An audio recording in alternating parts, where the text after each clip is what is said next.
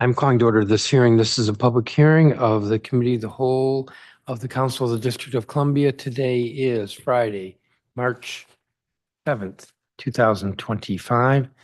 The time is 9:48 in the morning. And we are having this hearing in room 412 of the John A. Wilson Building. This is an oversight performance hearing with regard to the Office of the State Superintendent of Education. And this is the seventh of seven performance oversight hearings that the Committee of the Whole has held this month, or the end of last month and this month.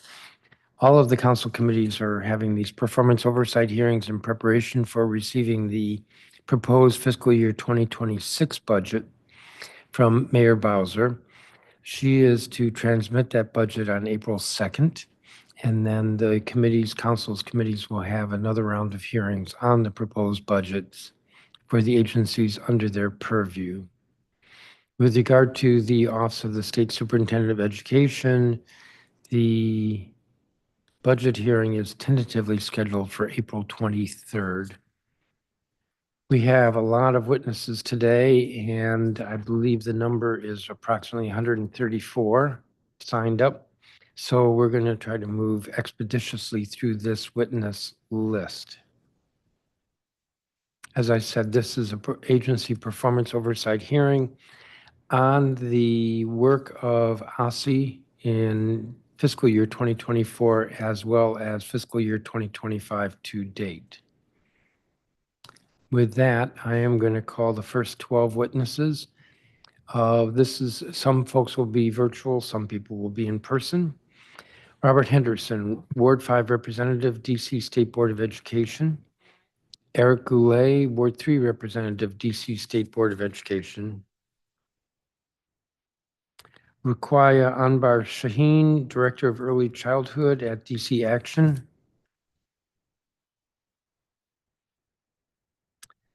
Tazra Mitchell, Chief Policy and Strategy Officer with the DC Fiscal Policy Institute. Audrey Kesselman, Senior Policy Analyst for Early Education at DC Action. Tata Coy, Nia Matthews. Where we have a title, it would be the title that the person registered with. Jamal Berry, President and CEO of Educare DC. Ronell Nathaniel, Vice President of Programs at Educare DC. Adam Berrigan Smith, Advocacy Manager at Educare DC. Renee Sally, I'm told, is not going to be here today. And Christina Chapman, Academic Director, Community Kids, Preschool and Children's Language Center. Thank you both for being here in person. We'll begin with Robert Henderson. Please be in gallery view. Please be in gallery view and you'll be able to see the clock. And you have 3 minutes. Mr. Henderson, good morning. Good morning, Chairman Mendelson and members and staff of the Committee of the Whole. I'm here in my individual capacity as Ward 5 member of the State Board of Education, and I am not representing the views of the board as a whole. My testimony will speak to the performance of the Office of the State Superintendent of Education. In 2023, the OSSE-led Early Literacy Education Task Force recommended mandating structured literacy instruction for several categories of teachers, including all grade kindergarten through 5th grade general education teachers. My understanding is that thus far we have not budgeted to provide training to teachers beyond kindergarten. To make the gains that we want to see in reading, we should not delay the expansion of this training to additional grades any longer. To the extent that these delays are related to funding, I ask OSSE to prioritize and request adequate budgeting and to explore all options to fund or otherwise expedite this training. We should also avoid comparable delays in supporting math instruction by accelerating the work of the math task force that OSSE has convened and to act quickly on the recommendations. OSSE is currently in the process of reassessing and revising graduation requirements. I look forward to their continued community engagement to ensure that the district's graduates possess the foundational knowledge and skills that make them college ready, while also providing exposure and access to a wide range of CTE pathways. I appreciate the progress that the district has made through the advanced technical centers and partnerships with area universities in this regard. I continue to hear reports from Ward 5 families about late, long, and unpredictable transportation for special education students with OSSE DOT. Students are missing class time, spending excessive time on buses, according to the standards of OSSE's own handbook, and are generally subject to uncertainty. What I hear from my constituents is that the situation has not improved in the past 2 years. I want to thank OSSE for launching the school climate survey, which will help us to better understand student and family experiences. And finally, I want to thank the My School DC team for coordinating 2 very successful EdFest events this year, which is no small feat. Thank you for the opportunity to testify, and I'm happy to answer any questions. Thank you, Mr. Henderson. Eric Goulet. Good morning, Chairman Mendelson and council staff. My name is Eric Goulet, Ward 3 representative for the DC State Board of Education. I am pleased to join you at today's performance oversight hearing to provide testimony on DC's Office of the State Superintendent of Education. Today, I'll be testifying in my individual capacity as a board member and not on behalf of the board. During my 2 years as Ward 3 SBOE member, I have experienced a constructive working relationship with OSSE, both at the leadership and staff level, and I would like to thank everyone at OSSE for their dedication, hard work, and collaborative approach. The main focus of my testimony today, however, is on the troubling situation involving the possible defunding of pre-K for community-based organizations for school year 25 and 26. The District of Columbia committed to universal pre-kindergarten. DC's promise was to ensure that every parent had the ability to educate their child in their neighborhood in-boundary DCPS elementary school, beginning at age 3. As then Councilmember Vince Gray said, pre-kindergarten for 3 and 4-year-olds won't be preschool anymore, it will just be school. The city rightfully began with Title I schools, where the need for early education was greatest. Next, the city expanded capacity to all DCPS and public charter schools that had the physical capacity to accommodate pre-K 3 and 4. The final step of universal pre-K was to add physical classroom space for pre-K 3 and 4 by building new schools or expanding existing schools. However, this is where city leaders stopped, and the executive branch and the council has broken their commitment to DC parents to provide universal pre-K. Currently, due to school overcrowding, no Ward 3 elementary school has pre-K 3, and some even have waiting lists for pre-K 4. The same is true for Lafayette in Ward 4 and Ross in Ward 2. The executive branch and the council have shown no interest in keeping their commitment to universal pre-K, and have even chose to ignore the obvious need for additional school capacity in the recent boundary and student assignment study. Community-based organizations have been used to fill the pre-K gap, offering DC-funded pre-K 3 and 4. Which is essential for Ward 3 parents who cannot access these grade levels at their in-boundary DCPS elementary school. Now, due to funding shortfalls, the city is threatening to defund pre-K at CBOs, leaving many parents panicked and scrambling. This is completely unacceptable. The District of Columbia must keep funding pre-K 3 and 4 in the CBOs until such time as every DCPS elementary school has the physical space to serve all in-boundary 3 and 4-year-olds. Lastly, I would ask the council to expand its oversight efforts on special education. On July 19, 23, the State Board of Ed adopted State Resolution 23-8 on ensuring safe and reliable school transportation for students with disabilities. However, this issue is not in SBOE's direct statutory oversight purview. It is with the council.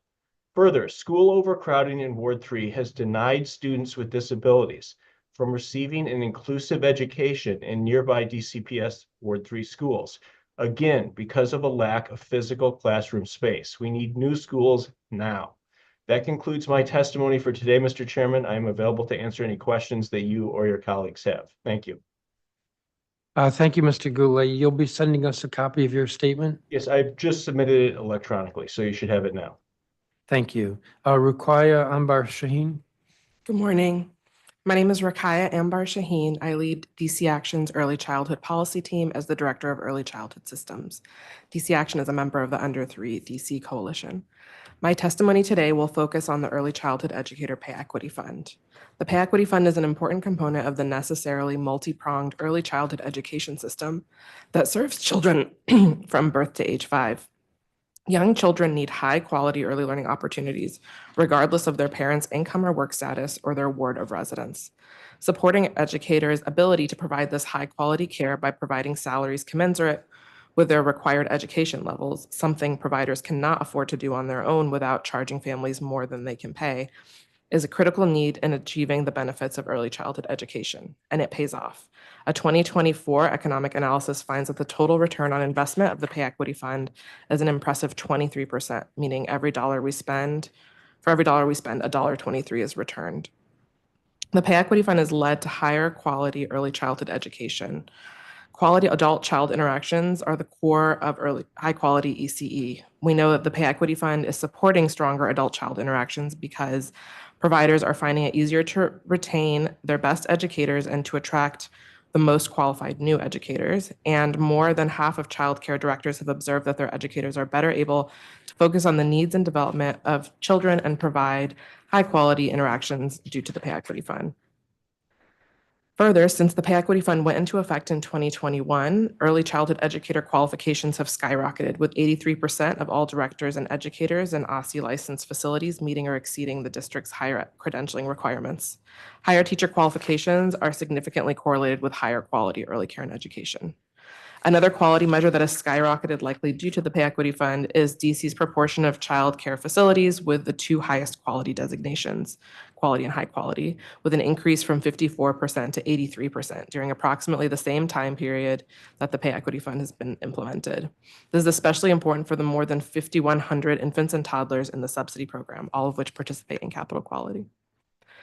The Pay Equity Fund is the key to creating more early childhood education seats. In its first year of implementation, the Pay Equity Fund resulted in a 7% increase in the workforce, or 219 additional educators, which could translate into between 876 and over 2,000 infant, toddler childcare seats, all without increasing cost to families. For a sector that consistently lacks the educator and seat supply capacity to meet families' needs, this potential capacity growth could reduce the costly burden of inadequate and unaffordable childcare, allowing more families to work, improve their productivity, and grow their careers while being able to remain a resident in the DC community they love. The Pay Equity Fund is efficient, equitable, and responsive to budgetary limitations. The task force convened last year, and our recommendations were necessary in the context of limited resources, but they were not without considerable sacrifice. In FY25, fewer educators are eligible to receive salary increases, meaning fewer children are likely to receive the benefits. I'm going to cut you off All right. because you're over your time. But Thank I do you. have your statement. So thank you for that. Is there research that, I mean, I believe this, but is there research that actually demonstrates that we're seeing improved academic outcomes as a result of this program? The outcomes for children are usually observed once they enter public schools. So you'll see, you can see, I mean, there are measures of classroom quality, but in terms of outcomes, it's once they enter the public school system, you see lower utilization of special education services, you see the higher scores, et cetera. So since the program began in FY21, we probably are a few years out on those academic achievement results. All right, thank you. Tazra Mitchell. Good morning, Chairman Mendelson and members of the committee. Thank you for the opportunity to testify. My name is Tazra Mitchell, and I'm the Chief Policy and Strategy Officer at the DC Fiscal Policy Institute, which is a member of the Under 3 DC Coalition. My testimony focuses on protecting the core programs that support the early childhood ecosystem and allow DC families to have access to high quality, affordable childcare, including the Pay Equity Fund, childcare subsidies, and the PKEEP. DCFPI thanks the chairman and OSSE for being early education champions in the district. These programs benefit us all. They better ensure that children show up to kindergarten ready to learn. They provide relief to families by making one of the most expensive parts of the household budget affordable. They're driving down racial inequities, and our economy is better off as a result.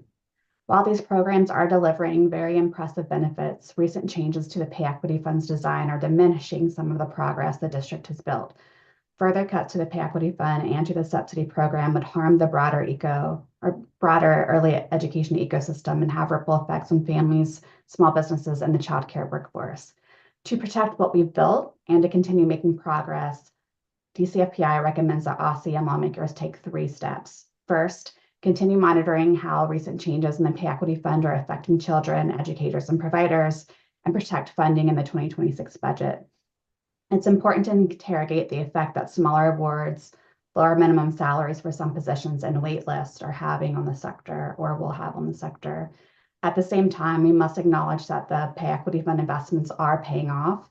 The Pay Equity Fund has already grown the early childhood educator workforce by 7% or 209 workers and yielded a net 23% return on investment to the district, as Rakaya just mentioned.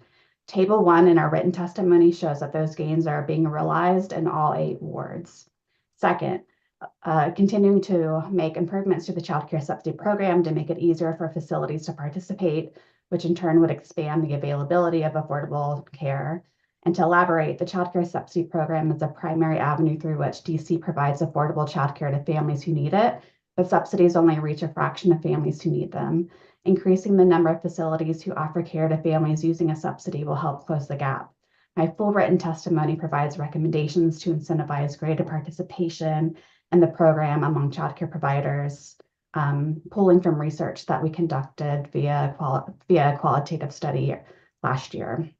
And then finally, we urge the council and mayor to fully understand the implications of eliminating PKEEP. Without PKEEP, some families will depend more heavily on the childcare subsidy program, which, as just discussed, requires many improvements.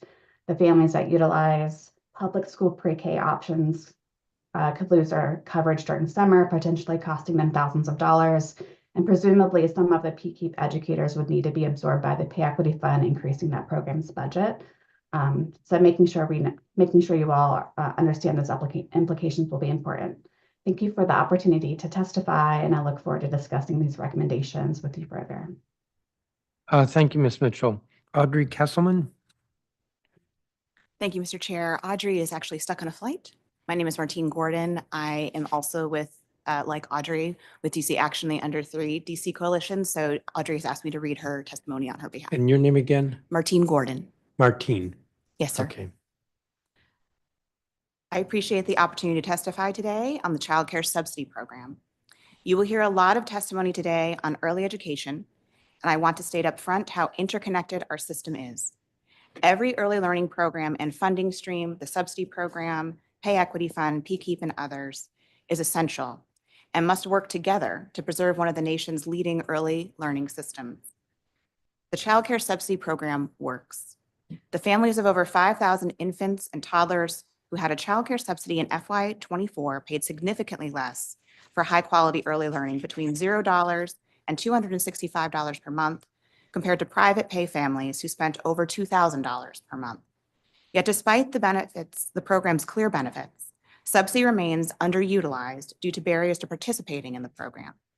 OSSE has taken important steps this past year to reduce barriers for families, and I encourage the council to ensure these changes, which are detailed in Audrey's written testimony submitted, are widely promoted and implemented well by both OSSE and DHS. However, more families will only benefit from these changes if childcare providers can afford to accept subsidies. And right now, only about half of DC's licensed childcare programs do, and some do so in limited numbers. While reimbursement rates remain below the true cost of care, financial barriers are not the only challenges. Persistent administrative burden and current OSSE payment practices are also a deterrent for providers, and many of these obstacles could be removed without requiring additional funds. OSSE has made progress on addressing provider barriers through its updated CCDF state plan, the shift to paying providers based on enrollment rather than attendance, and eventually to prospective payments, which is paying providers at the start of the month rather than reimbursing them later. Prospective payments for providers is a new federal requirement, and OSSE's state plan includes a waiver request for more time to implement this change.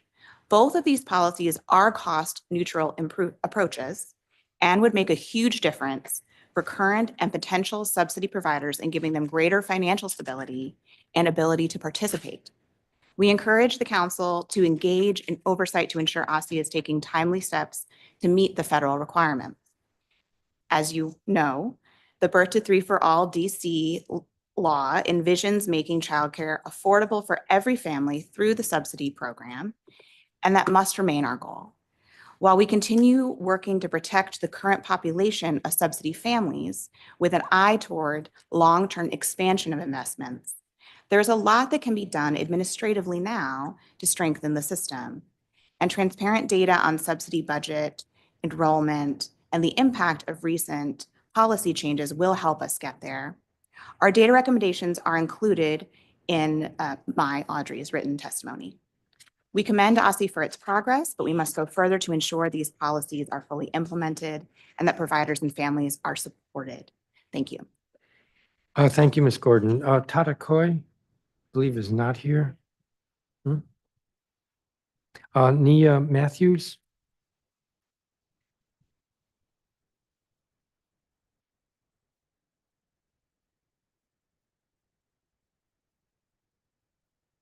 I do not see Nia Matthews. I'm going to keep moving. Jamal Berry.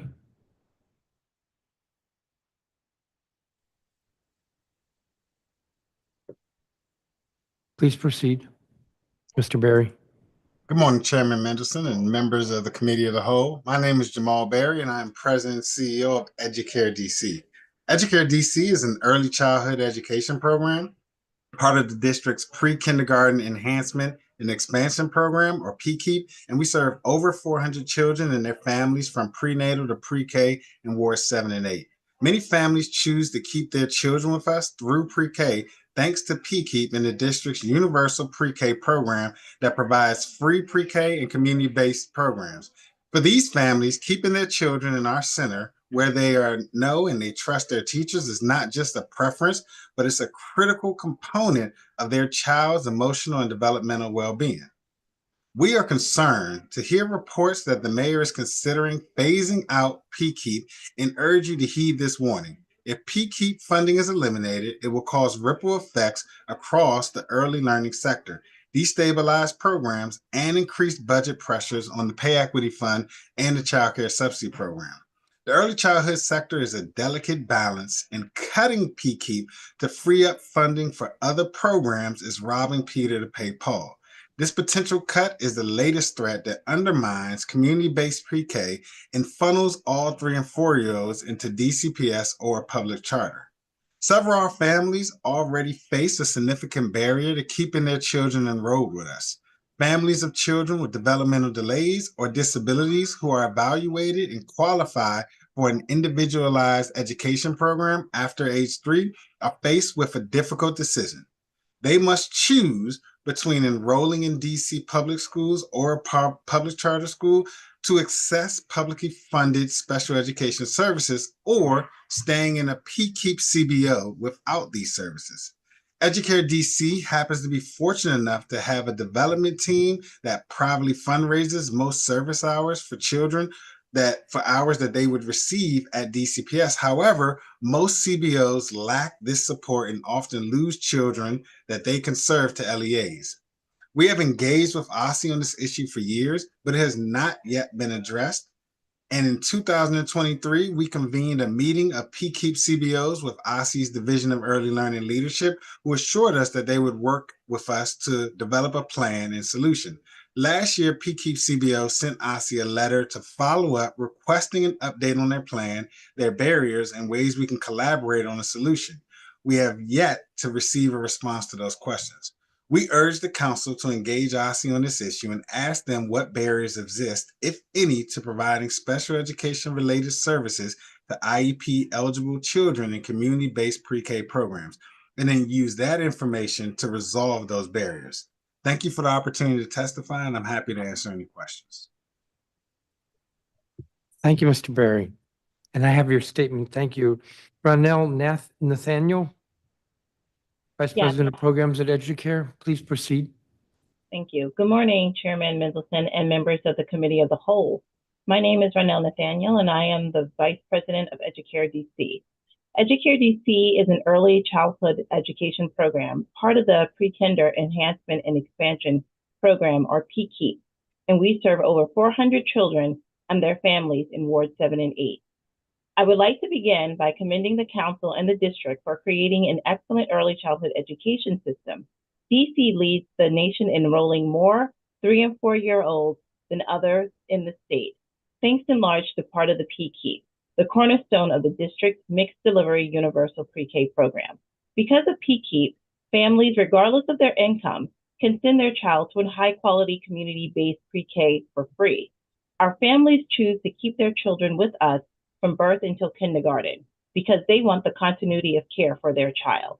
As you heard from our president and CEO, Jamar Berry, we face barriers to serving pre-kindergarten students with special needs education.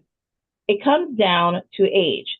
If a child is evaluated and found eligible for services before the age of 3, the family can select what's called the extended option. This allows children to enroll in a community-based program like Educare DC and continue to receive special education-related services through an individualized family service plan. However, if a child is evaluated and found eligible for services after the age of 3, the only way children can access publicly funded special education-related services is by enrolling in DCPS or a public charter school. We currently have 5 IEP-eligible pre-K students whose parents choose to keep their children enrolled at Educare DC. The only reason that we are able to serve them is because we have a development team who fundraises to cover their special education-related services, including speech therapy, occupational therapy, and applied behavioral analysis therapy.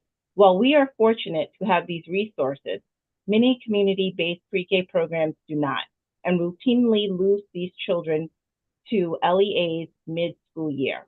I have worked in the community-based pre-K programs across the country, and I can tell you that other states provide these services in community-based pre-K programs, including Maryland, which is next door. We can and we should do better by these children. I encourage the council to work with OSSE to identify the obstacles preventing the provisions of special education to IEP-eligible children in community-based programs. We raised this issue repeatedly through OSSE throughout the years, and it's time for a solution. With your help, we aim to ensure that every child in the district receives the services they need in an educational environment their families believe will best support their learning and development. Thank you for the opportunity to testify today, and I'm happy to answer any questions. Thank you, Ms. Nathaniel, and I have your statement. Adam Berrigan-Smith. Good morning, Chairman Mendelson and members of the Committee of the Whole. My name is Adam Berrigan-Smith, and I am Educare DC's Advocacy Manager. Educare DC is an early childhood education program, part of the Pre-Kindergarten Enhancement and Expansion Program, or PKEEP, and we serve over 400 children and their families in Wards 7 and 8. I previously worked for DCPS Early Stages program, which evaluates pre-K age children to identify developmental delays and disabilities and to connect them with the special education related services they need, such as speech therapy, occupational therapy, and applied behavioral analysis therapy. During my 6 years at Early Stages, I found that many centers, no matter how many times I would speak with them or how many resources I would provide, never referred a child for evaluation. When I asked center directors why, many said the same thing. If the child is found eligible for special education-related services, families would have to unenroll them from the community-based program and enroll them in DCPS to access the services. The district says these families can choose individualized service plans or equitable services, where children can receive services outside of local education agencies. Unfortunately, there has been a wait list for years, and ISPs only provide speech and occupational therapy consultations to teachers and not direct service therapy to children. So many families choose to enroll their child in DCPS. Educare DC has been raising this issue to OSSE for years. We have provided information about the number of IEP-eligible pre-K students we serve, their developmental delays and disabilities, and how much we pay for their services. In 2022, we asked OSSE if this is something it could address on its own administratively, or if it required a legislative solution. They assured us they could address it administratively. PKEEP programs met with the OSSE Division of Early Learning Leadership in November 2023 to discuss the issue, and again, they assured us they would work on a solution. In October 2024, PKEEP program sent OSSE a letter asking what progress it had made towards developing a solution, what its barriers are, and how we can collaborate. Unfortunately, we have not received a response to these questions. PKEEP CBOs are a critical component of the district's mixed delivery universal pre-K program and serve over 1,000 3- and 4-year-olds. These children deserve equitable access to special education related services, regardless of when their delays and disabilities are identified or where their parents enroll them for pre-K. I urge the council to engage OSSE on this issue, to understand its barriers. My hope is that you can then resolve them to ensure that all IEP eligible children can access the special education related services they qualify for in the least restrictive environment possible. Thank you for the opportunity to testify. Thank you, Mr. Bergen-Smith. And I have your statement. Thank you. Renee Sally, I believe, is not here. Christina Chapman. Yes, good morning, Chairman Mendelson and members of the Committee of the Whole. My name is Christina Chapman, and I serve as the Academic Director at Communicates Preschool, a community-based early childhood education program starting at 18 months and part of the Pre-K Enhancement Expansion Program, or PKEEP. At Communicates, we are proud to provide a high-quality language immersion experience for toddlers and preschoolers. We serve a diverse community of families who value the unique benefits of early language acquisition in our nurturing environment. However, I have seen firsthand the devastating impact inadequate funding for special education services has on the families we serve. Parents come to us seeking the best start for their children, only to face impossible choices when specialized services are needed. Take child A, for example. His parents were passionate about keeping him in our program, but he required individualized support. Mid-year, they were forced to transfer him to a large DC public school, the only option for services, even though they were uncomfortable with the larger setting. Another child with autism, enrolled in our program since 18 months, made incredible progress with us, but had to leave because we lacked resources to fully meet his needs. These policies devastate families and strip them of true school choice. This is a matter of equity and choice. Families deserve early childhood programs that align with their values and their children's needs. Current policies effectively remove this choice for families of children with special needs, forcing them into less optimal environments. The U.S. Department of Health and Human Services and the Department of Education have made it clear that children with disabilities should be served in the least restrictive environment, including community-based preschools. States like Maryland already fund and coordinate these services. As a leader in early childhood education, DC must do the same. The PKEEP CBO Coalition has engaged with OSSE on this issue, but they have not made progress towards addressing the problem. I urge the Council to engage OSSE and address the barriers that prevent special education services from being provided in community-based early childhood programs like ours. Together, we can ensure all children, regardless of their needs, have access to the services and settings that their families believe are best to support their growth. Thank you for your time and commitment to our youngest learners. Thank you, Ms. Chapman. That's going to conclude the testimony for this group. I don't have any additional questions other than the ones I already asked. I want to thank each of you for your testimony. Thank you each for being here in person.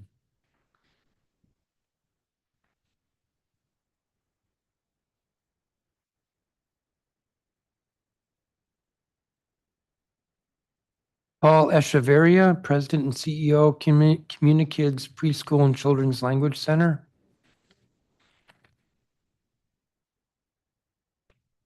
Eves Carmel DeCellian Cadet, Director, Ideal Child Development Center. I'm told Cornette Roberts Njoku is not here. She's with Rosemount. Dr. Torian Brent, Comprehensive Services at Educare DC. Sharnetta Myers, Lead Teacher at Educare DC. Alethea Etnoff, Administrator, POC Learning Academy, LLC. Danielle Robinette, Senior Policy Attorney, Children's Law Center. Jeffrey Credit, CEO, Community Educational Research Group. Julie Cameretta, Executive Director, DC Special Education Cooperative. Victor Horton, Deputy Director, Education Reform Now Advocacy. Donna Mason, Executive Director at St. Albans Early Childhood Center.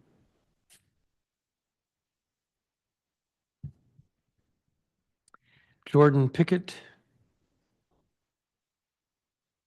Hannah Mason, Senior Education Researcher, DC Policy Center.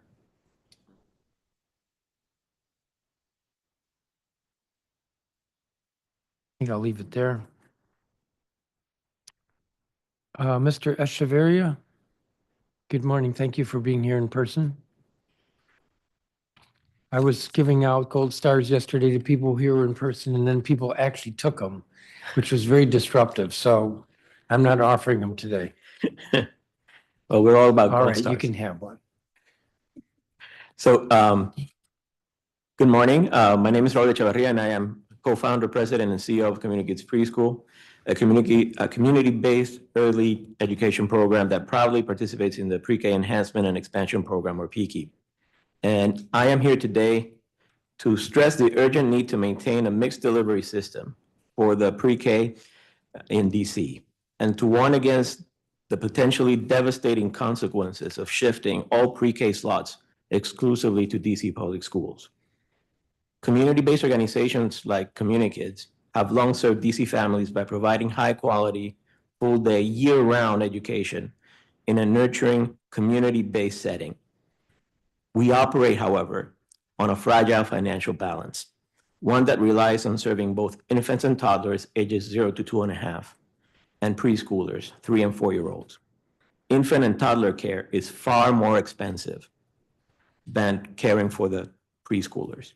And most centers rely on enrolling preschoolers to help offset these higher costs. If preschoolers are removed from CBOs and absorbed by DCPS, our budgets collapse. We have already seen the consequences of this type of approach in California, where shifting free pre-K exclusively into public schools has devastated private providers. Many centers there are closing because they can no longer sustain operations. Families who need full-day, year-round care, which public schools seldom provide, are left with fewer options, and an already critical childcare shortage is getting worse. We must not make the same mistake here in DC.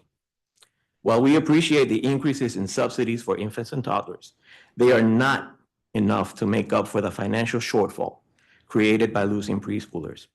Without access to preschool students, CBOs will be forced to close or dramatically increase tuition for infants and toddlers, potentially by 50% or more. Families cannot afford that. They would be left with fewer options, and an already critical childcare shortage would continue to get worse. And let's be clear, if families cannot work, if families cannot get the care that they need, they will leave the district.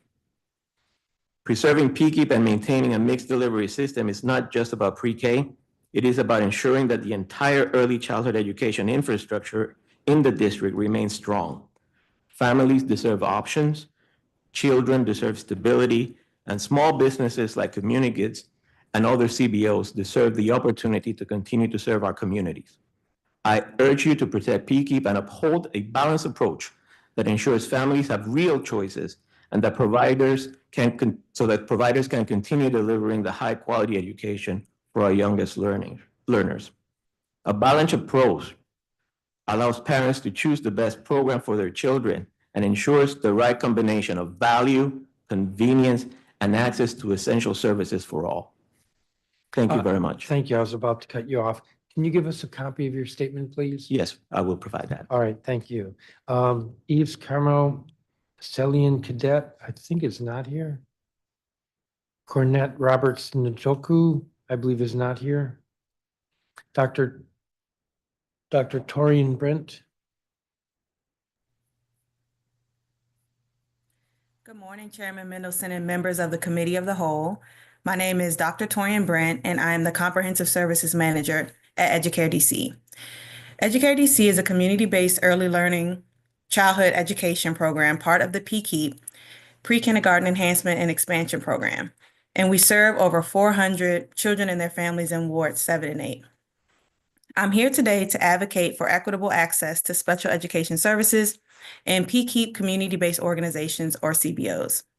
As it stands, the families of IEP-eligible pre-K students enrolled in PKEEP CBOs have a difficult decision to make if they are evaluated after age 3. They must decide whether to accept the District of Columbia public school placement in order for their child to receive services, or stay at their CBO and potentially miss out on services. The impact of this is twofold. If the family takes the placement, then they forfeit their spot at the CBO, negatively affecting the CBO's enrollment and creating undue stress for the child transitioning out. If they do not take the placement, the child becomes at risk of falling behind as their developmental delays may go unaddressed. The PKEEP CBO Coalition has engaged with OSSE on this issue through administrative advocacy for years, but they have not made progress toward addressing the problem. In 2023, the PKEEP CBO Coalition met with OSSE Division of Early Learning leadership, who assured us they will work with us to develop a plan and solution. Last year, the PKEEP CBO Coalition sent OSSE a letter requesting an update on their plan, their barriers, and asking how we can collaborate with them to develop a solution. We have not received a response. In 2023, the U.S. Department of Health and Human Services and the U.S. Department of Education issued a joint policy statement on the inclusion of children with disabilities in early childhood programs. This guidance said it is the responsibility of state education agencies to serve children with disabilities in the least restrictive environment to the maximum extent appropriate, including serving children with disabilities in community-based settings, such as community-based childcare programs, as well as other public or private early childhood preschool programs. Despite this clear federal guidance, OSSE has yet to take action to fund and coordinate the provision of special education-related services for IEP-eligible pre-K students in PKEEP CBOs. Other states, including Maryland, understand that they have this authority and responsibility and provide these services in community-based preschools.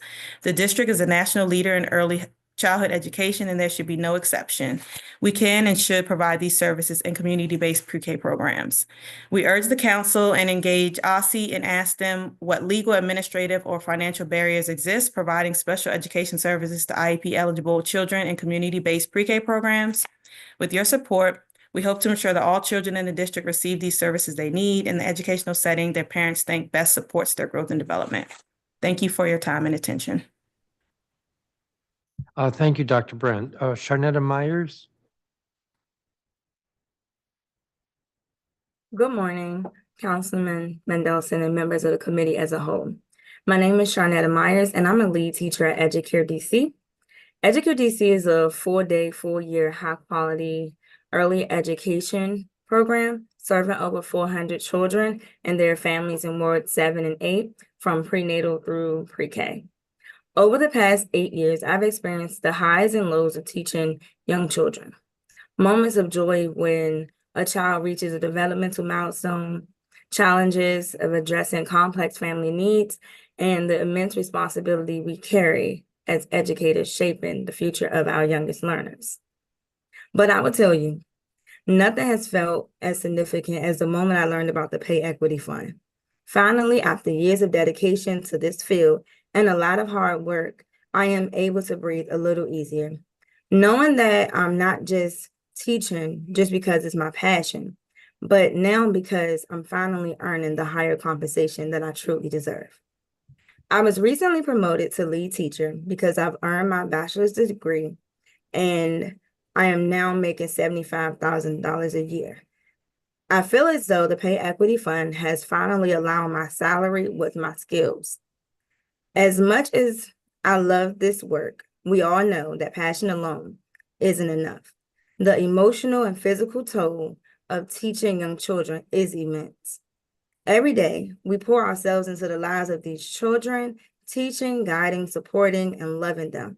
It requires a level of patience, energy, and commitment that passion alone can't sustain.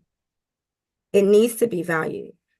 And today, thanks to the Pay Equity Fund, that value is finally reflected in our salaries. Due to the Pay Equity Fund, I can continue to pursue my passion of teaching children and connecting with families. I need this higher pay because recently I've taken on the role of caregiving for my mother who has been diagnosed with dementia. As we all can understand, this responsibility comes with significant emotional and financial challenges. The costs associated with her care, including the medical expenses support, and have increased substantially. Without the higher pay, without the higher pay that I earn from the Pay Equity Fund, I would be forced to consider higher paying work in other fields. And I am not alone. I know many teachers who will also have to face this decision and may be forced to leave this line of work as well. I feel incredibly fortunate to be a teacher in the District of Columbia, where early childhood educators are compensated for the skills professional that we are, alongside our colleagues from K through 12 in education. This is not just a win for teachers, it's a win for our children who deserve the best educators. It's a win for our communities who will benefit from the investments that we make in the next generation. Thank you for your continued support, the Pay Equity Fund, and thank you for the community to allowing me to testify today. Thank you. Thank you, Ms. Myers. Alethea Etnoff, I think is not here. Danielle Robinette. Good morning, Chairman Mendelson and team. My name is Danielle Robinette. I'm a senior policy attorney at Children's Law Center. Given the CFO's bleak revenue estimates, the district will soon face many unpleasant and unpopular decisions regarding agency budgets. As such, it is more important than ever that the committee and the education sector focus on improving implementation of existing programs that support DC students. Results from the Youth Risk Behavior Survey show that DC's investments in school-based behavioral health are working, but that more is needed. We thank OSSE for their engagement and partnership in improving implementation of the school-based behavioral health expansion program. While the district continues to face challenging times, we strongly encourage stabilization of and continued investment in the school-based behavioral health program. Specifically, we urge the council and the education sector to ensure that school-based behavioral health coordinators are adequately supported in the critical role that they play in the system. As the state education agency, OSSE is a leading source of data regarding the performance of LEAs and programs supporting DC students. Our testimony highlights several areas in which OSSE's data collection and reporting can be strengthened to provide a more nuanced picture of DC's educational needs. Our full written testimony provides greater detail regarding these recommendations, but I will use my time here to address them in brief. Regarding attendance, we recommend that OSSE's attendance report include more detailed and more frequent data on the barriers faced by DC students. At the committee's public hearing on attendance in November, we shared 3 recommendations for improving the attendance data landscape. 1, OSSE should report on excused and unexcused absences by reason. 2, OSSE should publish attendance data more frequently. And 3, OSSE should conduct a root cause analysis of chronic absenteeism in the district for student groups known to miss the most school. For students with disabilities, OSSE's Office of Dispute Resolution could provide key insight into the gaps in DC's provision of special education. Currently, there is no public reporting on the total number of due process complaints filed, the number of cases resolved through mediation, or the number for which settlement agreements are reached. OSSE should be charged with gathering data and examining trends in special education dispute resolution to provide much needed insight into DC's provision of special education. And lastly, OSSE should play a greater role in monitoring charter schools' compliance with local and federal law. On Wednesday, we testified at PCSB's oversight hearing, urging the committee to increase oversight in the charter sector. While OSSE is charged with monitoring LEA's implementation of and compliance with federal law, it is unclear what role, if any, OSSE played in the oversight of issues seen at Eagle Academy and the Seed School of Washington. Proactive oversight from the council and/or OSSE could bring issues to light earlier so that families can make informed decisions about where to send their children to school. Thank you for your time, and I welcome any questions. Thank you, Ms. Robinette, and we do have your statement, so thank you. Jeffrey Credit. Good morning, Mr. Chairman, and thank you for this opportunity. My name is Jeffrey Credit, the CEO of Community Educational Research Group, a high-quality community-based childcare organization with centers in Wards 7 and 8, servicing approximately 200 children on a daily basis. Thank you. The district leads the country when it comes to childcare because of collaboration between the City Council, the many advocacy groups organized in the district, and the Division of Early Learning at OSSE. The programs offered in our childcare system are beyond reproach, yet there's still much work to be done on behalf of children, families, and childcare businesses in the district, the most critical of which is communication or lack thereof between OSSE and the providers in the district. In the opinion of the majority of childcare providers, the communications and methods of communication are extremely poor. There are few avenues for providers to communicate directly to OSSE. Communication is typically a one-way affair, with OSSE controlling every aspect. Communication is typically done via Zoom. OSSE controls the communications. OSSE controls what questions are asked and answered, most of which are chosen beforehand so an answer can be formulated. There is no ability to interact with OSSE in a live setting. OSSE does not get any useful input from the Childcare Society, who are the experts in the field and know best as how operations should be run. Consequently, policies are created by policymakers within OSSE who have very little knowledge as to the realistic workings of center and home operations. Many OSSE policymakers have no practical experience in childcare or business, no experience in what it takes to supervise staff or run and manage a home or a center. To my knowledge, they have very little experience or exposure to the actual individuals who run these businesses and no interaction with the Childcare Society as a whole. It is very difficult to create effective policy for a population or business you have no or very little contact with. This results in policies and procedures devoid of practical input from childcare experts, but left to policymakers with very little knowledge in childcare. More effective communication and actually soliciting and integrating the professional opinions of the childcare community would result in better decision-making by OSSE and better, more effective policy. OSSE will contend that they do solicit the opinion and input of providers, but that is simply not the case. Typically, OSSE will develop a policy. After the policy is created and prior to that policy going into effect, OSSE will ask providers their opinion after the fact, not their input during policy creation. This, coupled with the fact that there is no effective way for centers to communicate en masse with OSSE, OSSE officials, leads to more confusion and skepticism on behalf of providers as to the actual childcare knowledge of policymakers, ultimately creating more work for providers. OSSE will then think their policies are working well because they have no direct input or communication from the providers themselves. I and other providers have long advocated for a body of childcare experts to be embedded within OSSE to offer expert opinion and common sense policy. OSSE needs to resume in-person meetings on a regular basis to get feedback from providers while holding OSSE more accountable to the population that they serve. Thank you. Thank you, Mr. Credit. Julie Camerata. I believe she's not here. Victor Horton.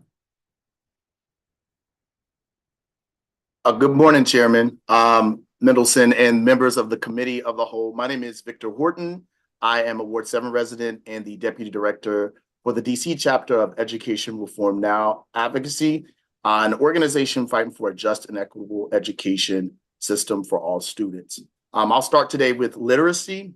We applaud the work that OSSE has done in terms of providing DC educators with training and structured literacy instruction. Investments like these are why we've seen remarkable results with DC posting the highest gains from NAEP from 2022 to 2024. However, 66% of DC students are not meeting grade level expectations per the latest DC CAPE. And so while we've seen remarkable progress, we won't meet our full potential until Council funds the Literacy Task Force recommendation at $9 million over the financial plan. Next, math, 2024 NAEP report, only 21% of DC 8th graders score proficient in math, while 33% of our 4th graders reach proficiency. This is a big improvement over the NAEP, on the biggest improvement on the NAEP assessment, but we must ensure that all students can do math on grade level. The Math Task Force recommendations to improve math education won't be implemented until next year, but students need help now, and we already know that works. And so we're asking investments in high quality instructional materials and professional development, high impact tutoring. We're asking to strengthen the math teacher pipeline and provide parent and caregivers the support they need as well.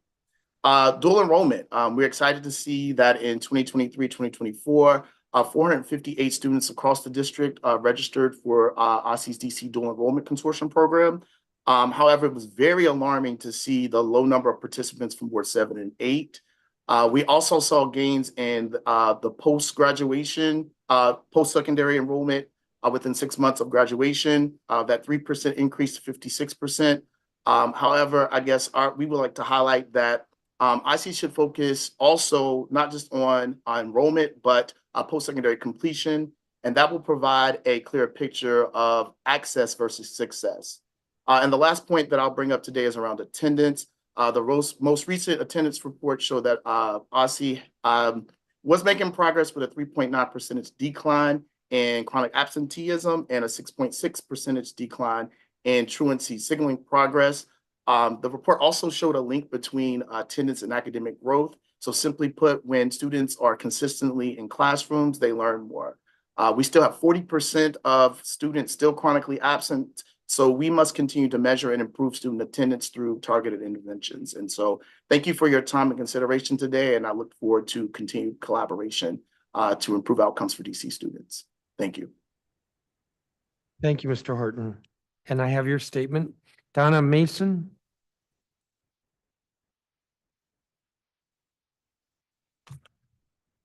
Ms. Mason? Donna Mason? I'm going to keep moving. I'm Jordan. here. I'm just trying to get on. Okay. Good morning. Good morning. Let's see. So I appreciate the opportunity, Chairman, to testify to the council today.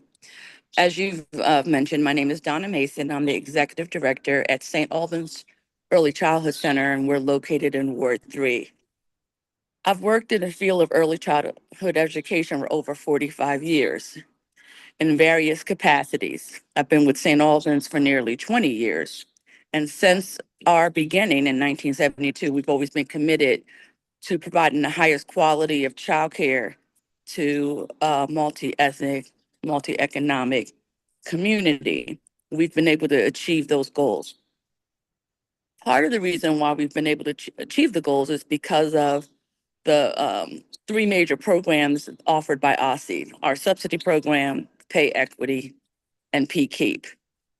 The threat of losing any of those programs will be detrimental to our program.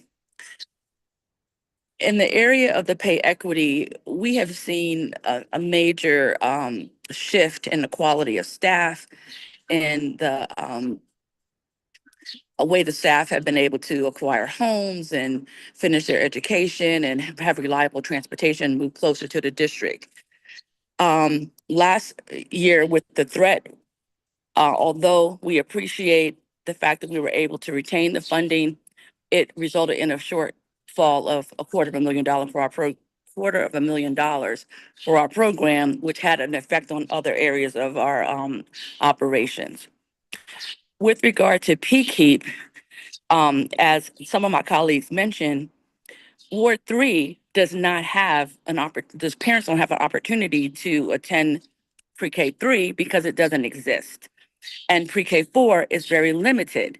So where maybe some districts have, awards have a different dynamic. In our case, we have underserved. I have 67 slots that I'm being funded for with 82 parents that are eligible. So this creates an imbalance. So we are definitely asking for greater consideration, and to hear that it's going to be phased out is just it's just going to be detrimental. Definitely in our ward, but definitely across the city. And I appeal to you all to reconsider that decision or prevent it from happening. The last piece I wanted to mention is, also with regard to PKEEP, part of another factor that contributes to why the enrollment isn't stable is the lack of access to special ed. That's a problem because centers should not have to struggle to find services for the children that need special education services. The last piece I wanted to mention. Ms. Mason, was- I'm gonna have to cut you off because you're over your time. I do have your written statement. You do, And yes. let me just Yeah. note that nothing has been cut yet. The mayor hasn't submitted her proposed budget. So I think this testimony is helpful, but instead of reacting to what has happened, it hasn't happened yet. Thank you for your, Understood. Thank you. Thank you for your time. Jordan, thank you. Jordan Pickett. Hi, my name is Jordan Pickett. I'm a former Educator teacher and current parent, and these children pictured here are my children, with an example of whom the district's decisions strongly affect. I became a teacher at Educator years ago. Prior to having children of my own, I was captivated by the mission of eliminating the opportunity gap for young children experiencing poverty in DC. I stopped working there because I was expecting. I knew I couldn't afford to continue to work in early education with all the additional expenses I would be dealing with as a new parent. At that time, there was no pay equity fund, and the money I was earning as a teacher's aide did not enable economic mobility. Now I'm an Educare parent. My 5-year-old graduated from Educare last year, and my 3-year-old has been enrolled since he was 8 months old. As a parent, enrolling my kids at Educare has been important because the cost of childcare is too high for the average income earner in DC. Because Educare accepts childcare subsidies, I've been able to send my kids there while going to school, getting licensed as an esthetician, and finding stable employment to support my family. When I was working at Educare, before the pay equity funding existed, I had to work a second job just to make ends meet, as did most of my coworkers. Everyone was stressed about their finances and scrambling to stay financially afloat, living paycheck to paycheck. The creation of the pay equity fund has made a huge difference for early educators, for children, and for families. The pay equity fund has made a more positive environment for my children to learn. Now that their teachers are fairly compensated, they are less stressed about their finances. As a result, they can focus all their attention on the children in their care. They're able to fully live their lives and bring a more positive attitude to work every day. Teachers are more engaged in the work, and because they have health care, they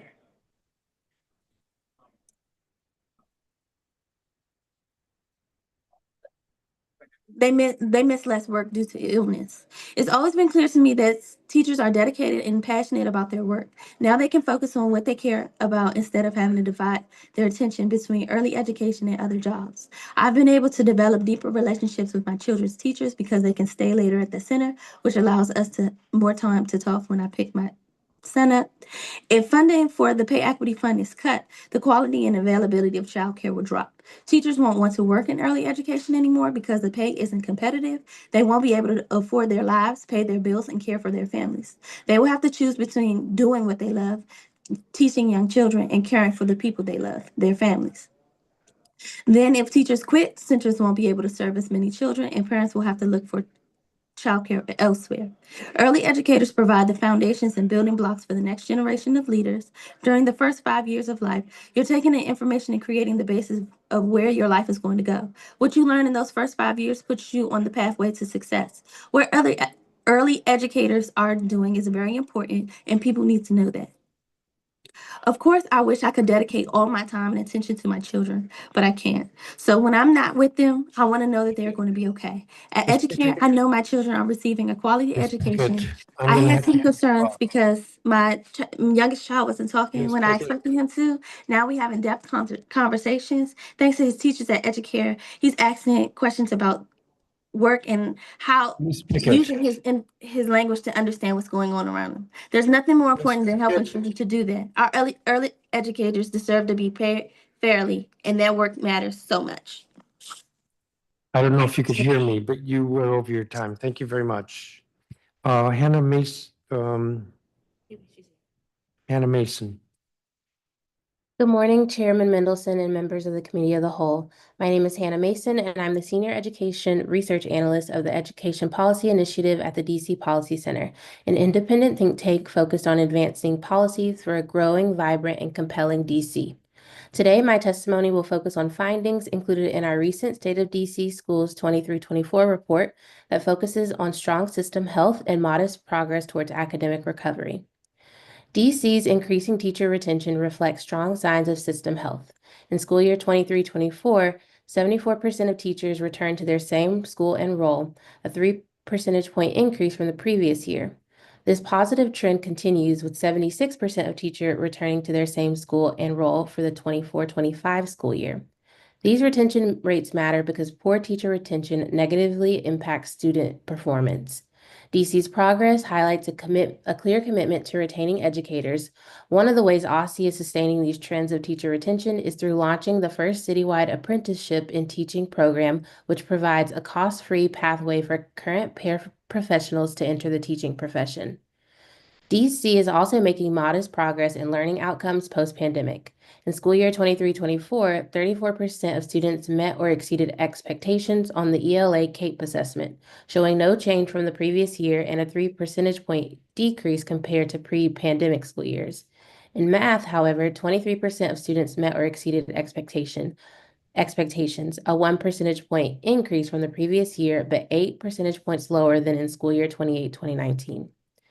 More promising signs for DC student outcomes come from the 2024 NAEP results. At the state level, DC's most recent scores are on par with the 2022 scores in math for 8th grade and reading for 4th and 8th grades. Importantly, DC saw a significant increase of 8 percentage points in 4th grade math, outpacing growth for all public schools in large cities. DC's 4th grade math score of 231 matches the large city average and is moving closer to the national public school average of 237. In reading, the average 4th grade score in DC was 209 compared to the national average of 214. These results suggest that DC is making academic gains for its students, a promising sign given the learning disruptions caused by COVID, which is promising given OSSE's numerous academic investments. These investments include more than 350 educators completing science and reading courses, over $33 million in high-impact tutoring investments over 3 fiscal years, reaching over 12,000 students, and hiring dedicated literacy specialists in schools to support local districts with planning and professional learning systems related to literacy. Another strong sign of DC's system health is the increase in public school enrollment. And I understand my time's going out, so I'm going to go ahead and stop here. Looking ahead, there's an opportunity for DC to build on these system strengths and the modest improvements in learning outcomes. Thank you for the opportunity to testify. Thank you, Ms. Mason, and I do have your statement, so I appreciate that. Thank you. Thank you to each of the witnesses. Mr. Echeverry, I don't have your statement. I mentioned that earlier, but my recollection is that you made a point different than what other folks have, which is that if we cut back in these programs, that it actually will affect the economics of many of these CBOs. Yes, indeed. And that is because it is an integrated system. Child development centers, when they create their budgets, they don't segment it. Toddlers and infants and preschoolers. We look at it as a whole. The younger students, 0 to 2.5, are actually loss leaders because they're much more expensive to take care of. And what the way that the model works is providers make up the difference with the preschoolers. If the preschoolers are withdrawn and we don't have access to them, there's 2 choices. Either you operate at a loss, which might let you to close down, or increase the cost for care for the younger students significantly to be able to make up for the losses. either way, you're creating a crisis for the center certainly, and for the entire system as well, as more CBOs and community organizations need to make those types of choices. So thank you, and please give us a copy of your statement. And Ms. Robinette, I don't have questions for you, but your testimony last week on special education was especially helpful, so thank you for that. So again, thank you to everyone. You're all excused, and I'm going to call the next group.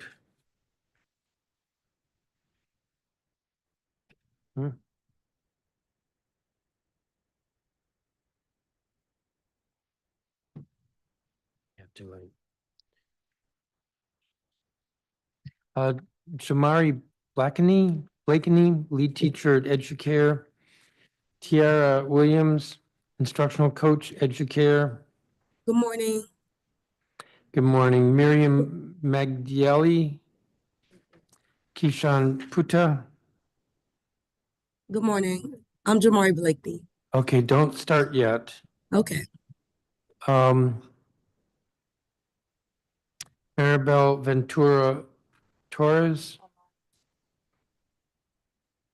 LaMonica Jones with DC Hunger Solutions. Sarah Grace Kirkendall with DC Appleseed Center for Law and Justice. Karen Lynch.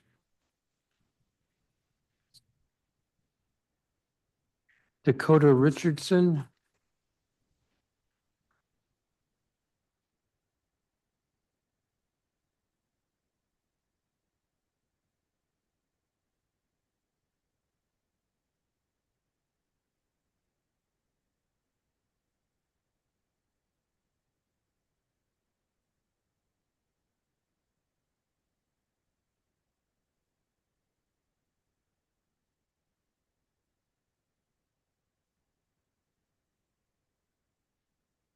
I'm going to keep going. Did I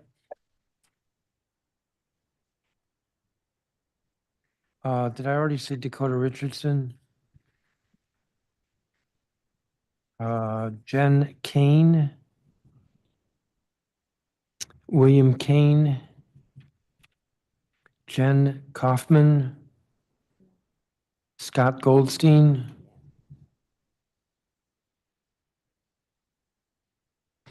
BZ Oyedel.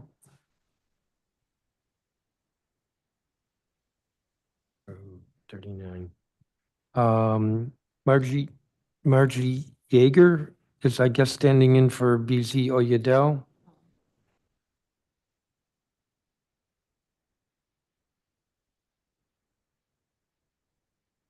I'm told Esteban Morales is not coming.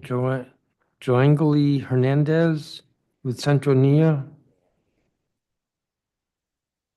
Erica Osario. Cindy Reyes.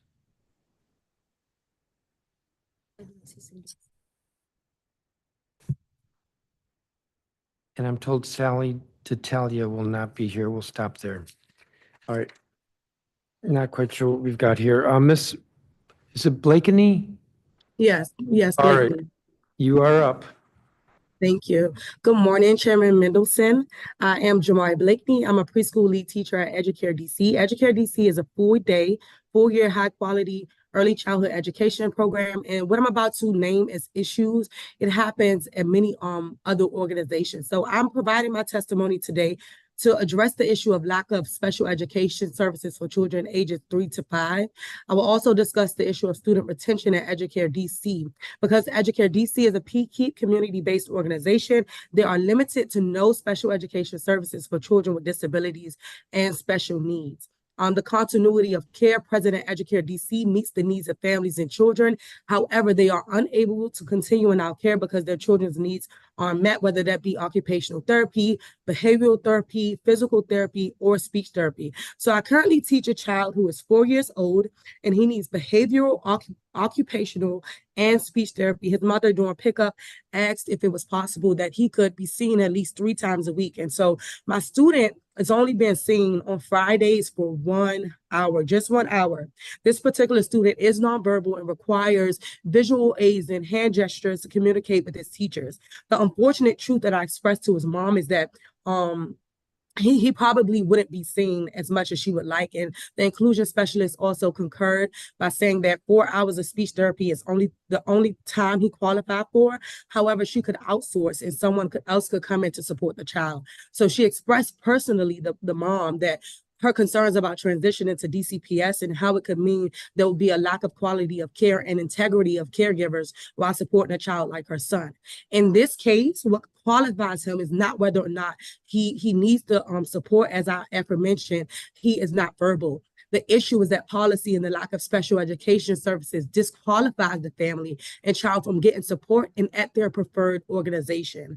My ask is that we support children and families who prefer to stay at community-based organizations like Educator DC by providing funding, changing policy, and addressing whatever steps that need to be taken by OSSE to change the quality of special education services at Educator DC and other organizations like us. Thank you for the opportunity to testify today. Thank you for testifying, and I do have your statement. Tiara Williams, I believe, is not here. Miriam Magdielli, I understand is here, but she keeps declining. You have to accept. Kishan Puta. Mr. Puta, please begin. And I should call you Commissioner. Thank you. Hi, Mr. Chairman. Sorry about that. All right. Thanks for having me, and thanks for holding the hearing and for doing so many hours of hearings. I am an ANC commissioner, as you mentioned, in Ward 2. I'm also a parent of a 6-year-old at Hyde Addison, but he was recently in pre-care. And I am here to talk about these things, the following: the Pay Equity Program, the PKEEP program, and in my experiences as a commissioner and a parent. We've testified before to maintain the Pay Equity Program. What I hear from parents all the time is that it's easier and cheaper to live in the suburbs as a parent. DC, of course, has a lot to offer. I love the city. That's why I'm here. But it is more expensive to live here than in Virginia and Maryland as a parent. In general, and it's a little harder in general. But one of the things that makes DC so attractive, we're very worried will be weakened, is the availability and the affordability of preschool. And we really, especially in this new environment where we're worried about our economy, people leaving DC, families leaving DC, we need to do everything we can to keep them in DC. And so please maintain the Pay Equity Program. I've worked with it on the healthcare side as well. We need to keep the income of our educators fair and livable, and also keep their healthcare access as well, so they can keep teaching, which is amazing. The PKEEP program, wards 1, 2, and 3 do not have enough preschool 4 or preschool 3, especially for 3-year-olds. There's basically a third of our city that doesn't have good access, and these CBOs help fill that gap, and it is essential that we keep that going. Communikids is where my son went to school. I'm wearing their sweater very proudly right now, and they not only provide high quality preschool, but also language access. They're so passionate about it, Mr. Chairman, that they, on their own, hold many public cultural events. They just recently held Chinese New Year, Diwali. They're about to hold the Festival of Colors, the South Asian Festival. They don't have to do this, but they want to do this. They want to help our community, our multicultural community, and those who want to speak other languages. It's a vital resource, and we need to support organizations like this, continue to support them. So thanks for this, and you'll be hearing from us again. Thank you, Commissioner. And if you could submit your statement, that would be great. Miriam Magdielli. Good morning. Thank you, Chair Mendelson and members of the committee. My name is Miriam Magdaly. I am also a CommuniKids parent. I'm here to speak about the critical role that CommuniKids as a CBO has played in shaping all the young minds in the class. But I specifically want to focus on CommuniKids. As you know, it is a language immersion preschool, and it's had a very profound impact, not just on my family, but on our community as well. All three of my children, who are now 10, 7, and 4, began their educational journey at CommuniKids, and I can confidently say it gave them the strongest possible foundation for kindergarten and beyond. They entered elementary school academically prepared, but also confident, curious, and eager to learn. They are also perfectly bilingual in Spanish, a skill that will serve them for a lifetime as our world becomes increasingly interconnected. This success is no accident. It's the result of the extraordinary vision of CommuniKids founders who understood that early childhood education should be more than just preparation for school. It should be a nurturing, enriching experience that opens doors to the world. It's also a testament to the dedication of the teachers whose warmth, kindness, and excellence create an environment where children thrive emotionally, socially, and intellectually. CommuniKids is more than just a school. It's also a community. As my predecessor just said, they perform so many voluntary community events. The families that come through the doors form such a strong support network, and that benefits not just the children, but also the parents as well. I think we can all agree that parenting is hard and challenging, and having a place where these parents can connect and share experiences and support each other is invaluable. The friendships that are built at CommuniKids and the support relationships last long beyond. Again, my children have graduated out of the program and are still benefiting from that today. Funding cuts from early childhood education would be detrimental not just to the families currently attending, but to the future of our entire community. Quality preschools and CBOs like CommuniKids give children the tools to succeed, provide working parents with essential support, and help build a globally minded, well-educated generation. I urge you to protect and invest in programs like CBOs and CommuniKids, not just for the children of today, but for the future of our city. We're living in a moment when global education is more important than ever. Learning a second language from a young age doesn't just build linguistic skills. It fosters cultural understanding, adaptability, and critical thinking. CommuniKids embodies this philosophy, and I really urge you again strongly to continue to support it. Investing in preschool education, PKEEPs, and CBOs is an investment in our community and our shared future. Thank you very much. Thank you. And if you would provide a copy of your statement, that would be great. Maribel Ventura Torres, I believe is here but needs to accept. So I'm going to keep moving. LaMonica Jones, I believe is not here. Sarah Grace Kirkendall.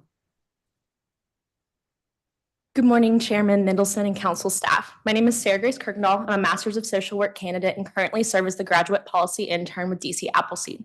Today, I'll be testifying about the value of school-based behavioral health coordinators, the vital importance of data collection within school-based behavioral health program, and the vital importance of data collection for sexual health education. While DC Appleseed has testified on these issues before, I wanted to use this opportunity to also testify from the perspective of a woman in her reproductive years who hopes to raise a family in the district. Part of my driving force in choosing a place to call home is the opportunities allotted to childhood development and family resources.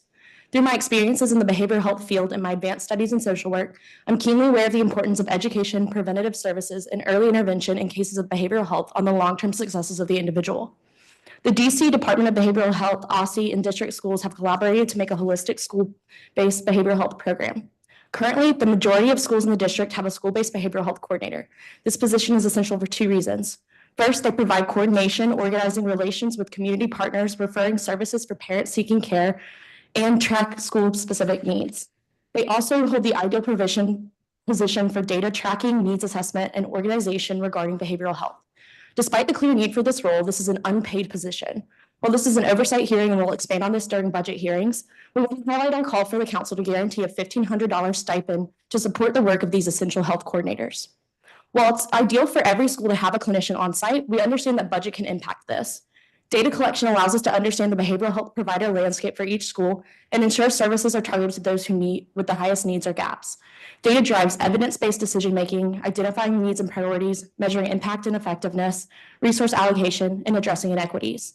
The specific data that would allow the district to make informed budget, staffing, and needs-based decisions includes which schools have the highest population of at-risk youth, what providers are in each school, how they are credentialed, what type of services are being provided, such as IEPs, MTSS, or others, If they're providing MTSS, which tiers are being provided, if the provider is placed through DBH, CBOs, or the school, and what are the service gaps experienced in the school. We strongly encourage OSSE and DBH to increase communications regarding data collection methods, create a more robust annual survey, and conduct an initial and ongoing landscape analysis to ensure district youth are receiving the care they deserve. Data is also important to understanding and providing education on the sexual health needs of our students. Based on the district's 2024 HOSTA EPI report, 22% of newly diagnosed HIV cases in the district occurred in persons ages 18 to 24. Additionally, 16 newly diagnosed HIV cases were adolescents under the age of 18. Through tracking and publicly releasing curriculum and testing scores for health sciences, we can determine success rates and needs for curriculum adjustments. This allows schools, families, advocates, and the DC government to make informed decisions regarding sexual health education, curriculum, and funding. Our students deserve a safe place to live, and safety begins with education. Thank you for your time today. I'm happy to answer any questions. Thank you, Ms. Kirkendall, and I have your statement here. So thank you for that. Karen Lynch.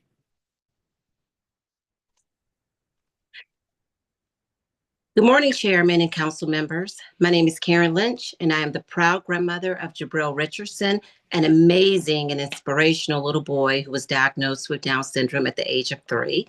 I'm here today to share how the community-based organization Jabril is currently enrolled in has been a life-changing experience, not just for him, but for our family. I also want to advocate for families like mine to have the right to choose the best school for our children and grandchildren. Before enrolling at Educare DC, Jabril faced significant challenges. He struggled with social engagement.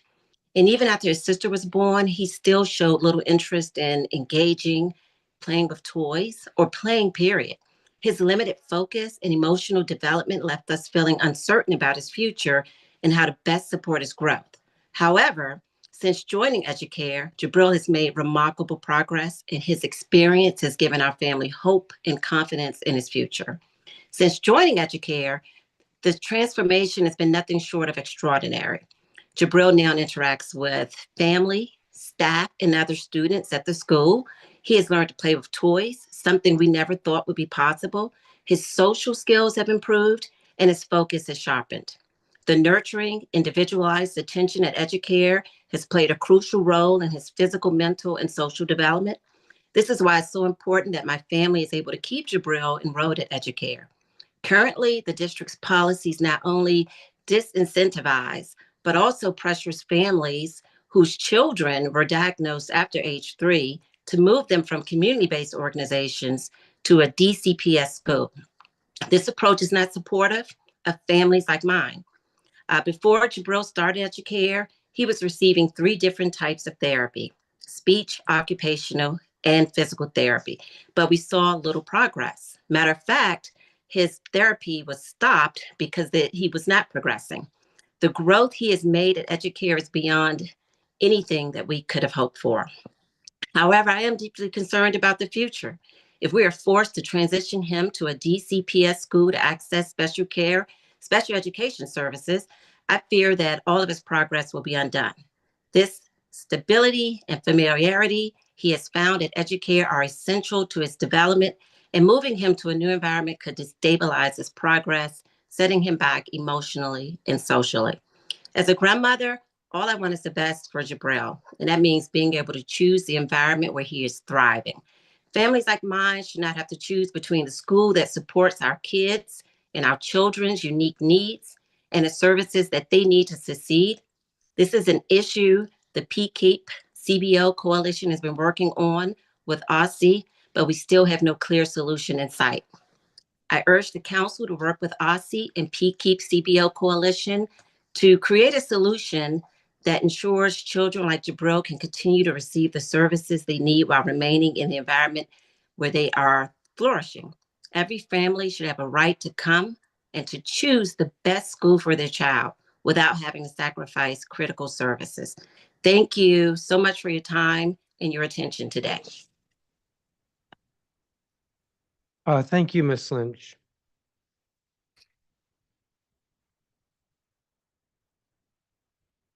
I believe Dakota Richardson is not here. Jen Kane, William Kane are not here.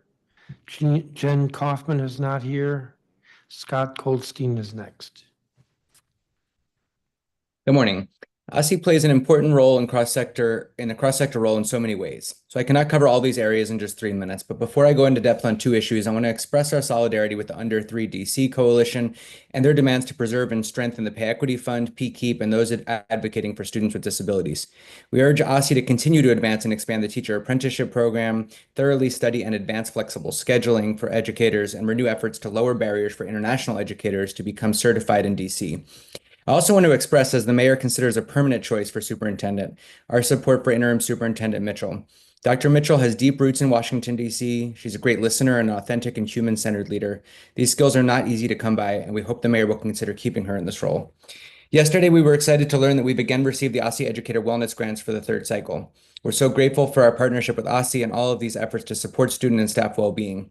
During the first 2 years of 2 cycles, we have served 11 school partners, achieving remarkable results to improve well-being and the retention of DCPS and DC charter school educators. In schools we've worked with, we've seen an average 8% increase in retention in 1 year and 15% in 2 years. 95% of participants surveyed across our partner schools believe the 3-tiered approach we've taken is the right one to improve educator morale and well-being in their schools.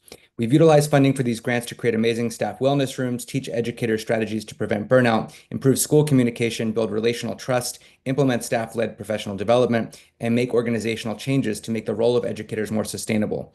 This work is incredibly important, not just for educators in these schools, but the students they serve.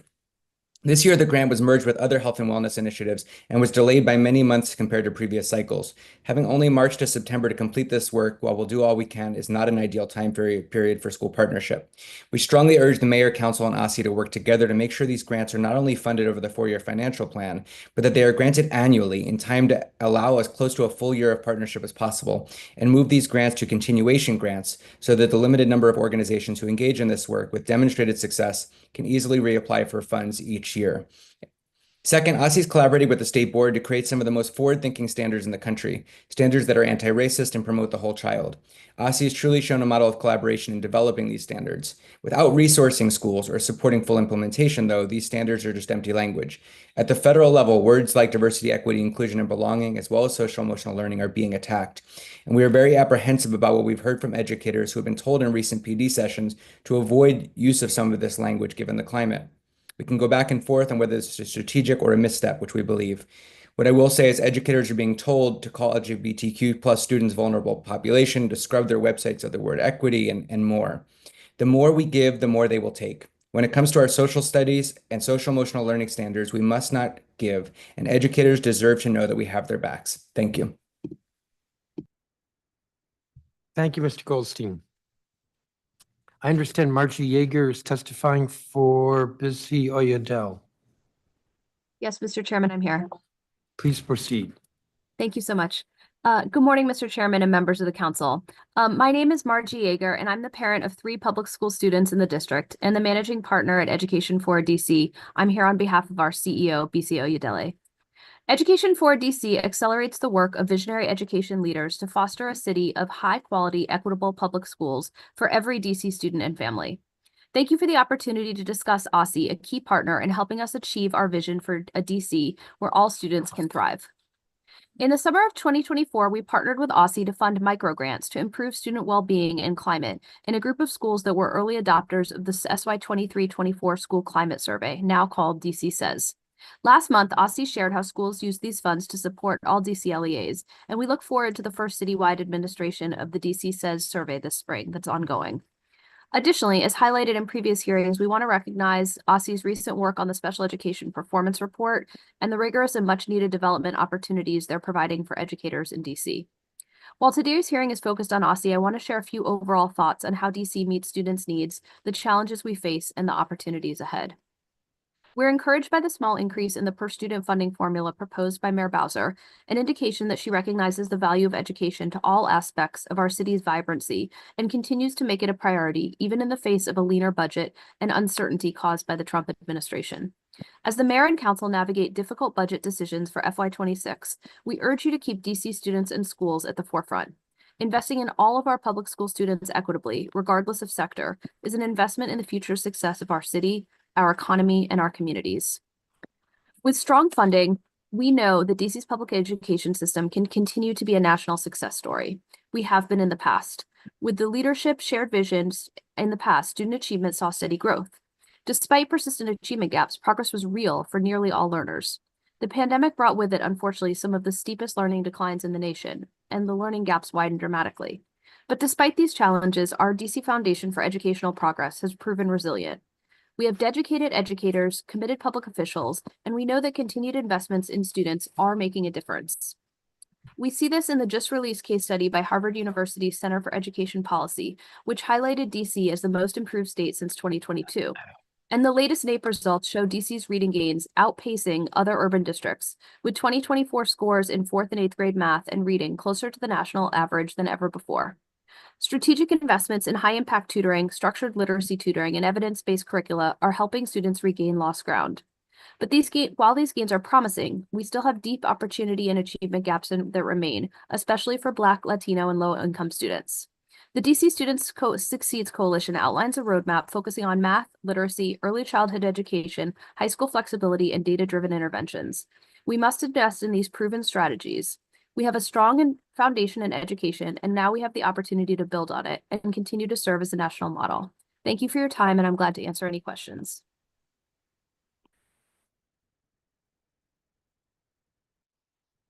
Thank you, Ms. Yeager. I believe Esteban Morales is not here. Yongale Hernandez is not here. Oh, no, there you are. Good morning, Joangeli. Yes. Please proceed. Good morning, Chairman Mendelson and members of the Committee of the Whole. My name is Joangeli Hernandez, and I am the Pre-K Program Manager at Centronia in DC. Centronia is a community-based early childhood education program, part of the Pre-K grant, and we serve more than 100 low-income families, mostly immigrants in Ward 1.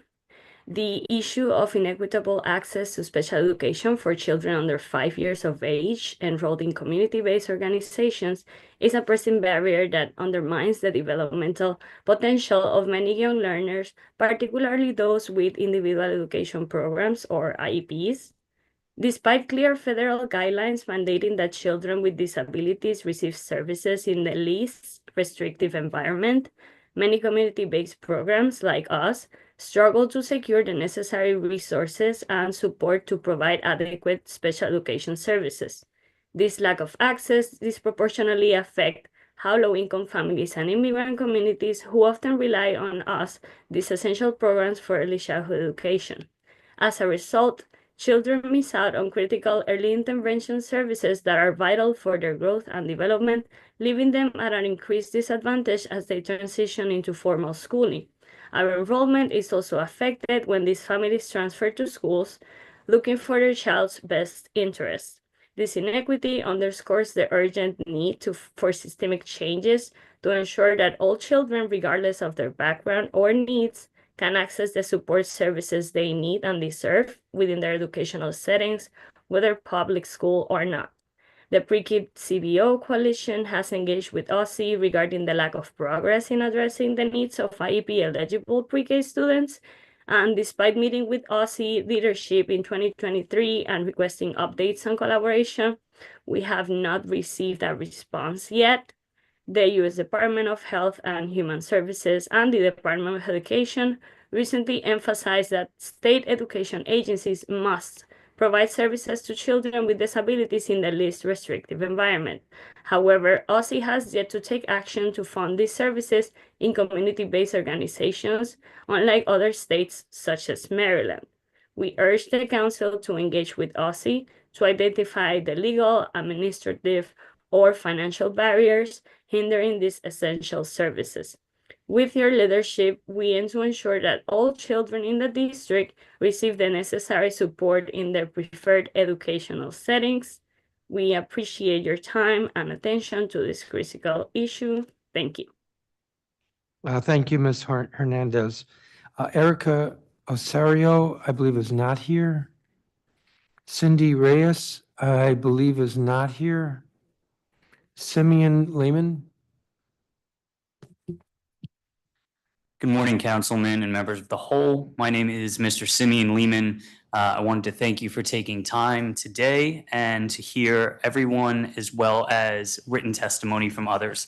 Amongst many things, I am on committees and boards with Under 3 DC in Subsidy as a director, a committee member of DC Men in ECE, the Pay Equity Task Force, the DC Lead Mentorship Program, in accompaniment with being the director of Arnold and Porter LLP's CDC Center. The concept of the Pay Equity Fund makes equitable sense in a time where educators need to be valued more than ever. In almost 20 years, we have always heard, in my experience, we didn't get into education or teaching for the money. This adage goes back long. While educators are still the building blocks for doctors, lawyers, and politicians alike, while public and private sectors have provided pay scales over the years, ECE educators have been held at minimum wage for far too long. The Pay Equity Fund sets out to correct by providing tangible evidence with educational qualifications and backgrounds to then quantify financial gain to salaries across DC. I want to keep in mind that working at retail stores, hotels, and Targets can still pay the same as some of our current ECE educators. Stocking shelves is not the same as affecting children's lives. With these educators, we are working with human beings every day to invigorate and ignite their learning capabilities for the future of DC and abroad. In statewide assessment results last year, while scores have gone up, we are going up to average. That is the underlying word. 34% of students were meeting or exceeding scores in English and literacy arts, and a mere 28% in mathematics. This should be alarming for grades 3 through 8 and high school. I make those stats known and repeated and echoed because learning starts in these CBOs and early childhood facilities. By having high qualified educators, equitably paid educators, and a sustainable flow of long-term educators, these numbers should be able to massively increase. The Pay Equity Fund implementations have been a struggle from the very beginning. To the paperwork needed uploaded into OSSE's DELT system platform and only having certain windows in time to make changes. Too many hands are touching too many files in the OSSE system.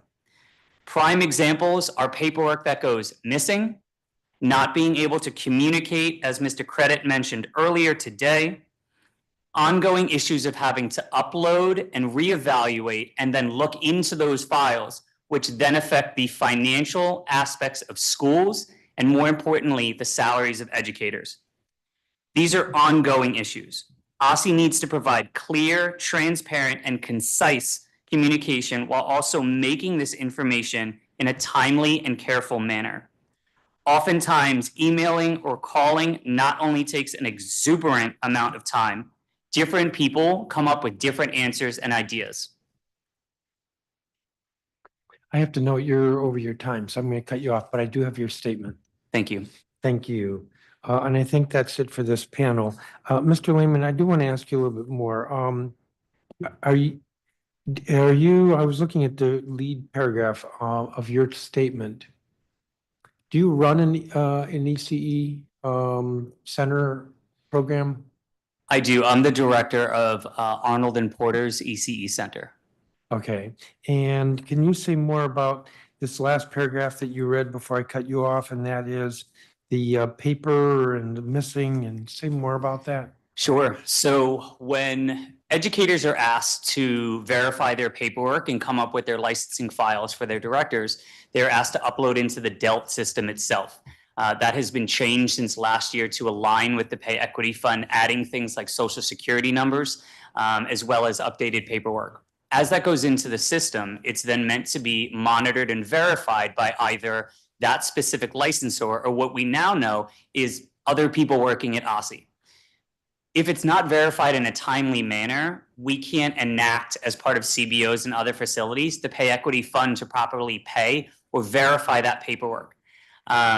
We then find that sometimes we go in and a licensor will ask for a file that was uploaded in a timely manner with the timestamp. We can provide evidence of that, and it's simply not there. We then find that multiple emails are sent from multiple licensors, which in years past has not been done. It has been 1, 2, 3 people maximum. This past summer, I had 5 to 6 different people messaging me about the same singular file that had been uploaded 2 months prior. The other parts attain to the ongoing paperwork that as directors of facilities, we have to upload. That includes health certificates, updated clearances and forms. But if we don't get timely communication from OSSE and OSSE doesn't timely communicate with us, we cannot help our directors, our other management, and foremost, our teachers and families. What does that mean, going back to your first point, of 5 licensors inquiring about the same file? Sure. So a licensor, is that the individual or is that the center? The licensor is the individual within OSSE that will come do physical or virtual inspections. And So the licensor is a OSSE employee? Correct, sir. Okay. And there'll be as many as 5 inquiring about a single file, is that what you said? There may be. So there's one that will typically do your annual licensing visits or your in-person visits. There will also be people that will be checking into your files that may be ongoing checking into OSSE files as it pertains to pay equity and as it pertains to the license of the center. So is this good or bad? This is bad that it is touching too many hands because they don't communicate with one another in an effective manner. Okay. Thank you. Thank you. I'm going to leave it there for all of you. I want to thank all of you for your testimony. Those of you who are in person, thank you, especially. And so you're all excused and we're going to move on to the next group of witnesses. Okay, thank you. Pamela Pratt. Josh Boots is Executive Director, Empower K-12. Beth Bacon, Director of Education at Fresh Farm. Yasmin Shafi, Executive Director of Early Learning, National Children's Center.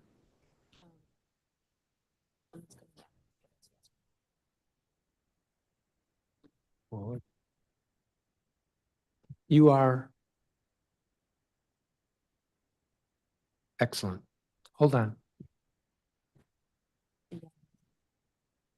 Yasmin Shafi, Victoria Junius, Simon Rodberg, Executive Director, Lee Montessori Public Charter School. Cynthia Davis, Executive Director, DC Family Childcare Association. Ben Wax.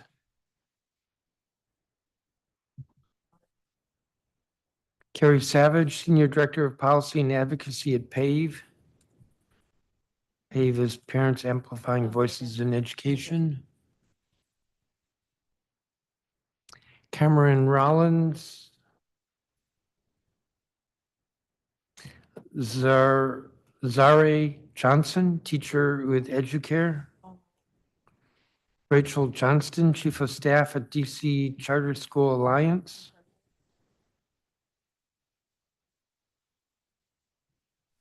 Andrea Tobin. And Shannon Hodge, President at KIPP DC. I think I will stop there. Pamela Pratt, I believe, Hello? is not here.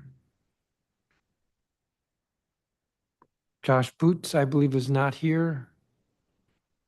Hello? Is nobody here? Is that you, Ms. Johnson? We'll get to you in a minute. Beth Bacon.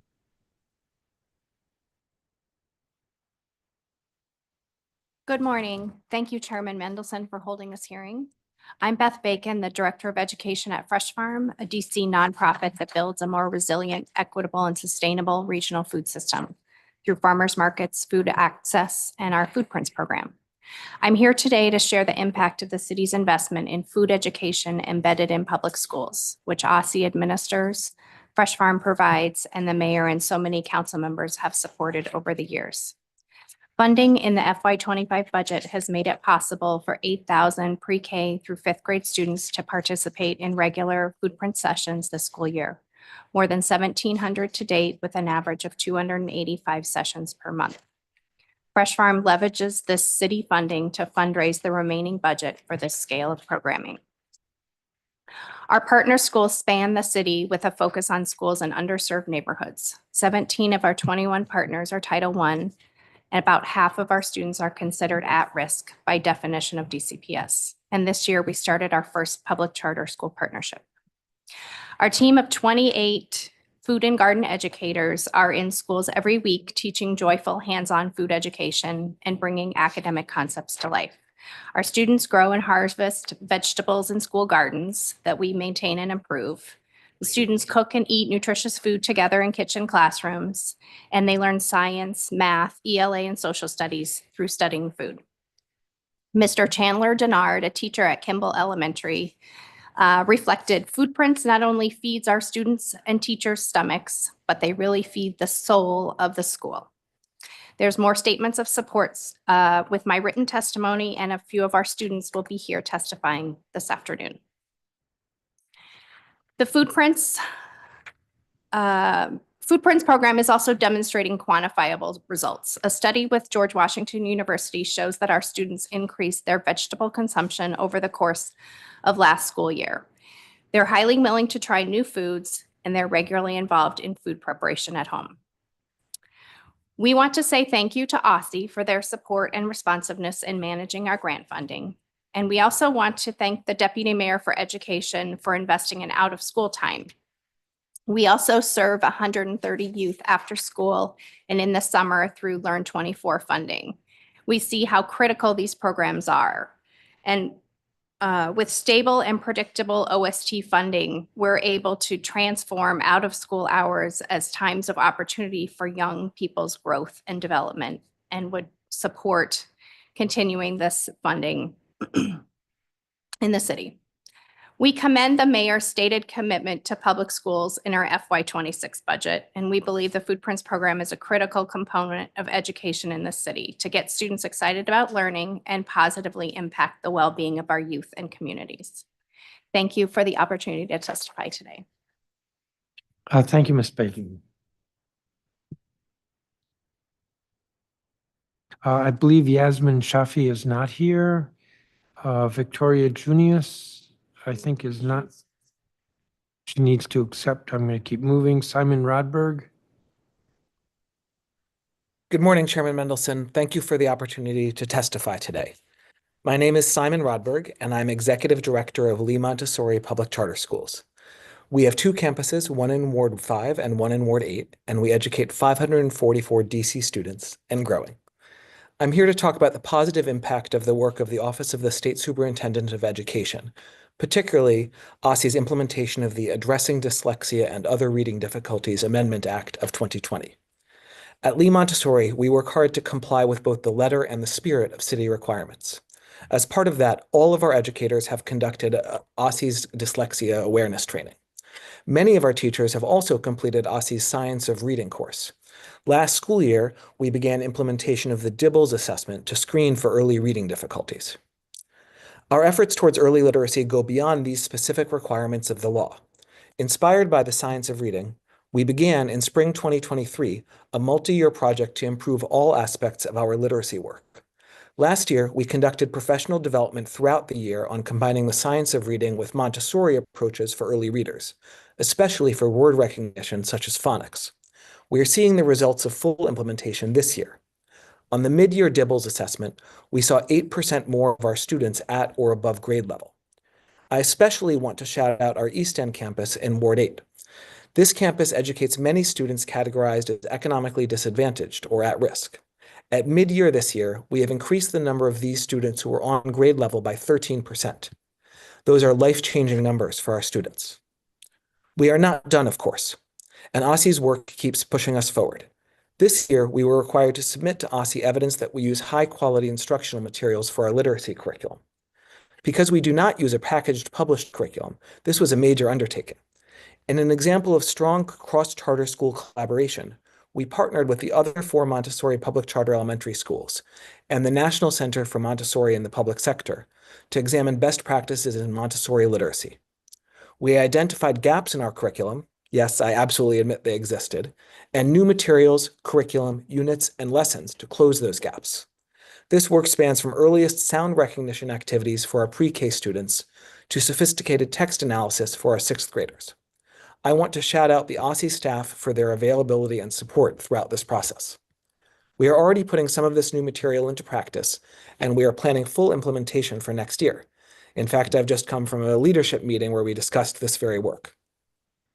But high-quality materials are only as effective as the educators using them. Our educators have done the hard work of refining our curriculum, identifying gaps, and designing new lessons to meet the needs of our students. Now we need to ensure they stay to see that work through. That's why equitable funding for charter schools is essential, even in a very tight budget year. Retaining great teachers isn't just about passion, it's about pay.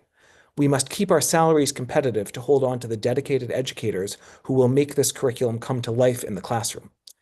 If we lose them, we risk losing not just staff, but the progress we've made in delivering stronger, research-backed literacy instruction to our students. We appreciate the Council's continued investment in public education and the leadership of OSSE in guiding this work. With the right support, we can ensure that our students have the teachers, not just the curriculum, they need to succeed. Thank you for your time today, and I welcome your questions. Thank you, Mr. Rodberg. Victoria Junius? Yes, hi. Please proceed. Okay. Hi, my name is Victoria Junius, and I'm an early childhood educator who has been working with infants and toddlers for over 5 years. I hold a child development associate and an associate's degree in child development. I am here today to share the impact that the Pay Equity Fund and Healthcare for Childcare have had on my life, and to express my deep concern about possibly of these critical programs being cut. The Pay Equity Fund has been life-changing for me. It has provided financial stability that I needed to secure my own place in the district, something that would have been incredibly difficult on an early childhood's educator's salary alone. With the rising cost of living, this funding has allowed me to keep up with expenses, maintain stability, and continue doing the work I love, caring for the children and educating the youngest members of our community. Additionally, I utilize healthcare for childcare, which has been essential in helping me afford healthcare coverage.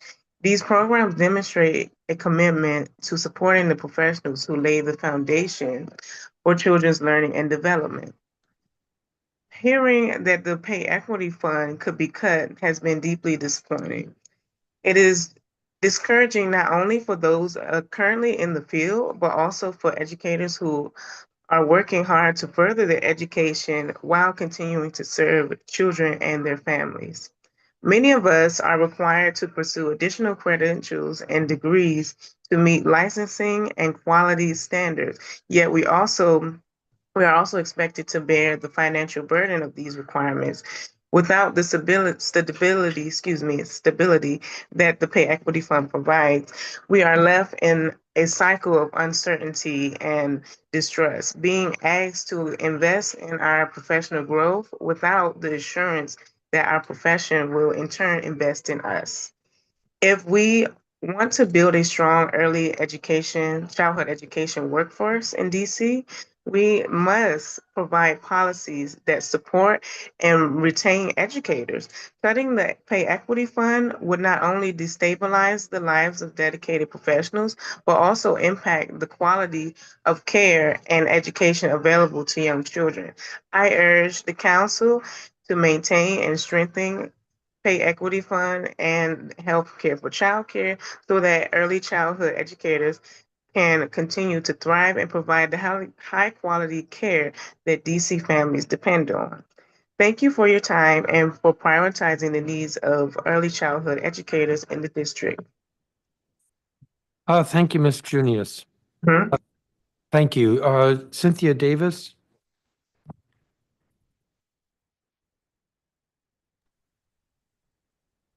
Hello, can you guys hear me? Yes. Oh, thank you so much. Hello, everyone. My name is Cynthia Davis, I am the founder and CEO of Kings and Queens Childcare Center, a home-based program in Washington, D.C., and the executive director of the D.C. Family Child Care Association that advocates for child development homes in the Washington, D.C. area. I am very grateful to the D.C. Council and Chairman Mendelson for restoring the Pay Equity Fund in last year's budget. And I am grateful for the leadership of the Pay Equity Fund Task Force process that revised the Pay Equity Fund formula to fit within the budgetary constraints and better address program and educator equity considerations. The Pay Equity Program and the Healthcare for Childcare has benefited me tremendously because it allowed me to have a much needed surgery that I needed, and that healthcare for childcare was a great program and still is a great program, and hopefully that we can continue it because of the fact that we do need healthcare to be able to care. We have to be cared for in order to care for others that we provide in the community. In a few short years, the Pay Equity Fund has been a game changer for the early education sector, and mathematical research finds that DC has experienced 7% of early education workforce growth and enjoyed 23% return on investment of the Pay Equity Fund. That ROI comes from less turnover, fewer work absences, and financial and emotional healthier workforce, less educator reliance on public benefits, and an increased supply of childcare seats and lower child educator ratios.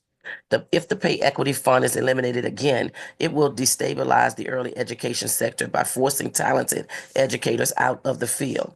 This would put a strain on the district's already far too limited supply of childcare seats for infants and toddlers, and would leave parents with fewer care options and higher tuition bills. The mayor and OSSE should prioritize expanding the availability, quality, and affordability of childcare, not upending the system.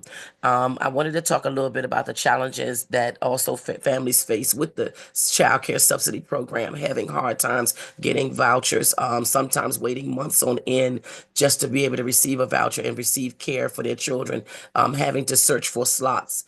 We just need a better system of how OSSE and DHS can work together to make sure that families can get these subsidies in a swift time so that their children can be enrolled. And this also has to do with our bottom line as well. Also further, as a child care educator, the subsidy delays for families just create a precarious financial situation for my business as well. Thank you so much for allowing me to speak. Thank you, Ms. Davis. And if you could submit your statement, that would be great. And also, thank you for taking the time to come in and meet with me a couple weeks ago. Thank you. Appreciate You're welcome. It was a pleasure. Ben Wax. I understand is not accepted. Carrie Savage. Good afternoon. My name is Carrie Savage, and I serve as a senior. Hi, good morning, DC Council. Thank you for your time. Mr. Wax, you have to hold on a second. Hold on. Oh, You'll be after Ms. Savage. You were late in accepting. Please proceed. I want to start by thanking OSSE for their consistent engagement with paid parent leaders. They have proactively reached out to hear from parents about the revised DC School Report Card, our new social emotional learning standards, this citywide school culture and climate survey, our upcoming health standards and revisions to the high school graduation requirements, and more. It is this type of leadership that actively seeks out to engage with parents and families that gets to the best work and results for kids, and we look forward to continued conversations. For time, I will focus most of my testimony on just two aspects of paid parent leaders' top policy priorities and solutions. First, safe passage to school.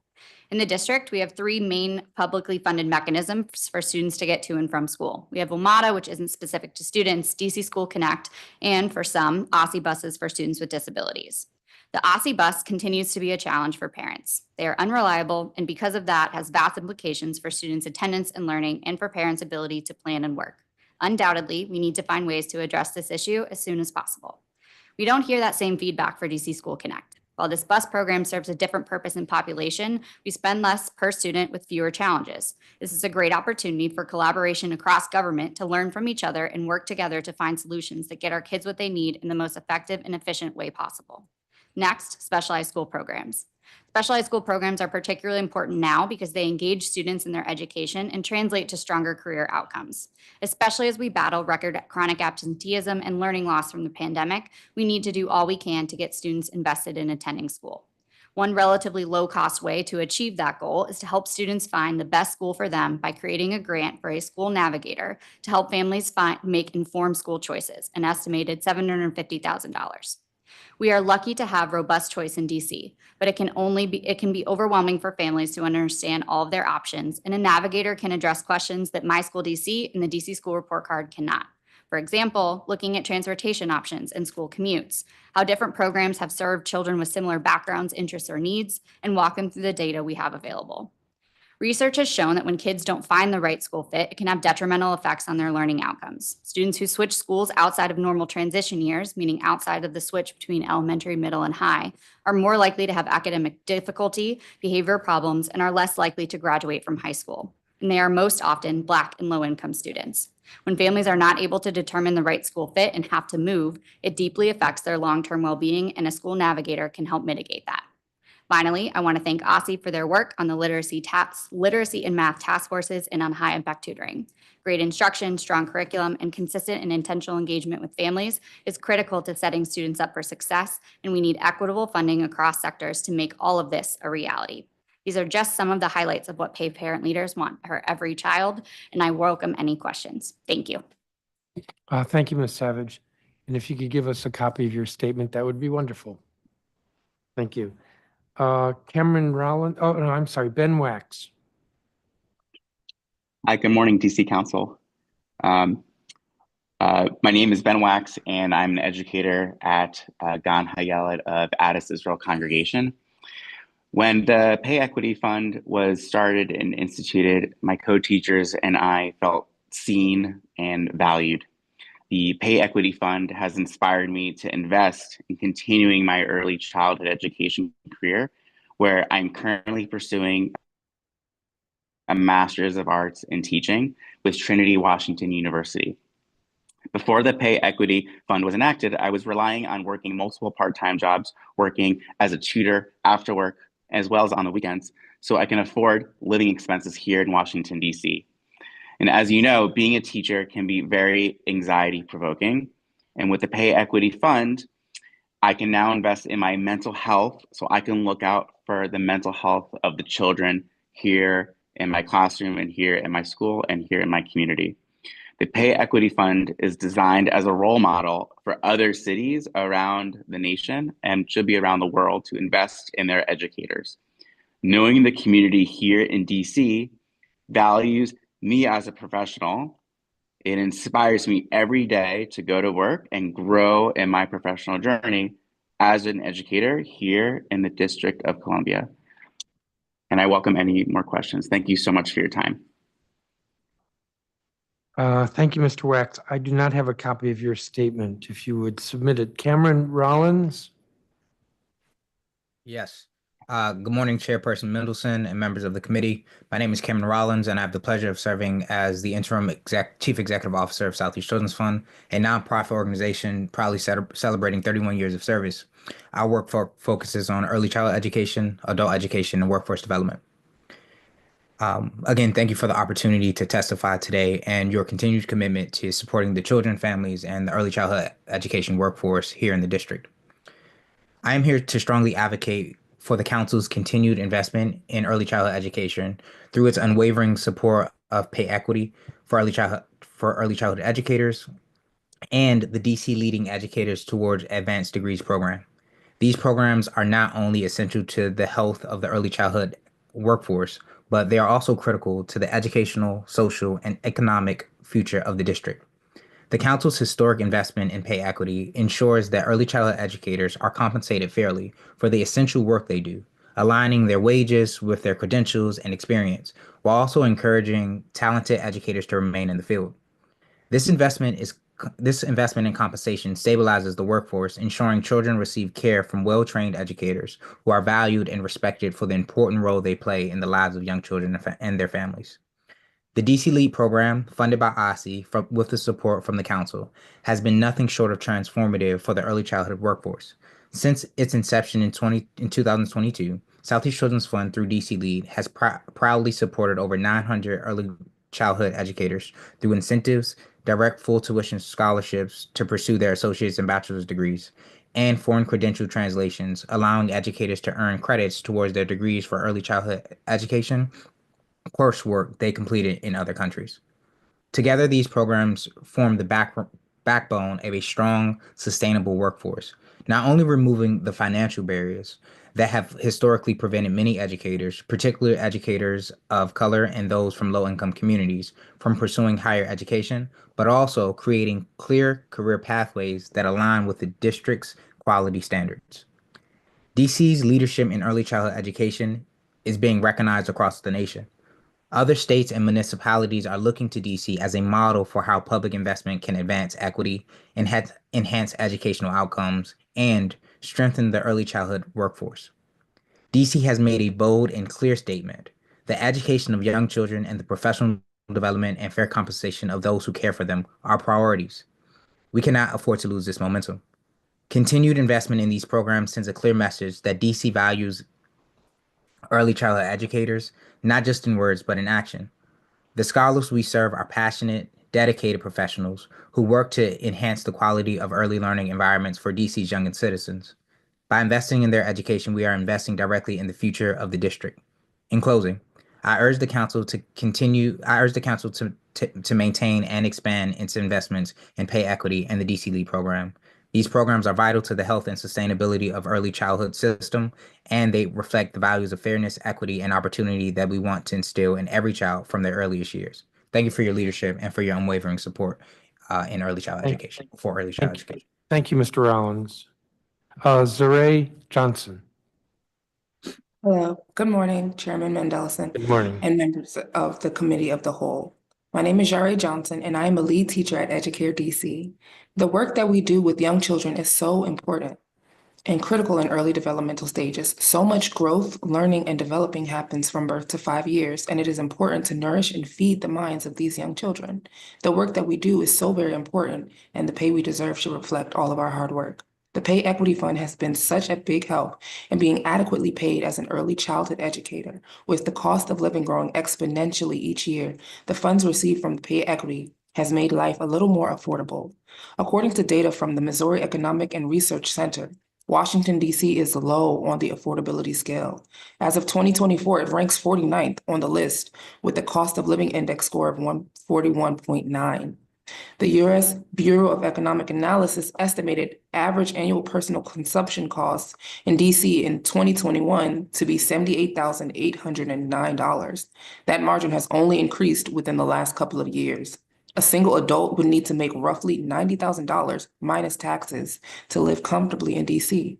As a single adult, the salary that I was making before pay equity was not even enough to afford housing. The average rent is $2,400 monthly, according to Rent Cafe, which can vary depending on the apartment size. Personally, I was only able to afford low-income housing, with my salary only being approximately $41,000 before the pay equity. Paying $1,200 in rent was a stretch, and that salary was before taxes. Thankfully, once pay equity was available, I was able to not only afford my rent, but move from low-income housing to an affordable apartment. However, living in DC, my rent has gone from $1,200 to $1,900, which does not even consider the other basic needs such as utilities, transportation, food, and clothing. The need for pay equity is essential because the cost of living in DC is so high. I am so grateful to work in education because I am so passionate about teaching and guiding our youth. I believe it is critical for Black and Brown children in particular to see educators that look like them and believe that they can be just like us. If pay equity is removed or even lowered, the need for early childhood educators will ultimately increase as well. I love teaching, and like my peers, we should be able to love what we do and get paid fairly for it. I am so thankful for this opportunity, and I urge you to believe in our fight for pay equity here in DC. Thank you for this opportunity, and have a wonderful day. Thank you, Ms. Johnson. Rachel Johnston. Good afternoon, Chairman Mendelson and members of the committee. My name is Rachel Johnston.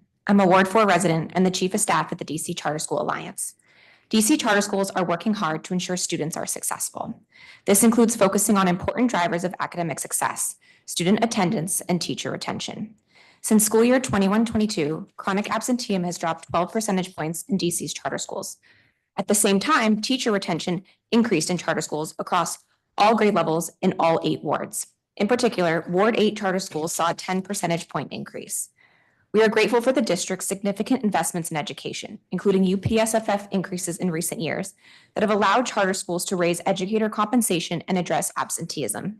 However, with current proposals to abolish the Department of Education and reduce or eliminate education grants, equitable and flexible funding for charter schools is more critical now than ever before. We are seeing these investments translate to academic outcomes. Between school year 22-23 and 23-24, several single-site LEAs and larger charter networks saw double-digit growth in proficiency in ELA and math. We are also proud that 8 of the top 10 DC public high schools are charter schools. But there's more to do to ensure all students can read, write, and do math. It's important we learn from what is working, so this year at the DC Alliance, we launched a community of practice for academic leaders to share evidence-based strategies. The progress we've made as a city wouldn't be possible without the Office of the State Superintendent and its leader, Dr. Antoinette Mitchell. We appreciate OSSE's continued focus on academic achievement, including leading the Math Task Force, creating Science of Reading resources, expanding the Advanced Technical Center to Ward 8, and continuing investments in evidence-based interventions like high-impact tutoring. The FY25 HIT grant helped 15 charter LEAs continue and expand tutoring. We also know staffing schools with high-quality educators is still a challenge. OSSE's Teacher Apprenticeship Program, which helps grow the pipeline of qualified teachers, has 18 charter schools participating this year. We appreciate OSSE's collaboration with the DC Alliance and charter schools as they implement many of these programs. Their health and safety team solicited feedback from schools on immunization processes. At the same time, schools have been deeply engaged with families on immunizations. As a result, charter schools are now over 95% compliant in key grades, resulting in very few exclusions. Additionally, OSSE's data assessment and research team has engaged with us and charter schools on the rollout of the school climate survey. While the process may not be perfect in its first year, we are grateful for their open communication during implementation. Dr. Mitchell and her team also meet regularly with our LEA Leader Executive Committee, a group of 10 charter leaders elected by their peers to offer thought partnership with education officials.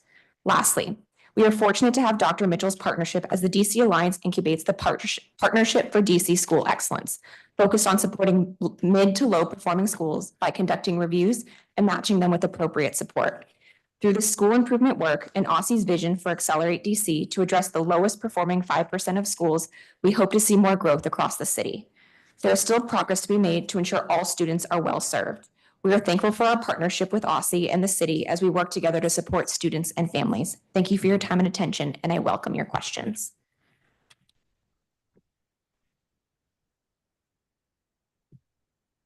Thank you. Thank you, Ms. Johnston. Andrea Tobin. Good afternoon. Thank you for the opportunity to testify today. My name is Andrea Tobin. I'm the Executive Director of Kid Power, a nonprofit that has been deeply rooted in sustainable, community-focused youth development for over 21 years. Today, I'm here to urge continued support. Oh, I'm sorry, am I? We can hear you. Oh, okay. Sorry, I saw the timer didn't change. I'm here to urge the continued investment of OSSE's high-impact tutoring initiatives. We know the disruptions after the pandemic didn't disappear when schools reopened. They remain disproportionately affecting students in the very communities that have historically faced the greatest educational inequities. At one of our partner schools, less than 1% of students are reading at grade level. In several others, less than 10% are meeting grade level expectations on standardized tests in reading. We know this is not just a statistic, it's a crisis. But we have proof that we can change the trajectory for these students. Through OSSE's High Impact Tutoring Initiative, Kid Power provided literacy support to nearly 800 students since 2022. This year alone, we're supporting 360 students with both OSSE funding and leveraged private support. Last year alone, students who participated in our 25-week Science Aligned reading program gained on average a full grade level in reading. Those with the highest implementation saw close to 2 years of reading growth. Behind every data point is a story, a student like Sabrina, who once sat quietly in the back of her class, afraid to raise her hand. After working with her HIT tutor, she now eagerly sits in the front, confident in her learning. Or Malcolm, a fourth grader who began the year at a kindergarten reading level. He was hesitant, disengaged, and lacked trust in school, but his HIT tutor provided patience, encouragement, and consistency. By the end of the year, he advanced 5 full reading levels. When he'd see his tutor in the hallway, he'd run up asking, "Is it my turn?" This is what high impact tutoring can do. While making this plea, I also stand in incredible gratitude. Thanks to your leadership, council, our incredible school partners, and the collaborative team at OSSE and DCPS, their work and their support has been essential. During an external site visit, a student expressed, "I like that they respect me. I feel like I belong at Kid Power." Another stated, "My tutor gives me hard words, and if I don't get it right the first time, she's patient. She helps me get it right the second." We know there are budget challenges ahead and hope we can work together to ensure these constraints do not undermine the progress of these students who are working so hard to catch up.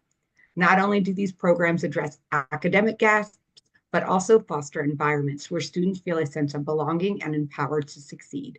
Together, we can close the opportunity gap and put every student on a path to success. Thank you for the opportunity to testify and all you do for district youth. Thank you, Ms. Tobin. And I do have your statement. I believe Shannon Hodge is not here. Josh Boots.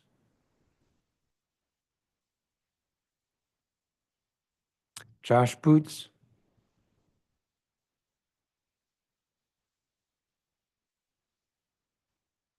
Chairman, can you hear me? I'm sorry. I can hear you. All right. Thank you for letting me go. I'm sorry I missed my slot. I was in the car going between schools in Southeast and Northwest. So thank you for the opportunity to testify today. My name is Josh Boots, and I serve as the Executive Director of Empower K-12, a local education data nonprofit dedicated to helping schools use data to improve student outcomes. I'm grateful for this chance to address key educational issues in the district and acknowledge some of the excellent work happening at the OSSE. I'm proud to begin by highlighting an extraordinary achievement that, according to the National Education Recovery Scorecard, the District of Columbia ranks as the most improved state in both math and reading achievement since 2022 for grades 3 through 8. This remarkable progress stands as a testament to the unwavering dedication of our educators, school leaders, and policymakers who have championed evidence-based approaches and student-centered learning strategies. We should celebrate and set our sights on even higher bars of excellence for all of our students, especially those from historically underperforming student groups.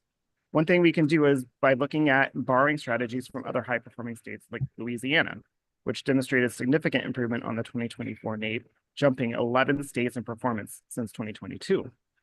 One of the things that they attribute to their success is a comprehensive educational approach, and they assess all students in math, reading, science, and civics and history in grades 3 through 10. DC currently assesses math and reading grades 3 through 10, but with science limited to grades 5, 8, and high school biology, and no assessment for civics and history. I respectfully recommend that OSSE consider expanding our assessment framework to include science and civics and history across more grade levels. This will provide a more holistic understanding of our students' development and ensure that we deliver the well-rounded education that our students and society deserve. I also strongly encourage OSSE and district agencies to continue to be and commit to being data-driven, utilizing valid and reliable data analytics to evaluate educational initiatives and help make better decisions across those agencies. The DC School Connect pilot program, which provides a safe passage transportation solution for students in Ward 7 and 8, represents an important investment in educational equity. However, this program would also benefit from significant dedicated funding to comprehensive data collection and a continuous improvement and evaluation approach to know if that program is impacting student attendance and tardiness. Another example of where data used by OSSE staff could improve is on the math task force, that's committee I serve on. At one of the recent task force meetings, OSSE invited multiple LAs to share their math professional development plans. And one of the LAs that was invited demonstrated below average math growth on the state paper test assessment for all students in economically disadvantaged students. I would also be remiss to not acknowledge Kelly Scholl, who is the Director of Data Assessment and Research, her department and her team. Under her exemplary leadership, OSSE continues to provide high quality data that informs educational policy and helps drive school improvement efforts. Her team's responsiveness to our inquiries and openness to practical improvements has substantially enhanced the effectiveness of the data that OSSE collects about our students in schools. We've made tremendous strides, but I know that we can do more, and we must continue with undiminished vigor. By expanding our assessment framework, committing to rigorous program evaluations, and fostering data-driven collaborative improvement around our bright spots and bold schools, I know that we will be able to sustain and accelerate our progress. Thank you for the opportunity to testify this morning. Thank you, Mr. Boots. Thank you to each of the witnesses. That concludes this group. I did have a couple questions for you, Ms. Bacon. Did Fresh Farm have to compete, or Food Prints have to? Your Food Prints, right? Did you have to compete for the grant this year? You're not We sure? applied, yeah, based on the language and the appropriations. And do you remember what the budget was? I think it was about 1.2, Okay. but I can get that specifically to you. Well, you're the education director. No, you're not the executive director. No. Who would probably know all these answers? So I just wanted to know a little bit more. I was looking at your statement again. So you're in there are 8,000 pre-K through fifth graders who have access to your programs. Correct. In those. And when you said in your statement 1,700 to date, that would be classes? Yeah, our model is sort of in-school field trips, so they're there for an hour and a half to 2 hours. So those sessions include gardening, cooking, eating, and learning in a 2-hour time span. So that's Yeah. Yeah. All right, I think I'll leave it at that. Thank you. Thank you, you guys, for being here in person. Thank you, everyone, for testifying. And you're excused. Thank you, Councilmember. Thank you.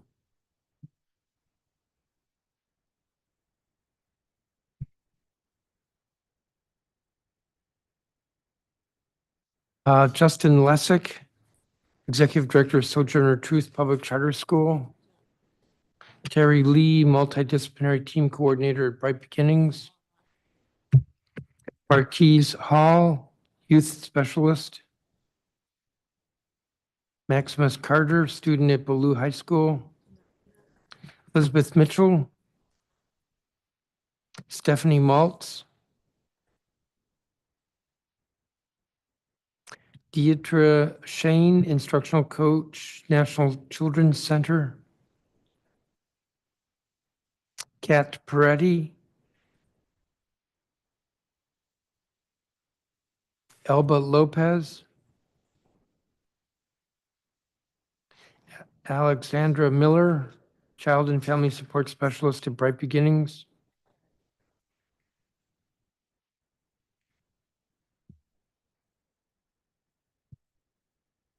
Janice Kennard Bean, Executive Director of Jenkins Hill Child Development Center.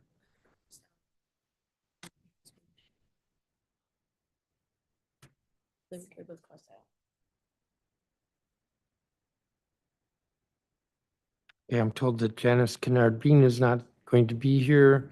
Mario Clapton, I'm told, is not going to be here from Yu Ying. Amy Quinn.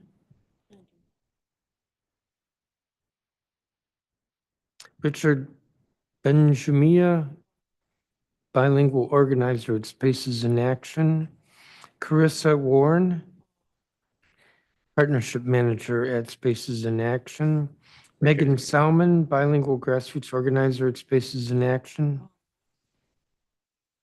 Fari Damina Tumpe, health equity organizer at Spaces in Action. Deja Williams, health equity organizer at Spaces in Action.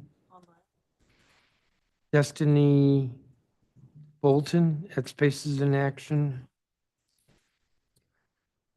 And I'm told that Pablo Hauschilt and Dorothy Wright, also from Spaces in Action, will not be here.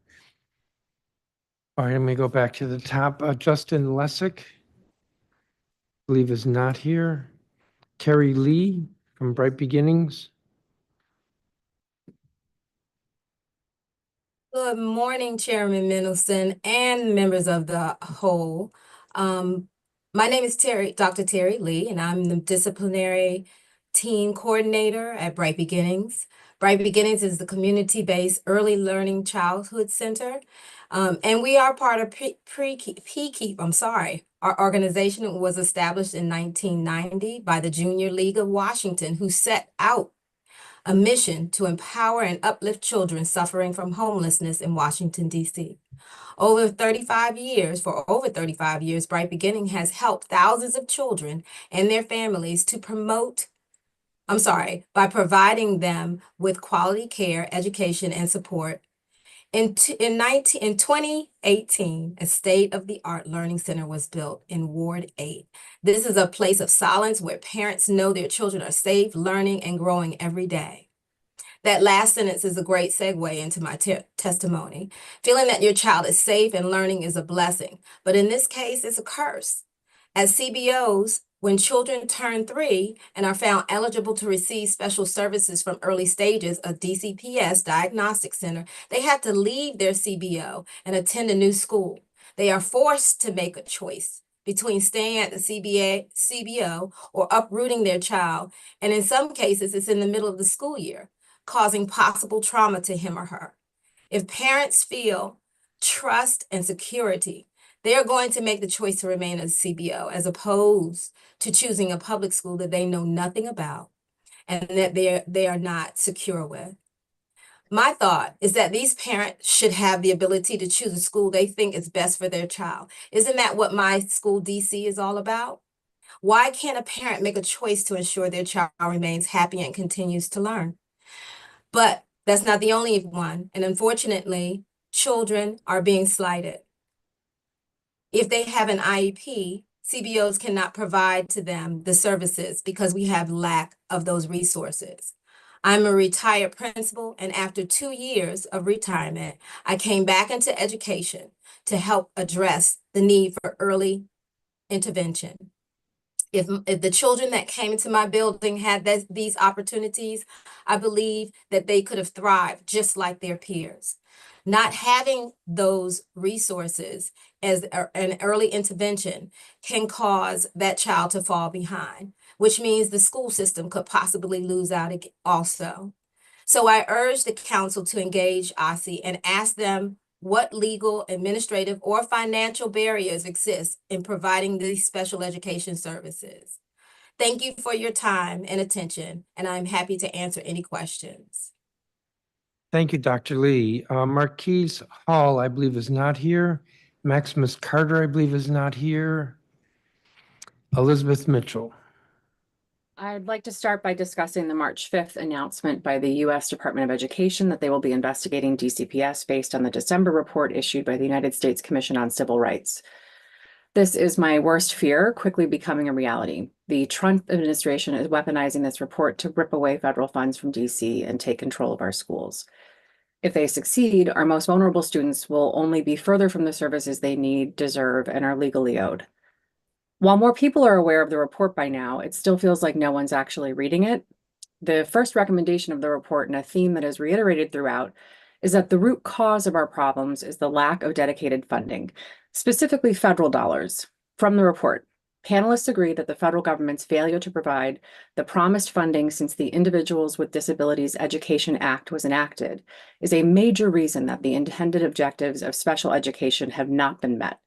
In 1995, Congress passed the Individuals with Disabilities Education Act and promised to allocate 40% of federal funding to states that agreed to follow the Individuals with Disabilities Education Act. However, the funding received from the federal government has varied between 14% and 18% over the years. The school districts are left to handle massive shortfalls as a result. Every year, a bill is introduced into Congress to ensure full funding for the Individual with Disability Education Act. There is no state or territory in the United States that is getting this right. None. That is a federal problem. Like every other state in the union, we scramble year after year after year to find local dollars to pick up the tab left in the wake of a broken federal funding promise. If this Department of Education and the Trump administration actually wanted to help our kids, they'd be investing in Congress and demanding answers there before turning to our resource-starved schools and programs. The lack of sustained and dedicated funding means no one in the United States is meeting the needs of our most vulnerable children. The Trump administration has been following the road set out in Project 225 almost to the letter, so we are all but assured that it's going to get so much worse. Those closest to the problem are closest to the solution. I'm resubmitting my testimony from last February, which asked this body to help parents, teachers, students, and community members establish a union to organize and report on the issues we're seeing. This idea is documented in the U.S. Civil Rights Report via the eloquent and brilliant testimony of Alex Simbana. In the months and years to come, this organizing on the local level is going to be more important than ever as we face increasing challenges from an oppositional White House and Congress. On a personal note, I'd like to add that I've been self-transporting my student to school since the beginning of the school year. Our bus situation was unsafe, and while we wait for a solution, I'm spending on average 3 hours a day driving back and forth to a school. While I count myself lucky that I can do this for now, it has severely impacted my ability to work. My employer has been extremely flexible, but I'm not sure how long that will last as the demands of my job are increasing. I'd once again also urge Council to adopt a Purple Act similar to the one in Maryland. Thank you again for the November hearing on special education. Let's please do that again sometime soon. Thank you, Ms. Mitchell. Stephanie Maltz. Thank you, Councilmember Chairman and thank you, Chairman Mendelson and the council members for the opportunity to testify today. My name is Stephanie Maltz. I've been a DC resident since 2005 and currently reside in Ward 3. I'm parent to one of the more than 4,000 students that relies upon OSSE transportation to attend school each day. I want to start by acknowledging the important role that the bus driver and attendant play in my child's education services. Beginning the day on a positive note sets him up for a successful day of learning when he arrives at school more than an hour and a half after he is picked up.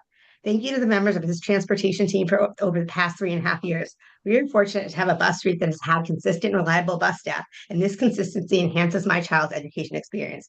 I appreciate that Councilmember Fruman had the opportunity to briefly meet our wonderful team and see a bus pickup in action bright and early one morning back in November. We are happy to do this for any other council member or staff that are interested in seeing this as well. During the Committee of the Whole hearing last year on April 11, 2024, at about the 5-hour and 5-minute mark, Ward 3 Council Member Matt Fruman asked the then Superintendent Grant about the timeline for the parent tracking app, and the response was, ideally we could come back from winter break and it will be available. When reviewing the OSSE FY24 Performance Oversight Hearing pre-hearing question responses, I was very disappointed to read on page 291 that the OSSE DOT anticipates having a new routing system in operation during the school year 25-26, but intends to complete multiple rounds of pilot testing and system changes as necessary to ensure successful system-wide implementation. It is unfortunate that OSSE DOT continues to push back the timeline for a functioning parent tracking app. When I testified in support of funding this project back in February 2024, I commented that even if funding for this project is provided, it would likely take a minimum of 1 to 2 years, and there should be a short-term solution until a viable parent tracking app is up and running. For the interim, I suggested some low-tech and low-cost options and one of these could be to have a phone on every bus and allow parents of students on the bus to access to track the bus location. To date, there has been no action to bridge the gap until there is a functional parent tracking app. I look forward to OSSE making continued progress to providing access to real-time data, a reality for parents of students with disabilities who depend upon the OSSE transportation to attend school. Also, my child's bus is one of the 25 buses participating in the Stop Arm project that has a camera installed to capture moving violations. The only time the stop arm is down is when the bus is in front of a child's house to pick up or drop off the student or to school. My understanding is that the payment of any ticket from a violations are put into the general fund. I am requesting and advocating for that payments from these funds, from these tickets, be distributed directly among bus drivers, especially since there are additional skills required to utilize this new technology on the bus. Thank you for your time. Thank you, Ms. Maltz. So there's still issues with the pickup and drop off of your child? Ms. Maltz? We in particular are not having issues, but there are still issues, and we still do not have access to real-time data. So there was funding, and I know that they're in the process of procuring a parent tracking app, but we don't have access to data. So if we want to find out where our kid is, there's no way to access it on an app. I have to call up the Parent Resource Center and ask them to locate the bus. And this was something that we were initially told was going to be available after winter break of 2024, and we are still probably about 6 months to a year out before that actually comes to fruition. All right. There are usually on a regular basis, there are anywhere from 20 to 60 buses that are out every day if you follow the daily tracker, noticing of late and delayed buses. Thank you. It's good to see you. Deidre Shane, Kat Peretti.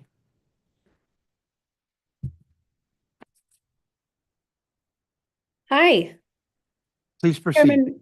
Chairman Mendelson, members of the council, and everyone present. My name is Kat Peretti, and I'm the Executive Director of City Tutor DC.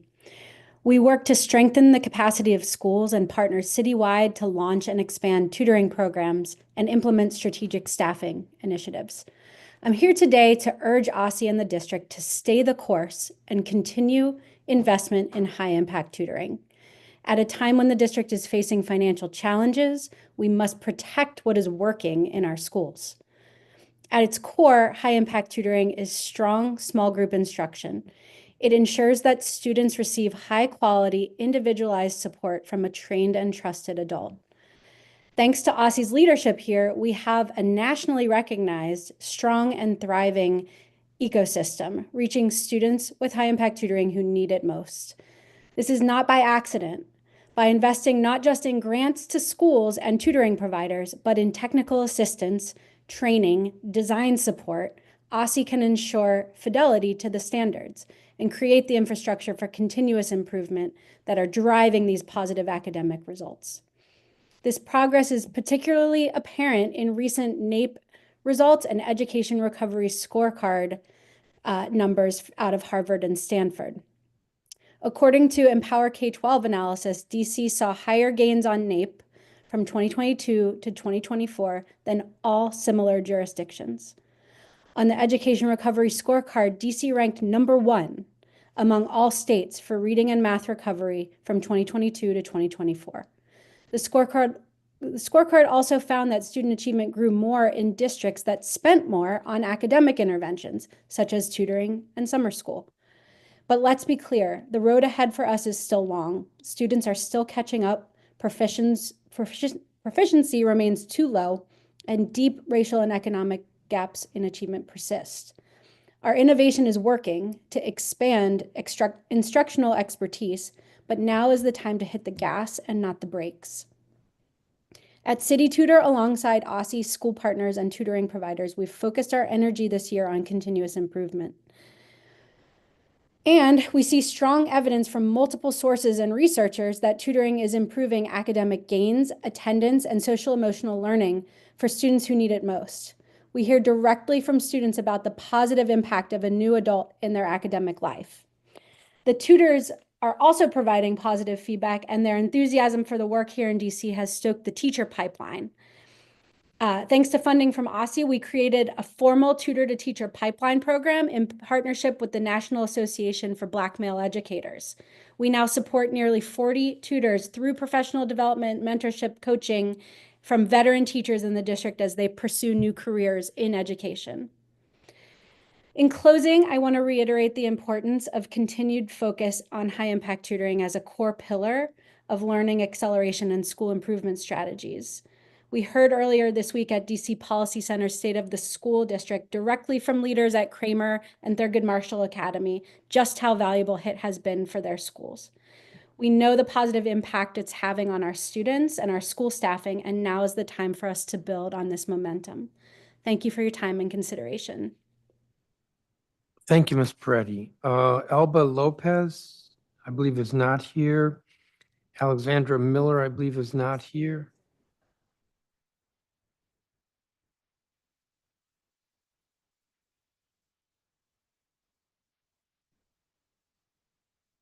You are muted, Ms. Miller. Good morning, Chairman. Good afternoon. Mendelson. Good afternoon. And good afternoon, members of the Committee of the Whole. My name is Alex Miller, and I serve as the Child and Family Support Specialist at Bright Beginnings in Southeast DC. We're part of the pre-KEEP.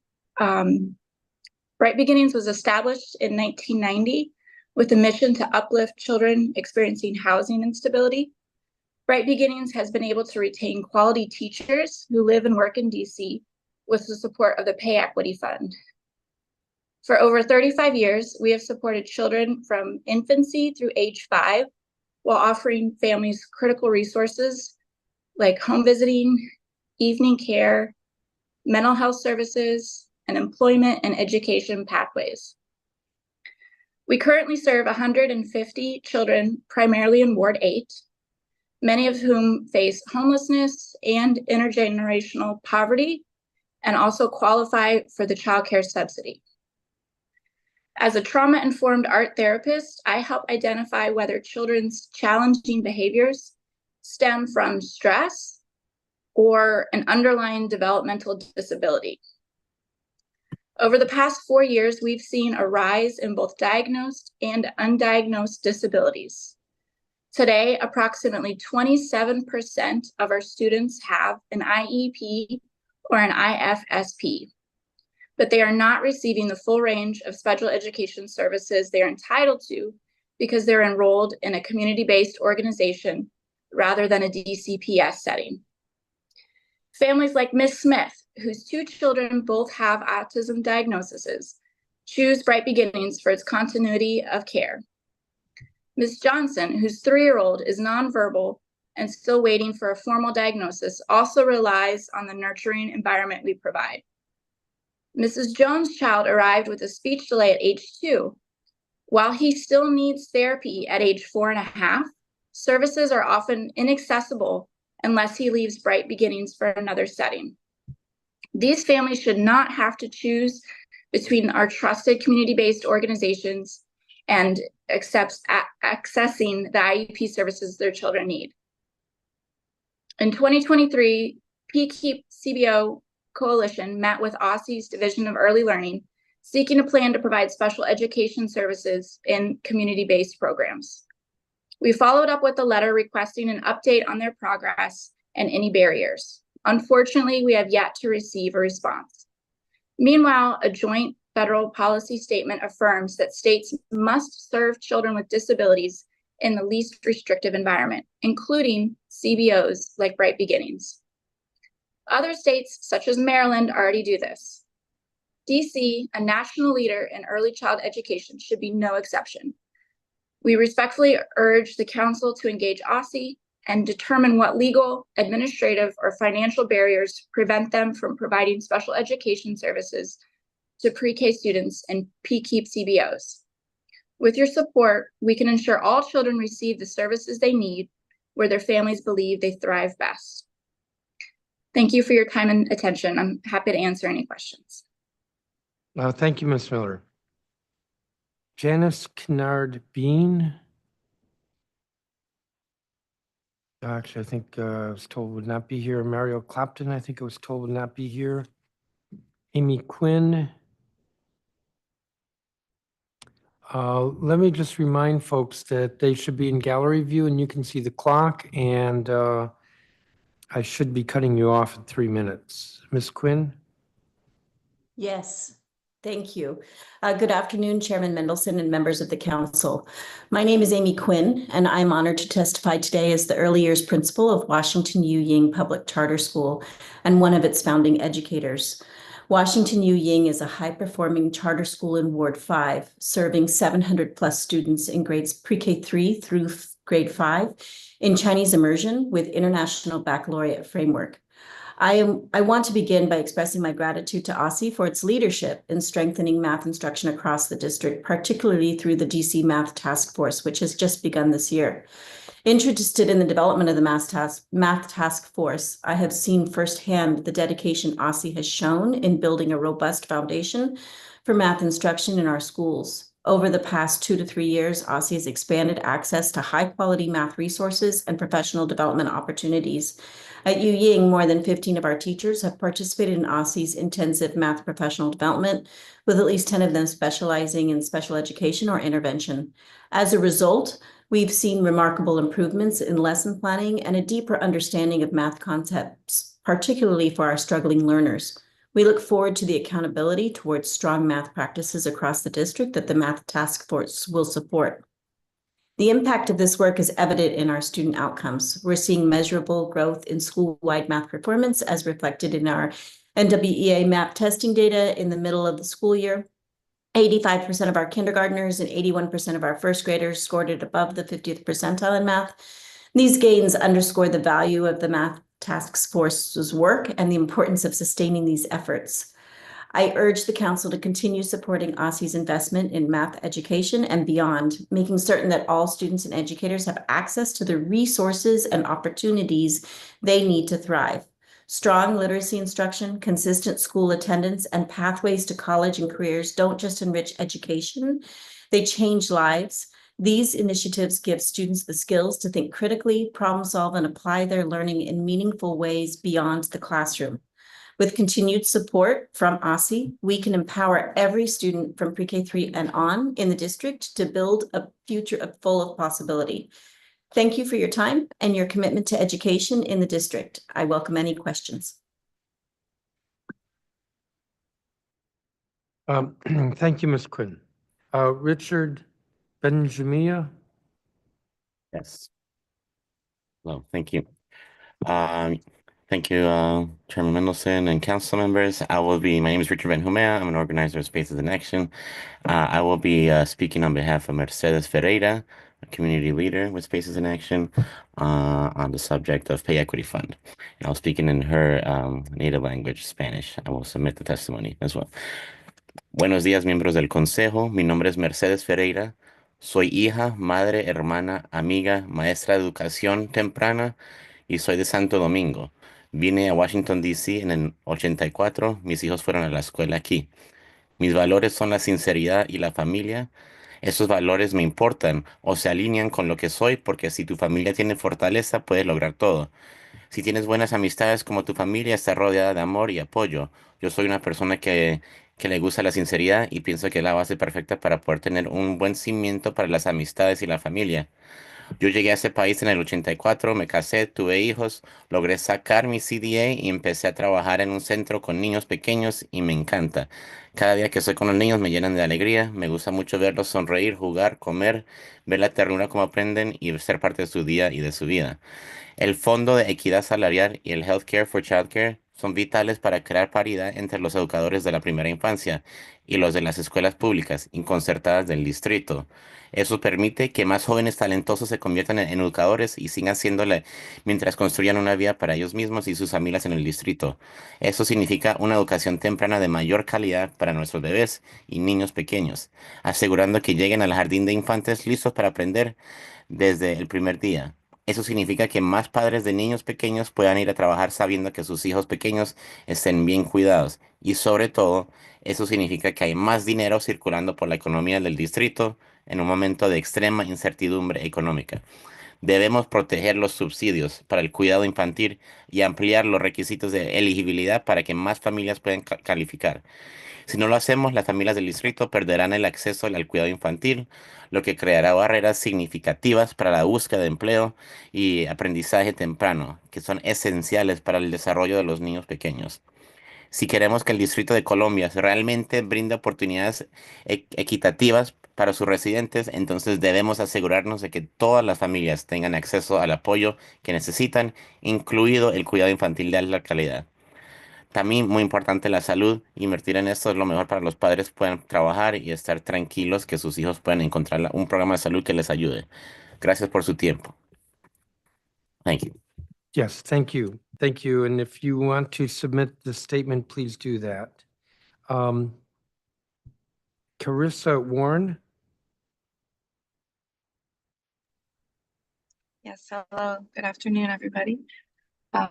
My name is Carissa. I'm testifying on behalf of Elizabeth. Elizabeth Cross, who is a leader with Spaces in Action. Hello, my name is Elizabeth Cross. I'm a parent, Ward 3 DC resident, and a leader with Spaces in Action. My testimony today will focus on PKEEP. My husband and I both work in the district as we teach at Georgetown, and we have a 3.5-year-old son who's been at CommuniKids Glover Park for a little over a year now. He absolutely loves it. Our son really appreciates the challenge of being in a fully immersion classroom. He comes home and sings songs in Spanish and tells stories in Spanish. We're worried about the lack of other PKEEP options in DC.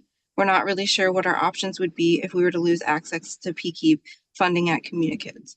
PKEEP was really important to us this year as we were worried about what might happen in the future if suddenly we're having to shoulder that burden of childcare costs again. We're afraid that it will constrain our school and financial options. DC has long prided itself as being a place that is really good for working families, and we've seen a lot of threats coming to that from various places in the recent weeks. It just makes it that much harder for working families to make it in a place where the cost of living, childcare, and housing are astronomical. All of those things snowball definitely. As a DC tax-paying resident, I feel like it is much important to be investing in DC's future and children and their education than it is to be investing in some of the grand infrastructure projects that are currently causing some of these budgetary concerns and crunches right now. Access to PKEEP is an important part of investing in the growth of the local economy to maintain, bring more good-paying jobs, companies, and economic activity to DC. PKEEP is part of a comprehensive approach to childcare that includes childcare subsidies, and the Pay Equity Fund that keeps that together also help keep childcare centers afloat by providing affordable, high-quality access to childcare from 0 to 5 for working parents. Thank you so much, council members and committee members, for hearing my testimony. Thank you, everyone. Have a good day. Thank you, Ms. Warren. And if you want to submit the statement, please do that. Yes, it's been submitted. Thank you. Megan Salmon, who's also with Spaces in Action. Hi, yes, thank you, Chairman Mendelson. My name is Megan Salmon. I'll be testifying on behalf of a parent leader at Spaces in Action who would like to remain anonymous. Good afternoon, council members and committee members. I'm a mother and I live in Ward 3, and my daughter has been attending CommuniKids since she was 2 years old.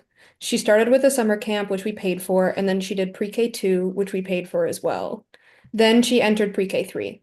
So far, we've been extremely happy with the program. It's close to our house, but we also very much so value the fact that it's bilingual since we are a multilingual family.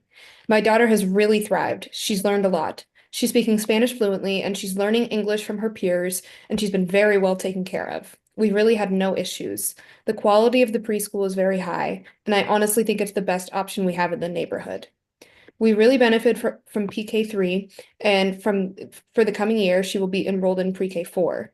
She already has a spot there, but we're extremely worried about having the free program shut down. We're specifically concerned because both my husband and I have been affected by the recent layoffs and shutdown of executive agencies. My husband lost his job as a contractor for the government agency that was shut down, and I lost my job due to the government suspending payments to several federal awards.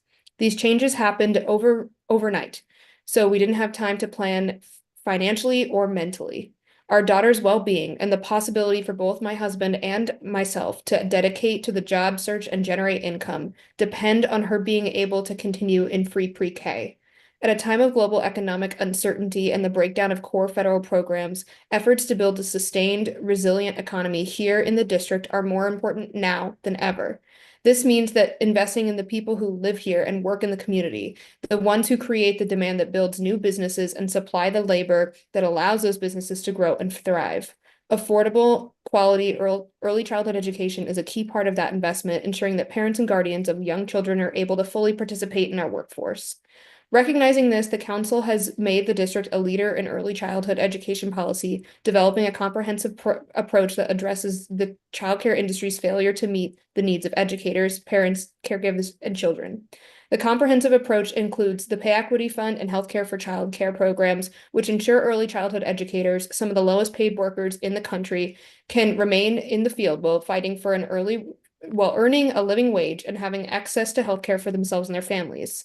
The Childcare Subsidy program ensures that parents and caregivers are able to access high-quality, reliable childcare regardless of income.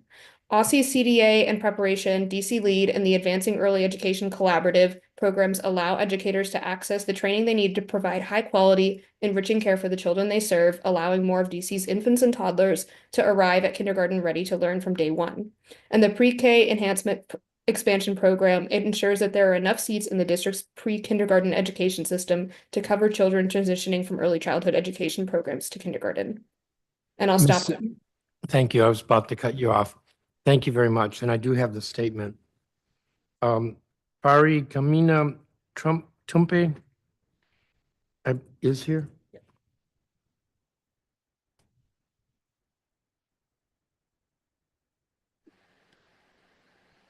Please proceed. Good afternoon, Chairman Mendelson, the entire Committee of the Whole. Thank you for your time. I am Fariga Mina Tumpe with Spaces in Action, and I'll be standing in as proxy for one of our Spaces in Action member leaders, Javon Hayes. Good morning, good afternoon, council members and committee members. My name is Javon Hayes. I'm a center director at Chantel's Quality Childcare Center. I've worked as a center director there for over 20 years. My testimony today will focus on the Pay Equity Fund and childcare subsidy. The childcare field has become more consumed with paperwork, new rules, and the pay rate going up for teachers, which they well deserve, but this does not help the underlying problems that daycare centers face and the burden that the centers are under to function better. Daycare centers, especially the smaller centers, do not have the resources or the money we need to maintain the services we provide. I value my teachers, and without the Pay Equity Fund, I would have to pay teachers minimum wage. This makes it impossible to maintain qualified teachers. Some concerns are how long the funds will last, providing quality care, the ability to continue to pay qualified staff, high taxes, public schools now enrolling 2.5-year-olds, which decreases the certain age group that will be enrolled in daycare centers, and the ability to stay open due to low enrollment. The Pay Equity Fund would help reduce some of these concerns. My center used to be open 23 hours a day, 6 days a week because of the economic demand for it. I service the community, police officers, families, parents working in hospitals, and those who work early and late long hours. These services are critical to supporting essential workers. The center had to cut back on the days and hours that we were able to provide because of the cost of maintaining that service. Centers need OSSE to be more in tune to the services that we need so that we can be more supportive of parents and children. We have children with speech delays and autism.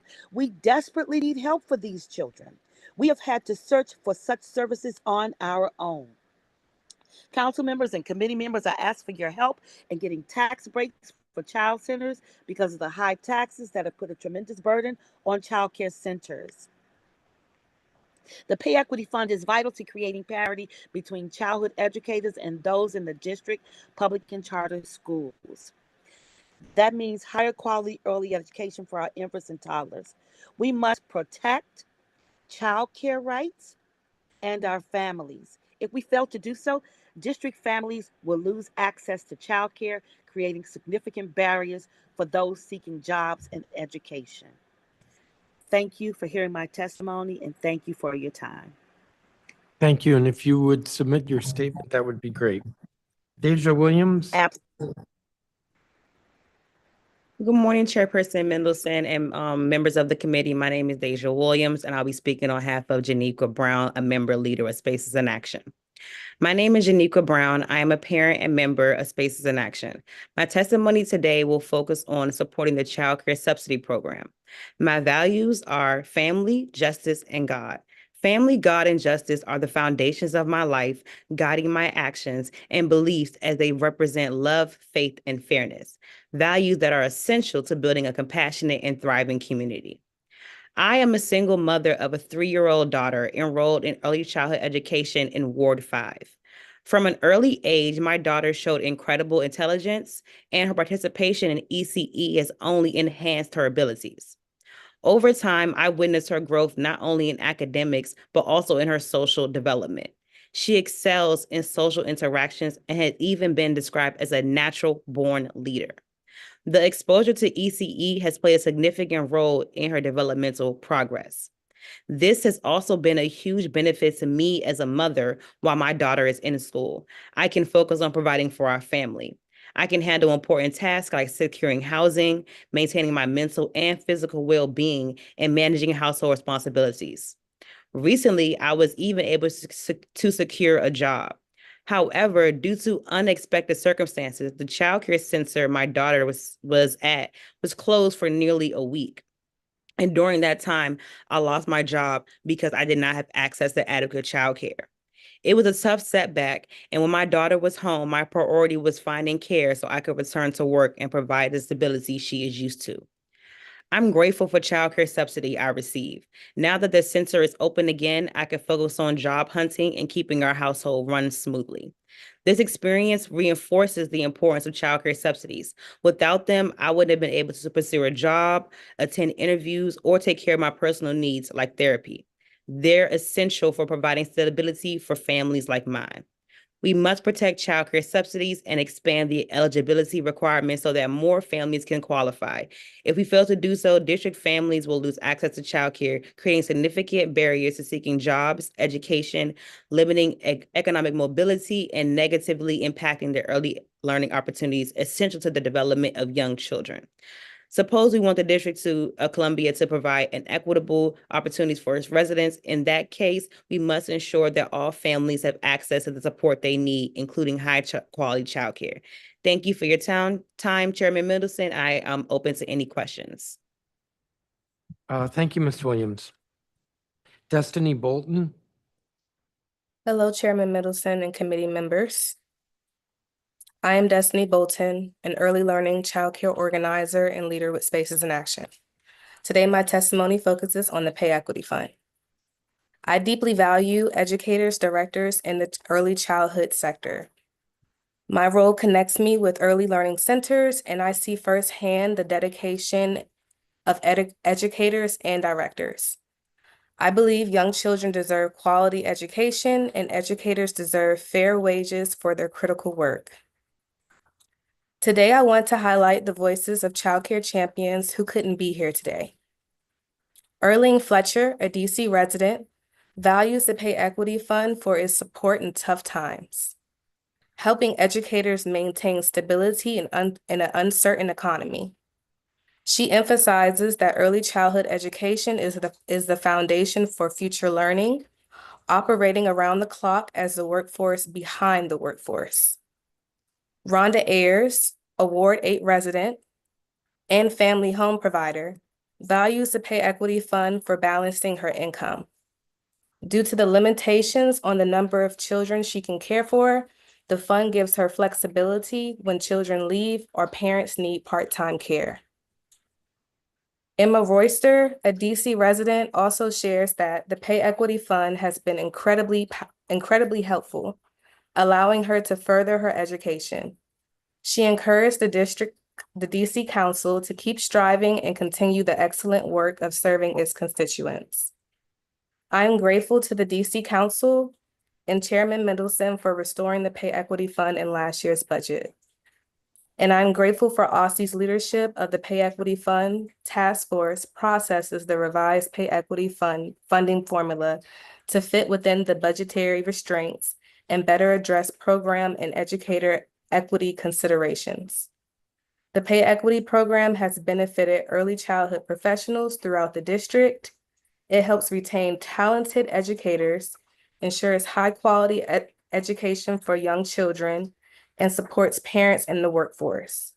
In addition, it stimulates the district's economy during uncertain times. Thank you, Chairman Mendelson and committee members, for hearing my testimony. I am open for questions. Thank you, Ms. Bolton. If you want to submit your statement, please do that. I think that was true for a number of you. And we will include the statements in the record. I had one question, was for Elizabeth Mitchell.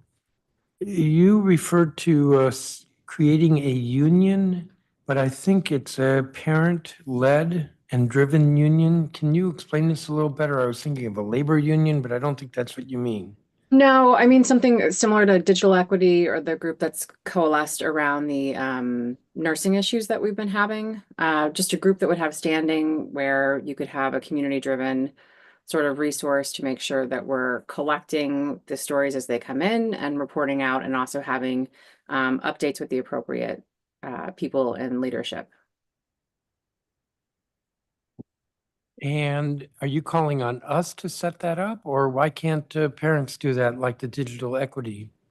Well, I think that I would like your support with it. I'm not sure if it's a viable option. I'm talking to the people at Digital Equity and the nursing group to see how they've set theirs up.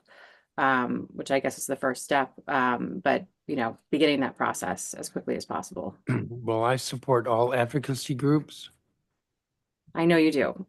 or at least I support them until I don't. No, I do tend to support that. I think in this area, that kind of coalition can be very helpful. So, thank you. Thank you all for your testimony. And you're all excused, and I'm going to continue with the witness list.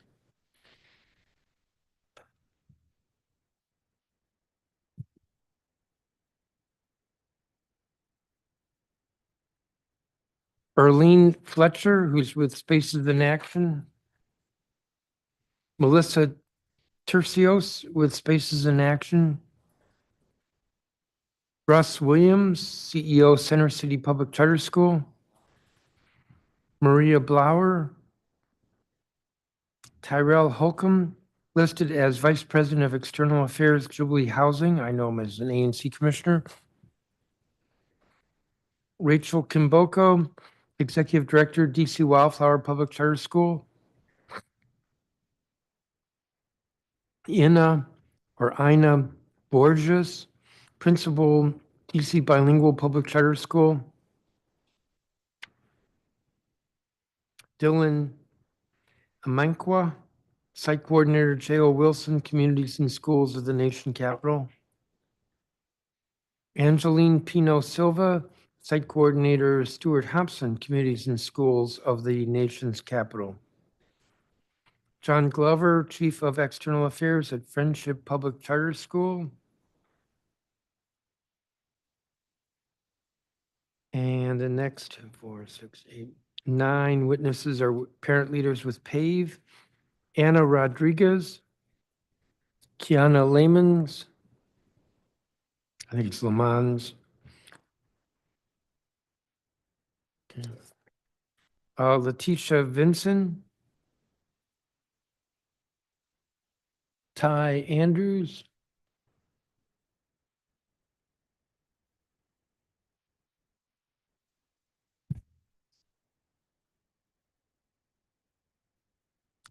Tiffany Randall, Elizabeth Reddick,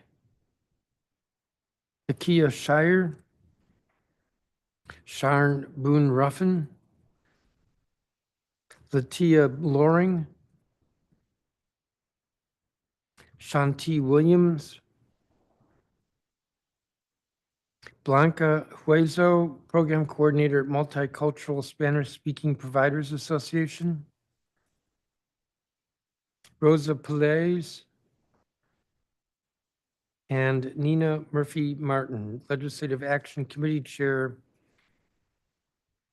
Top Ladies of Distinction Incorporated, DC chapter.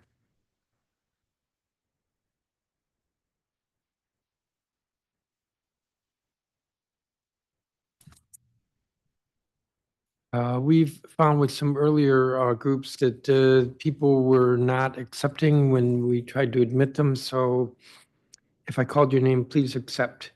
Also, please be in gallery view so you can see the clock. We're trying to limit witnesses to 3 minutes. I'm going to start at the top of the page. Erlene Fletcher, I believe, is not here. Melissa Tercios, you're up. Present. Hi. Dear council members, thank you. My name is Melissa Tercios, and I'm a resident of Ward 3 and a mother of 2 young children, ages 3 and 1. My testimony will focus on PKEEP. My husband and I love DC, and we have deep ties to Ward 3 in particular. It's where my father arrived in this country from El Salvador. It's where my parents met 40 years ago. It's where my husband and I first moved to DC in 2015, and it's where we decided to start our lives together. When we looked for places to live, we wanted to live in Ward 3, and our family planning and the dawning choice to have two children under 2 was deeply informed by the existence of the PKEEP program and the fact that we would not have to shoulder 2 children in full-time daycare at once. It is undeniable that the program's viability has a financial impact on me, my family, and of course the other recipients of PKEEP. Our son is currently enrolled in a Spanish immersion program at CommuniKids, and his Spanish is quickly getting better than mine. We want the same thing for our baby one day, for him to start his learning journey in an environment where he's exposed to the language that allows him to communicate with his grandparents and aunts and uncles and cousins from Central America.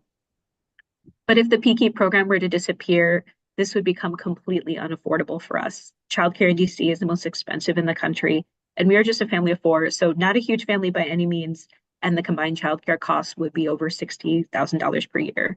And if that were the case, we'd have to reconsider our options, including leaving the city that we love. So in conclusion, access to the PKEEP program is an important part of investing in the growth of the local economy to maintain and bring more good paying jobs and economic activity to DC. PKEEP is a key part of a comprehensive approach to childcare that includes the childcare subsidies and the pay equity fund, and that together keep childcare centers afloat that families like us rely on to provide affordable, high quality access to childcare for working parents. So I wanted to thank you, council members and committee members, for hearing my testimony. Thank you, Ms. Tercios. I don't have a copy of your statement if you would submit it. Russ Williams?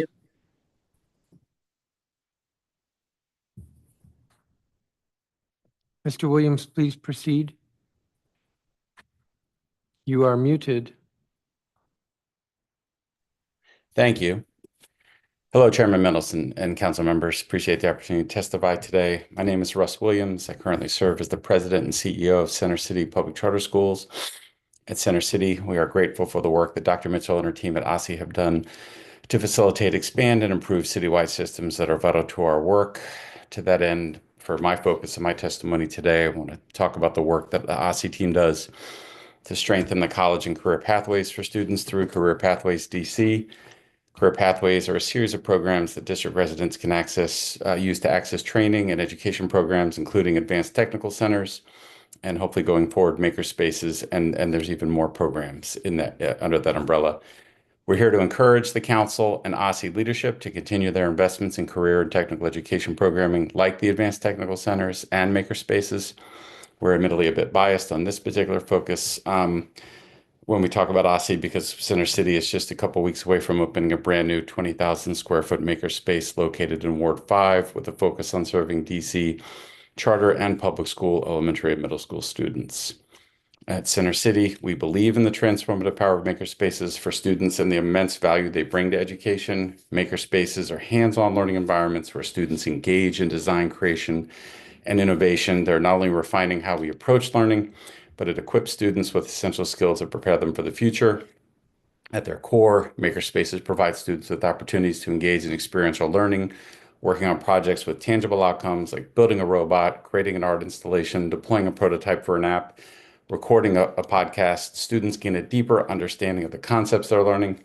These hands-on experiences bridge the gaps between theoretical knowledge and practical application, enabling our students to see real-world implications of their work and their studies.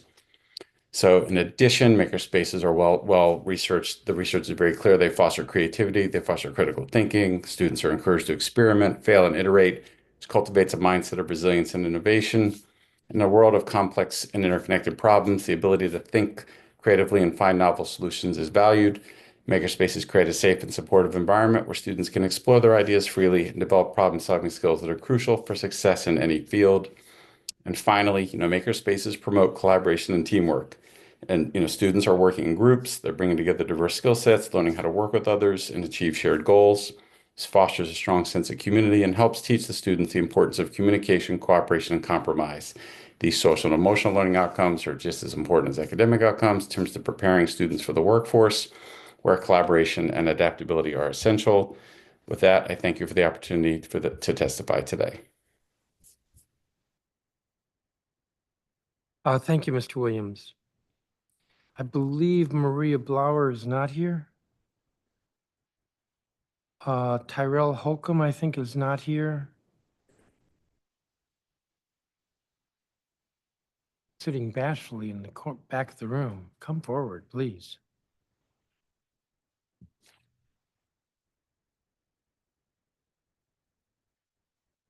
You're up. Good afternoon, Chairman Mendelson and members of the committee. My name is Tyrell Holcomb, and I'm proud to serve as Vice President of External Affairs at Jubilee Housing.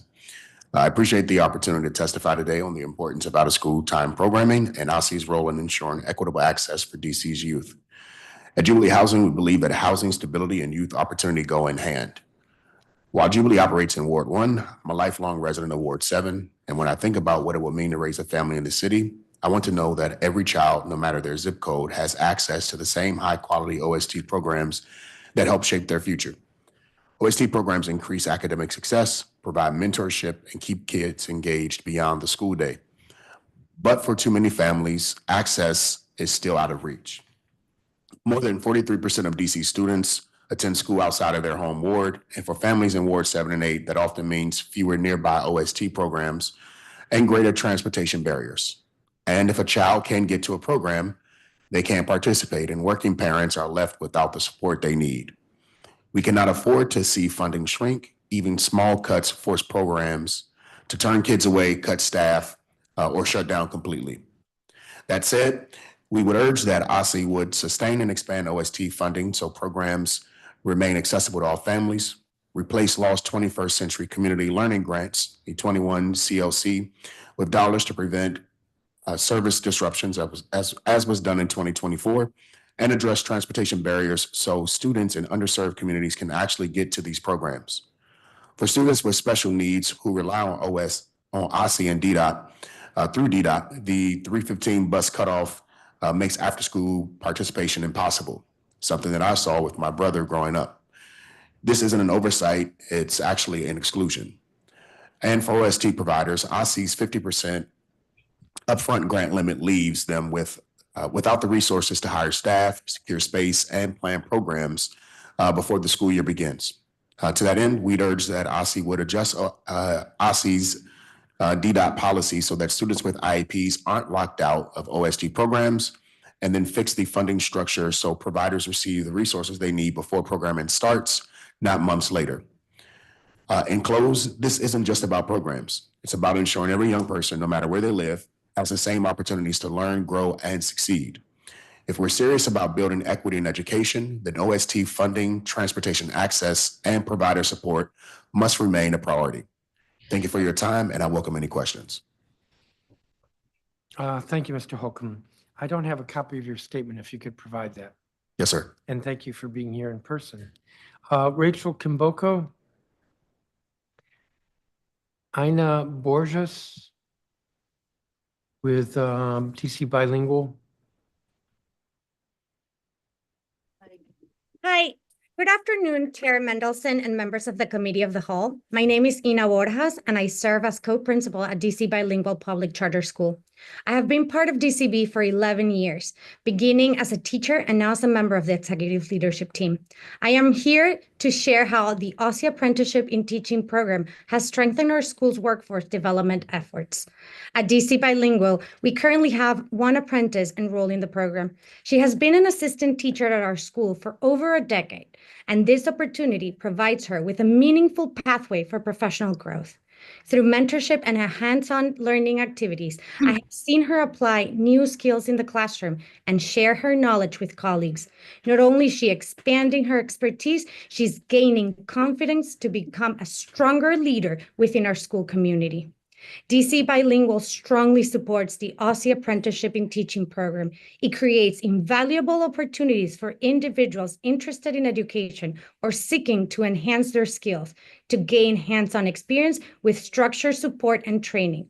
At a time when funding for workforce development is limited, this program is a critical asset, helping us build a pipeline of dedicated, well-trained educators who understand and embody our school's culture and values. Thank you for the opportunity to testify, and I'm happy to answer any questions you may have. Thank you, Ms. Borjas. Dylan Amenkwa, I believe, is not here. Oh, please come forward.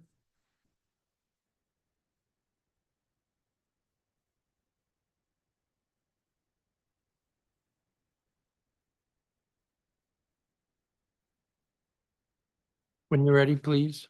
Yes, sir.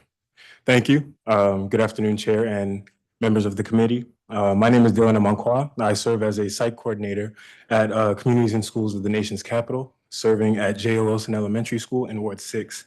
I may not be a resident of the district, but I have been entrusted with the responsibility of serving the children and your constituents with fidelity and dedication. My role and the Communities and Schools model as a whole is built on deeply understanding the needs of its students, the school, and of the local community as a whole. To effectively support students, I must first recognize the barriers that they and their families face.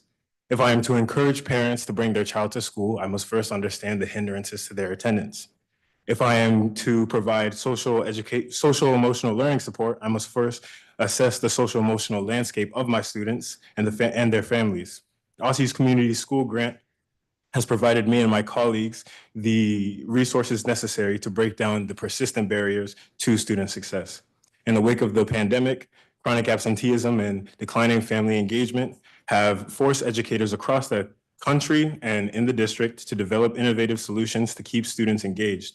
A few weeks ago during a professional development session, a colleague shared that she was baking cakes with her students in their homes to build stronger relationships with their families.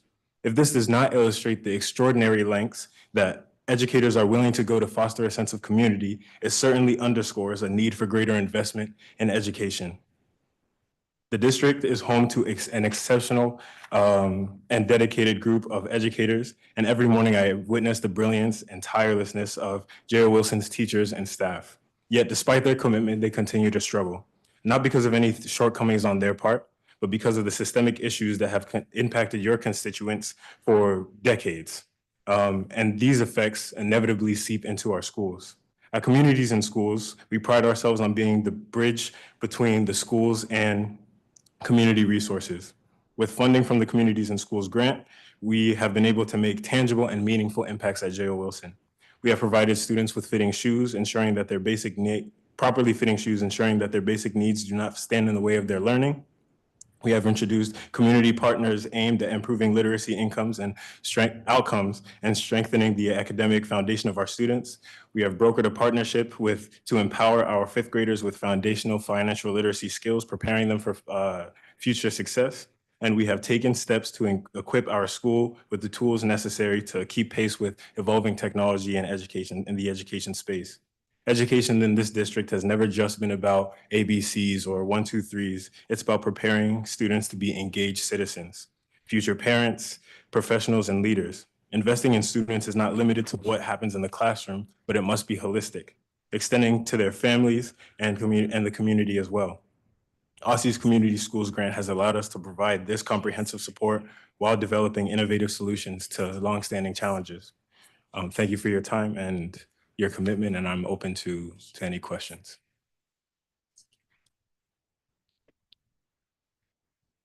Thank you. And I have your statement. Thank you very much. Angeline Pino Silva, I believe, is not here. John Glover, I think, is online. I am. Good afternoon, Chairman Mendelson, staff, and members of the Committee of the Whole. I'm John Glover, and I am the Chief of External Affairs at Friendship Public Charter School. OSSE is a strong state education agency and a critical partner to Friendship, which is a testament to the people who work there, especially Interim Superintendent Mitchell. At this moment, when SEAs will have to step up and step into the work previously handled federally, strong and stable leadership matters. That's why my first and most important request today is that Dr. Mitchell be appointed as permanent superintendent. She's a thoughtful and capable leader who has proven herself ready for the challenges that lay ahead. We need her competent, steady, and values-driven leadership more now than ever. OSSE has coordinated vital conversations that emphasize both performance for students and collaboration across schools, convening the math task force and leading the discussion of a revised graduate profile. They have made deep investments in career pathways and structured literacy and opened up professional development to all public school educators, whether DCPS or charter. Their investment in science of reading have helped Friendship to exceed pre-pandemic levels in reading with some of the highest growth rates in the city on the ELA CAPE assessment. As we look to the future, as new standards or requirements are introduced, we hope that OSSE will continue to take the lead on supporting schools to address and implement changes through collaboration. For example, taking the lead to bring LEAs together to create or curate the courses necessary to meet the new high school graduation requirements, starting with a DC educator-created course to meet the new financial literacy credit requirements. This is another important role OSSE plays, creating efficiencies within the education sector so that 60+ independent LEAs can work together instead of separately.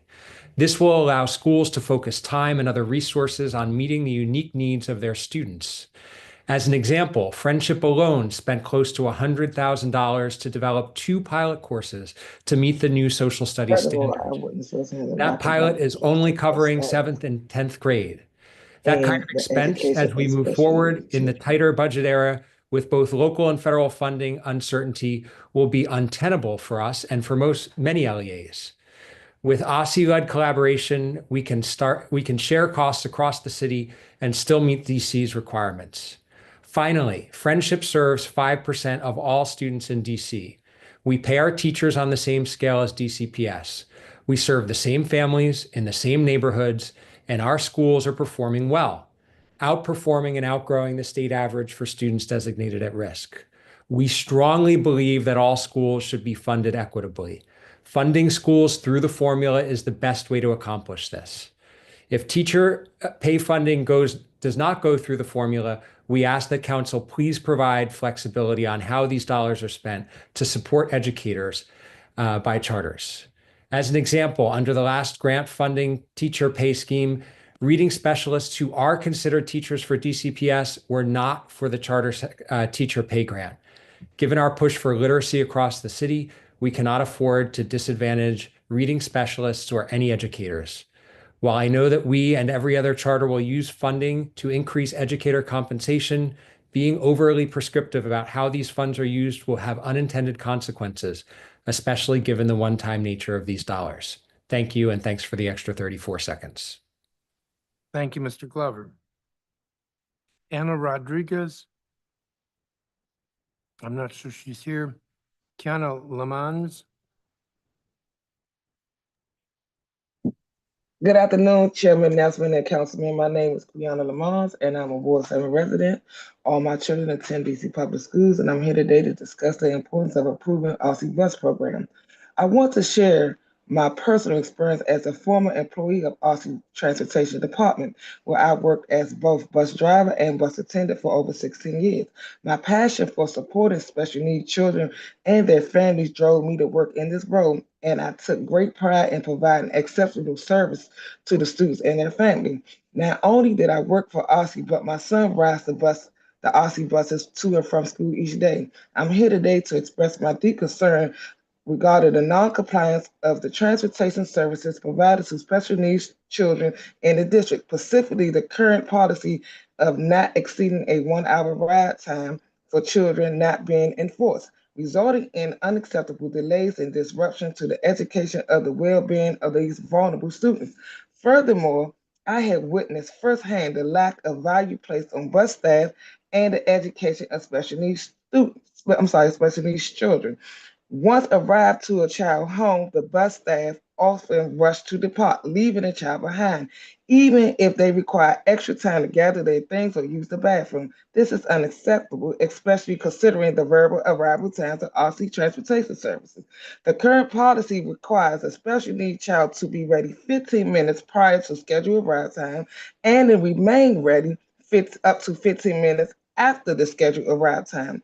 Once the bus has arrived, the child only has 3 minutes to board, which is unrealistic expectation for children with special needs. My son was left behind by the OSSE bus after communicating with the attendant that he needed to use the restroom before getting on the bus for a drive that would take nearly an hour or more. This is unacceptable. I urge OSSE to revisit their pickup procedure to more accommodate the student, especially since the timing of pickup each day is inconsistent. The need of children should take precedence over the convenience of transportation service. We must prioritize the education, the safety, well-being of our vulnerable students. I request the following changes be considered: flexible arrival time and departure time to accommodate unique needs of special needs students.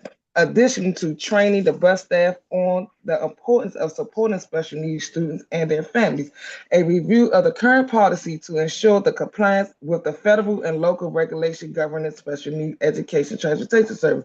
Additionally, paid parent leave urged OSSE to work with the Department of Operation Infrastructure to address recruitment and retention issues for bus drivers. Increasing the number of bus drivers hired and return can help OSSE to address their timing issues. I care deeply about all the district special needs children and believe that they deserve safe passage each day. I urge the councilman to work with OSSE to improve the bus program. I have seen firsthand the potential, but we must. Lamont, I'm going to have to cut you off because you're over your time. And if you could give us a copy of your statement, that would be helpful. I will submit it. Thank you. Letitia Vinson.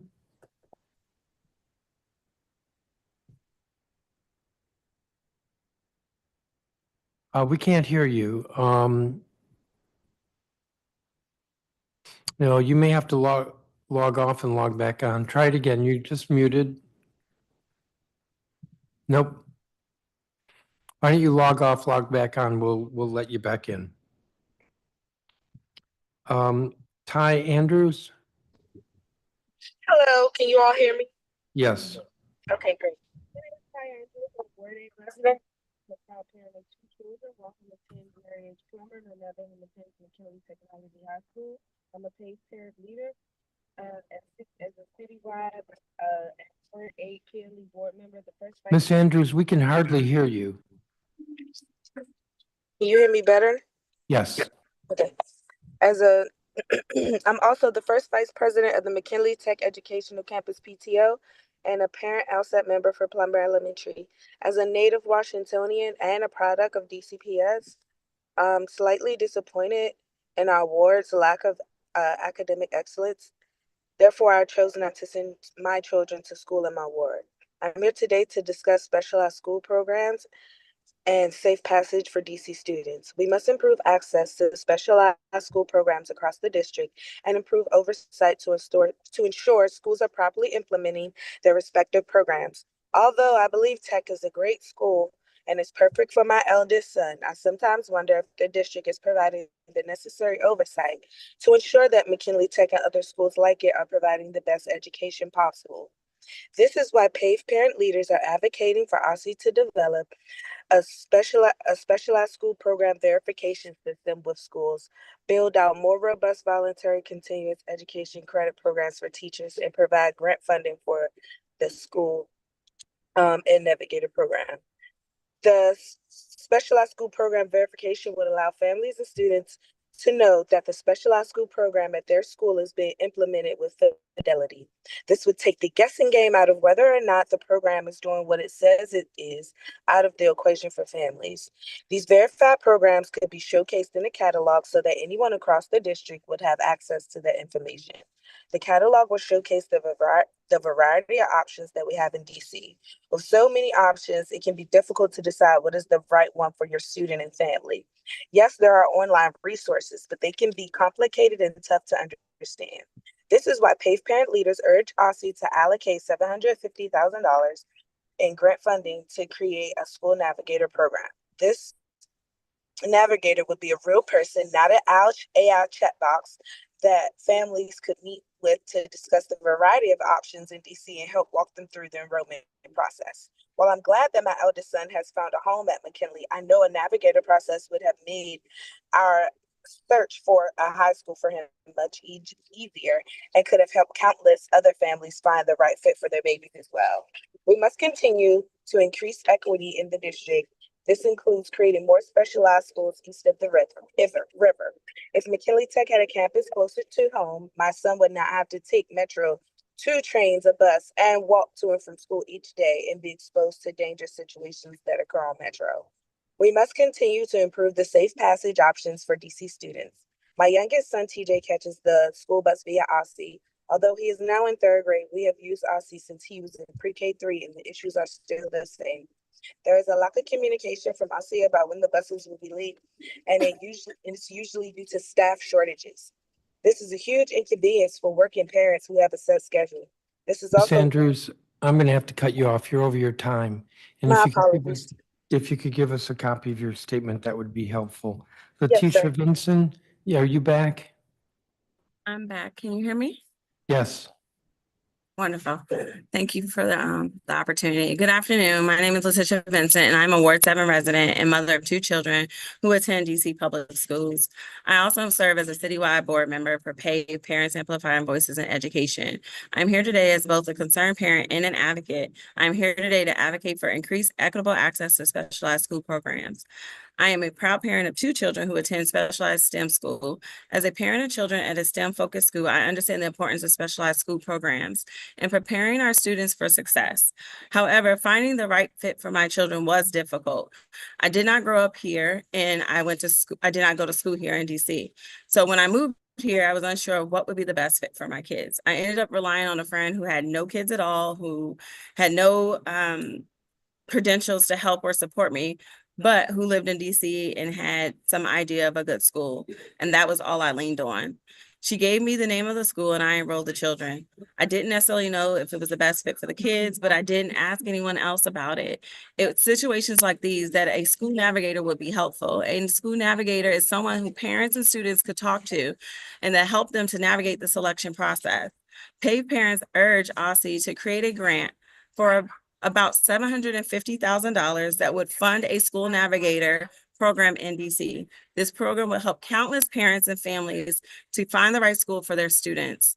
Not only would parents and students benefit from the navigator program, but they will also benefit greatly from those programs that are credentialed through the specialized school program verification system.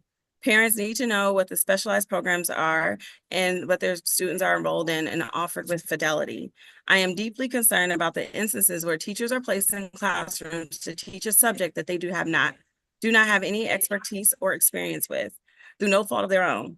I have time seeing how educators are being pulled from other areas to fill the room and read off the curriculum. This is not offering a specialized school program with fidelity. A specialized school program verification system will allow students and families to know that schools are offering the programs that they say they are with integrity. This leads me to my last point. Educators are often wearing many hats. Teacher retention can cause teachers to switch from subject to subject with little notice. This can lead to teachers stepping into classrooms without necessary training to adequately teach the school or the class. This is why PAVE parents are urging OSSE to provide the continuous education programs for educators teaching these programs. The continuous education programs will provide educators a chance to grow their knowledge, stay up to date with best practices, and most importantly, support our teachers in more way than that. I am proud of my students have accomplished. However, we must continue to do better for our DC students. Thank you, OSSE and the council, for continued partnership. I look forward to working together to improve education in the district. Thank you, Ms. Vincent. And if you could provide a copy of your statement, we would appreciate it. Tiffany Randall.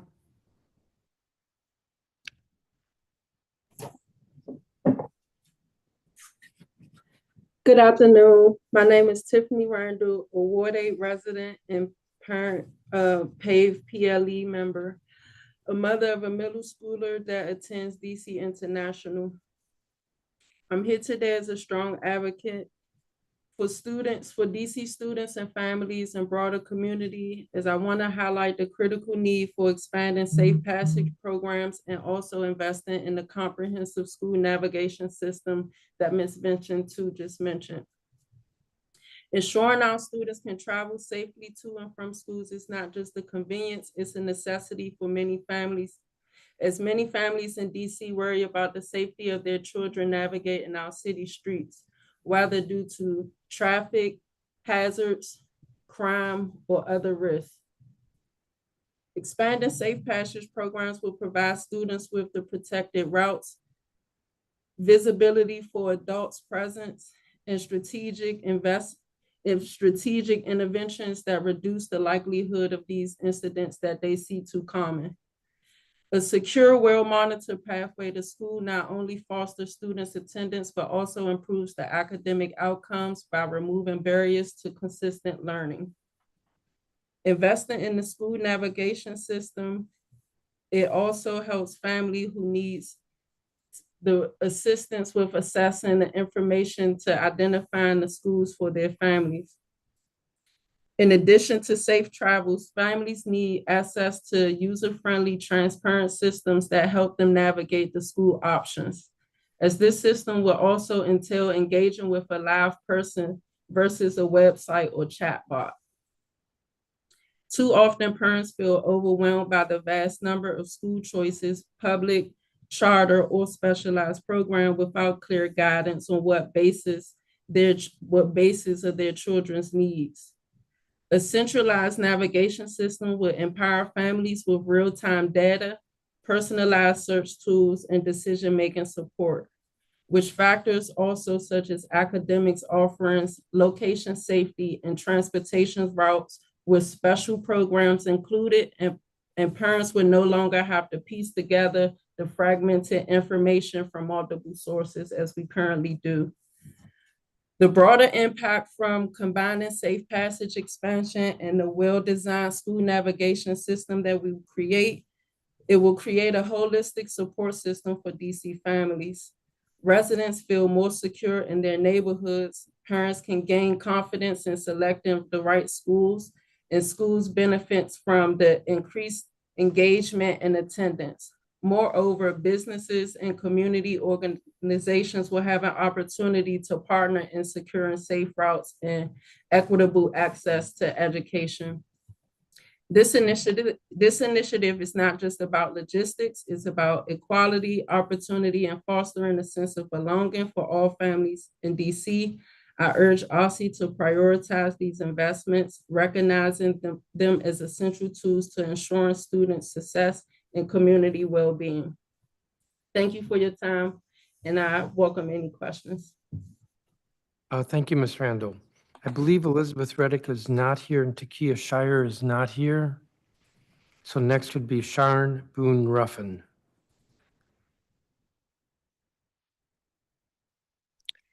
Good afternoon, Chairman Mendelson and members of this DC Council. I'm Sean Boone Ruffin, a Ward 8 resident and paid Ward 8 citywide parent member. I'm also a Dunbar High School Engineering Academy and Hope Tolson Public Charter Academy parent. Thank you for the opportunity to testify. I'm excited to share my perspective as both a parent and an educator on the importance of specialized school programs. My daughter attends Dunbar Senior High School, where she is a part of the engineering program and in the AP Honors Pilot Program. As part of this program, she is on track to graduate high school early. I'm very proud of my daughter, and I'm proud of her hard work and accomplishments that she has gone this far. I'm glad that she does and go to Dunbar Senior High School with such exciting specialized programs there. However, we have decided to enroll her in Dunbar when we were unaware of these opportunities. It just so happened that Dunbar had specialized school programs that fit my daughter's needs. It is these situations that highlight the need for the Navigator program. A Navigator program would be able to work with families to explain the different specialized school programs available to them at different schools and help them navigate their enrollment process. Choosing and enrolling in the school can be a daunting and overwhelming process. Having a real person, not an AI chatbot, to talk to a human person will actually keep the parents' mind at ease, and it'll ensure that all parents have access to the same information that they need to make the best decision for their child. The district has so much money and so much opportunities for this program to make it amazing. This is why parent leaders are asking OSSE to administer a $750,000 grant to fund a Navigator program for DC students. We urge OSSE to support these efforts to help each student find the right fit for them. Not only do we need to ensure that families understand what specialized school programs are and what they offer, but we need to make sure that they are offered with fidelity. This is why paid parent leaders are advocating for an SSP verification system. Having verified programs in our schools allow parents and students to know what they're getting into. I urge OSSE to implement a specialized school program verification system. Finally, paid parents are advocating for OSSE to create a continuous education program for educators of specialized schools programs. As an educator myself, I'm a firm believer to continue to learn and grow, and that is the best that we can do for our students. We must support them in building their knowledge and successfully fulfill their roles as educators. A continuous education program helps to keep teachers on track and up to date with the most recent knowledge of practices and how to better serve our students. Specialized school programs change very often, just like life changes often. I urge OSSE to create the $750,000 grant program for the Navigator.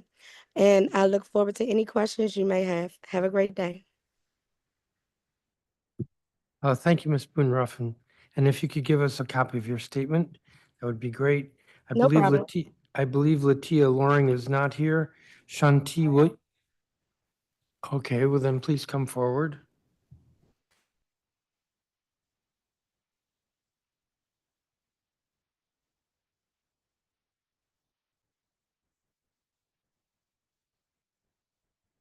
Please proceed.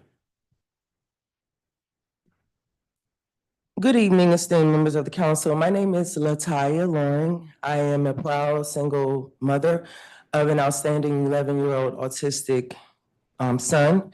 I am a community advocate, a youth mentor, and a special education champion. I stand before you compelled by a steadfast commitment to address the educational needs and equity for all students in Washington, D.C.'s public school system. As we evaluate OSSE's performance, it is crucial to confront the significant disparities and systemic inadequacies hindering our students' educational potential. Our schools, the foundation of our community's future, confront substantial challenges. Critical staffing shortages among special education professionals, such as aides, instructional coaches, behavioral health specialists, bus drivers, bus attendants, academic interventionists, and high-impact class tutors, compromise our ability to deliver essential services. Overburdened special education coordinators and LEAs are stretched thin, jeopardizing the individualized care that students with 504 plans and IEPs require. These challenges necessitate an environment that attracts, retains, and empowers dedicated professionals.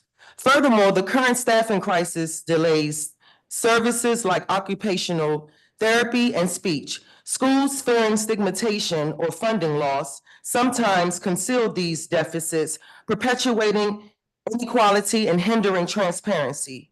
Moreover, OSSE's transportation inefficiencies exacerbate these educational disparities. Unreliable services result in late school arrivals, disrupting schedules, and eroding critical instructional time. Such issues disproportionately affect special needs students, further marginalizing their educational experiences and limiting their participation in out-of-school time enrichment programs.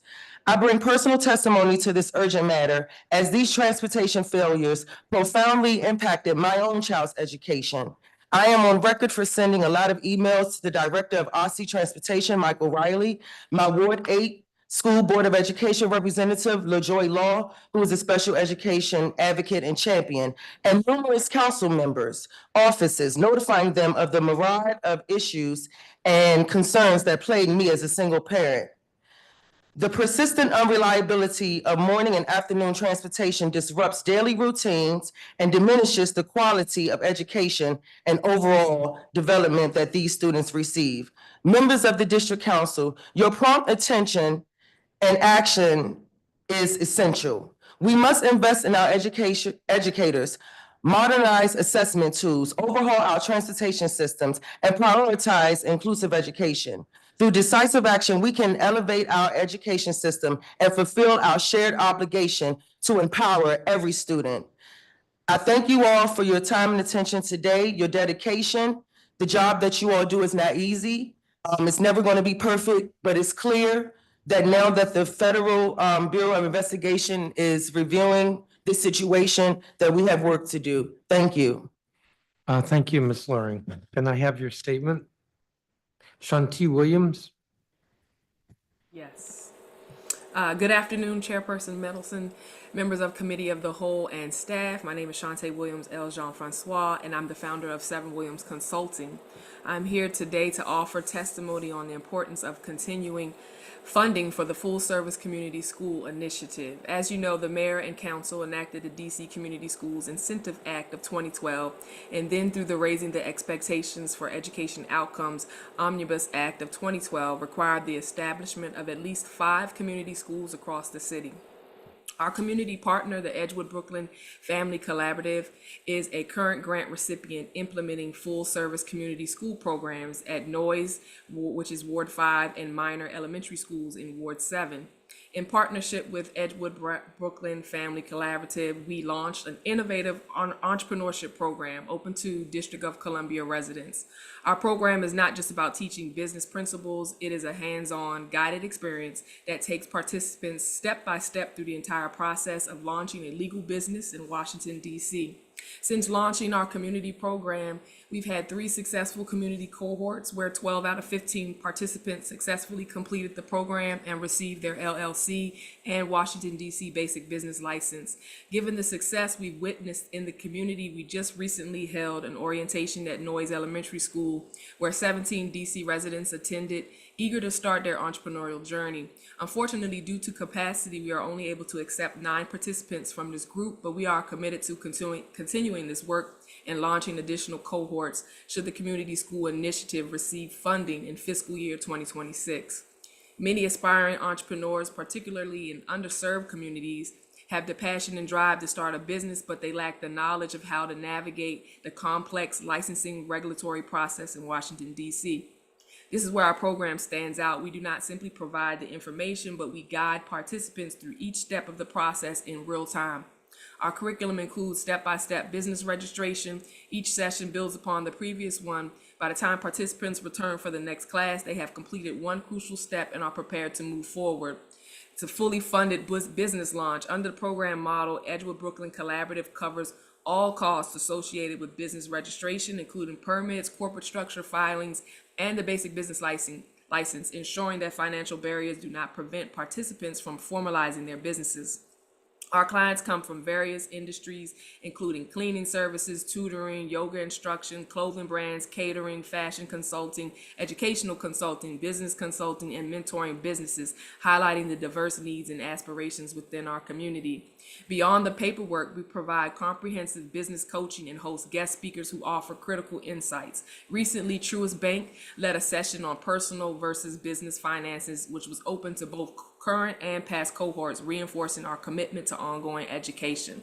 Unlike many programs that end once a business is registered, we continue supporting our graduates because we know that the real work begins after the paperwork is complete. To assist with this, we are expanding our retention efforts and have already planned a pop-up shop for graduates where they can promote and sell their products, services free of charge. The overwhelming response to our program is clear. The demand far outweighs our current capacity, proving that aspiring entrepreneurs in DC need more access to structured, hands-on support to launch and sustain their businesses. Ms. Williams, I'm going to have to cut you off. You're over your time, but I do have your statement. Thank you very much. Thank you.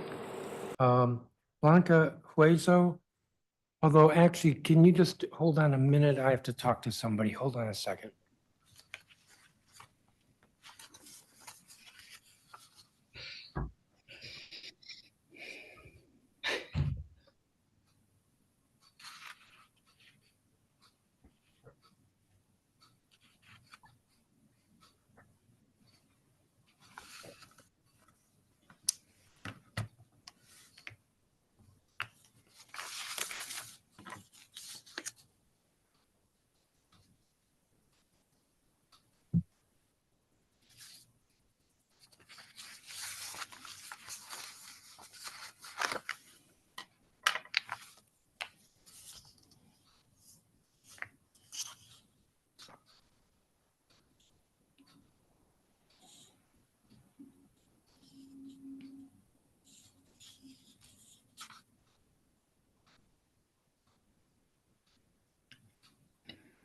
Sorry about that. Why don't you proceed? Thank you. No problem. Good afternoon, Chairman Mendelson and members of the DC Council. My name is Blanca Hueso, and I'm the Program Coordinator at the Multicultural Spanish-Speaking Providers Association and a resident of Ward 1 in the District of Columbia. Today, I would like to testify and express the concerns I have seen in the ECE community I serve. First, about the challenges with the Division of Learning, Early Learning Licensing tool called DELT. The DELT system is very difficult for home providers to navigate. This online tool is vital for maintaining accurate records of early childhood education facilities and ensuring compliance with licensing regulations. One of the common issues is that the documents uploaded from one provider appear in another facility portal, which is supposed to be confidential. Home providers repeatedly have to re-upload documents, which places an unnecessary burden on childcare program operations, especially since these home providers do not have a director as the centers do. Even if they request technical assistance from the ECE help desk or Capital Quality, this support is available by appointment only. It is not flexible enough for home providers with a deadline of 3 days for their licensee specialists to submit documents. Therefore, OSSE should train these providers to become independent business owners instead of wait for several days or until someone can provide assistance. Another challenge we dealt it is the financial implications. As can be seen, an educator's credentials are not accurately reflected due to DELT errors or OSSE mistakes. In that case, the Pay Equity Fund awards may be miscalculated, hindering the ability to meet salary requirements and leaving these educators with this decreased salary for 1 quarter. This last issue has negatively impact in the educator family income. The second concern is about the language access barrier. Language accessibility remains a challenge. OSSE's Division of Early Learning could improve accessibility in Spanish and Amharic. Specific improvements could include provide more translated materials offering bilingual support and staff ensuring all communications are available in these languages. Okay, my testimony is longer, so I will conclude with my testimony that I would like to emphasize that the issues with the Division of Early Learning's licensing tool, language access barriers, and the abrupt changes to the pre-KIP funding are creating significant challenges for early childhood education providers, educators, and families. Additionally, it is imperative that ECE programs receive immediate access to resources and sector specific guidance, including materials in Spanish to safeguard their communities from unlawful ICE activities. Without this critical support, the safety and well-being of vulnerable children and families are at serious risk. I urge OSSE to address these issues promptly to ensure that providers and educators can continue to provide high-quality care and education to the children and families in our community. Thank you. Thank you. I do have your statement, so thank you for that. Rosa Pilaz. Buenas tardes, gracias presidente Phil Manderson y a los miembros del comité y otros presentes. Soy Rosa Peláez, residente de DC de la zona 4. Soy educadora de educación temprana, directora de Dejando Huellas y estudiante de la UDC. También soy miembro de la MSPA, Asociación de Proveedores Multiculturales de Habla Hispana. Estoy orgullosa de testificar hoy. Como pequeña empresa enfrento muchos desafíos. Una de las principales barreras que enfrento es la falta de inspecciones que hablen español. Esto hace que sea difícil comunicarme de manera efectiva y recibir la orientación y el apoyo que necesito para cumplir con los requisitos de OSSE. Me acuerdo de una vez que recibí un correo electrónico de OSSE con instrucciones que no entendí. Tuve que llamar a mis familiares para que ayudaran a traducir el correo. Fue frustrante y estresante. Además, he tenido problemas con el uso de la plataforma Dell y Queensborough. No ofrece suficiente apoyo en español. Esto ha llevado a problemas con la gestión de mis documentos, ya que la asistencia técnica de OSSE no está disponible en horarios flexibles y hay que esperar varios días para recibir apoyo, sin tomar en cuenta que ahora el especialista de licencia me pide que someta los documentos en un plazo de 3 días cuando antes me daban 30 días. Me preocupa que si no puedo gestionar el uso de esta plataforma de manera efectiva, mi licencia podría ser revocada algún día y no podría seguir brindando educación y cuidado de alta calidad a los niños que asisten a mi programa infantil. Otro desafío que enfrento es la presión para pagar salarios más altos a mis maestras, lo que es difícil para que una pequeña empresa como la mía, que no puede participar en el programa del pago de equidad salarial por no poder pagar el salario base de OSSE. Me preocupa me preocupa que si no puedo pagar salarios competitivos, no podría atraer y retener a las maestras para mis niños. Por lo tanto, les pido que consideren mis necesidades y me brinden el apoyo que necesito para seguir adelante. Esto incluye la contratación de inspectores que hablen español, la capacitación, el uso de la plataforma del Quizbox en español y la consideración de mi situación financiera para ajustar los requisitos de pago de salarios. Agradezco su atención y a estas necesidades y espero que sea posible que OSSE escuche mi pedido para encontrar soluciones que beneficien a las familias y la comunidad a la que sirvo. Gracias. Thank you very much. And I have a copy of your statement, so thank you for that. I had a question for Mr. Williams. Could you Yes, sir. say more, what do you mean when you say maker spaces? So you mentioned advanced technical centers. I believe there's one ATC and the executive has been discussing creating a second ATC, but maker correct. spaces, what are you referring to? So maker spaces are spaces where ours, for example, there are dedicated spaces for kids to do woodworking, and we have a relationship with the Carpenters Union and some other great woodworking, Maple Wood Shop, other great solutions to help students learn how to work with wood, how to do carpentry. We have a robotics area, we have a textiles and fashion area. We have a recording studio and a television green room, like the sort of hands-on collaborative learning, like where you're engaging with and actually like physically making things, like planning and making things. And so it's a very, like I said, interdisciplinary. It brings learning to life, and it's very.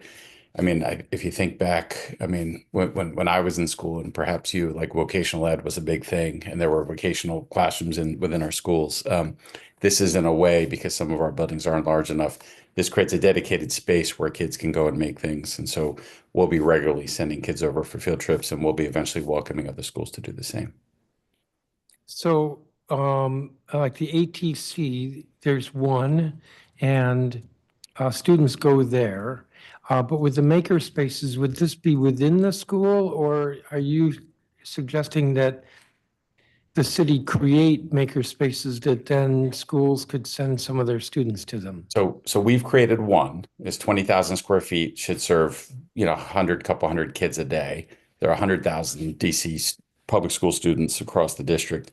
So, I know Pat Brantley from Friendship is looking into how to build one or two. I think this is sort of the purview of whether it's DCPS, other charters, or the city collaboratively. Like, this is, maker spaces should exist at a minimum, like one or two per ward, in terms of they complement the work we're doing. And whether they're already like built into schools that exist or built, like we built one standalone because of space constraints, but whether we use existing space and reconfigure it to house more maker spaces. These are maker spaces exist in Virginia and Maryland to an extent that they don't in the district right now. And so this is, and there's a whole, I mean, nationally, you can read about how many there are, but this is just sort of starting the work of getting more spaces like this in the district that really enhance educating kids and create pathways for kids that they maybe didn't see before. Thank you. Mr. Holcomb, I'm a little bit of a disadvantage because I don't have a copy of your statement. Did you testify about out of school time programming? Yes, sir. Is Jubilee having any issues with having to advance payments because they're not getting paid right away? Yeah, I will be honest and say that our director of youth services, Audrey Walker, could certainly speak at greater detail to it. I think the biggest piece for us as a member of the Out of School Time Coalition is that we know a number of providers experience challenges as it relates to payment. It is something that we have experienced through the 21st Century Grant. Okay. Please get us your statement. I don't have any other questions. Ms. Loring, I thank you for being here in person. We like witnesses who are in person. Thank you to all the witnesses. You all are excused. I'm going to take a brief recess of 5 to 10 minutes, and then I'll pick up with witness number 103, Michael Cordell. So time is 1:57 and we will recess.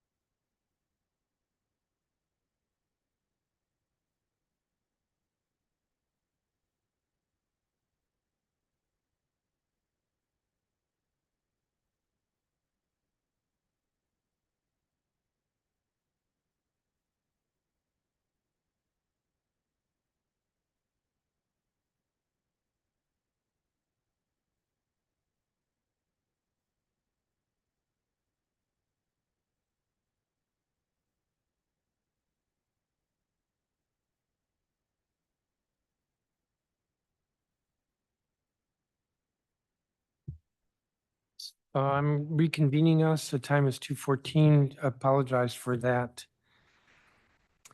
Guess when you have a long hearing, people want to talk to you. So I'm going to call the next roughly 12 witnesses.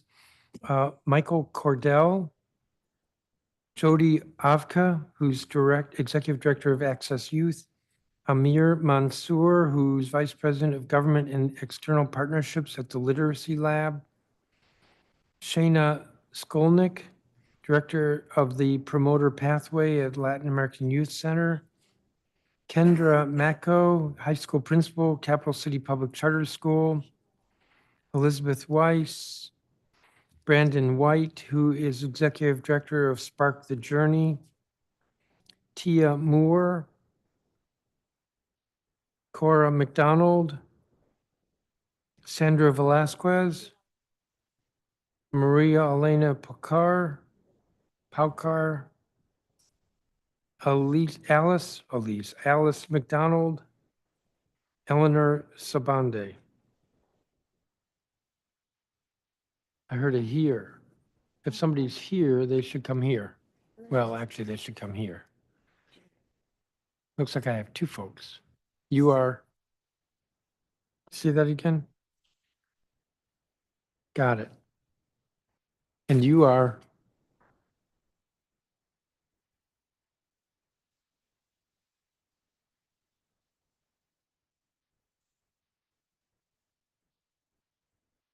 you're going to be the last one I call of this group.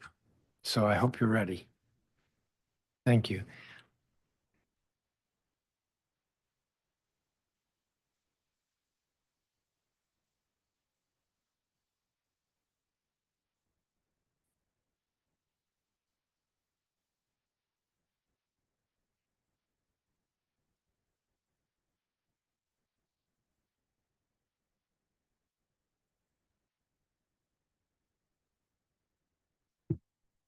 So let me see, is Michael Cordell here?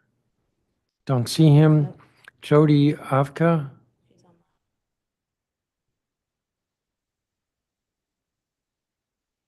Jody Avka. Hi, it looks like my video is not working at the moment. Hang on one sec. All right, but we can hear you. Okay, hi. I'm actually Caitlin Ellsworth. Jody Avka had a delayed travel situation, so I'm going to be providing the testimony on her behalf, if that's okay. Yeah, so your name again is Caitlin? Caitlin Ellsworth. I'm Director of Finance and Operations at Access Youth. Help me with the last name. Say it again. Sure, Ellsworth, ELLSWORTH. Okay, please proceed. Greetings, Chairman Mendelson, members of the council, and community members. Like I said, I'm Caitlin Ellsworth, Director of Finance and Operations for Access Youth, and we appreciate the opportunity to testify today regarding the performance of the Office of the State Superintendent for Education, specifically their leadership of the Show Up Standout Truancy Prevention Grant Program, which was transferred to their organization in the fall of 2024. Access Youth was founded in 2009 with a mission to empower vulnerable youth with the tools they need to stay in school, graduate on time, and avoid the justice system through mediation and restorative justice. We were the first and have been the longest running high school truancy prevention partner to DCPS, following the passage of the Attendance Accountability Amendment Act in 2013. This year, we'll serve 800 students through our truancy prevention and restorative justice programs across 8 high truancy schools in wards 7 and 8. Since OSSE assumed leadership of the Truancy Reduction Grant Program, they've proven to be an excellent partner in the efforts to reduce chronic absenteeism and truancy. This past fall, they went to great lengths to ensure a seamless transition so that partners like us could provide continuity of service to our students and schools. With their support, we're working together to forge a truly collaborative partnership with OSSE and the other community-based partners to ensure that our truancy prevention efforts are as effective and impactful as they can be. Our evidence-based program model provides students with daily support in the place where we all want them to be and to stay, in school. Our full-time in-school program managers empower our students with relationships, plans, accountability, and opportunities, all focused on providing attendance, behavior, and academic achievement. Apologies for that other call coming through. We know our program actually improves attendance, generating 20% lower rates of unexcused absences and 10% higher ISA rates among the students we serve. We're proud of these results, and we also know that if we had ongoing multi-year funding through OSSE's SUSO Truancy Reduction Grant Program, we could improve and expand the impact of these programs. In order to plan and execute programs strategically and strengthen their effectiveness over time, organizations need to be able to plan beyond the current fiscal year. The funding uncertainties in the past few years have made that impossible for us. However, we see great promise in our partnership with OSSE. As the leading education agency in the district, their synergistic resources, including their in-house expertise, data access, program array, and network of partners, are exactly what's needed to continue improving student attendance in the district. As the Council assesses OSSE's performance and prepares to review the agency's budget request for the next fiscal year, we request that you recognize their vital efforts to reduce chronic absenteeism and truancy. We urge the Council to provide increased multi-year funding to OSSE's Truancy Reduction Grant Program so we can all continue to work together to finally turn the tide on chronic absenteeism in the District of Columbia and ensure that our city's most vulnerable youth have the educational opportunities they deserve. Thank you for the opportunity to testify. Thank you, Ms. Ellsworth. If you could provide us with a copy of your statement. I seem to recall last year when we had the budget, we had some challenges regarding truancy, and we decided to keep the program. Yes, it was shifted to OSSE from OVSJG. Correct, but I think at one point it was zeroed out and we put money back in. And so your statement and some of the data you cited would be very helpful to us. Great, happy to do that. Thank you. Thank you. Amir Mansour, I think is not here. Shayna Skolnick, I think is not here. Kendra Mako.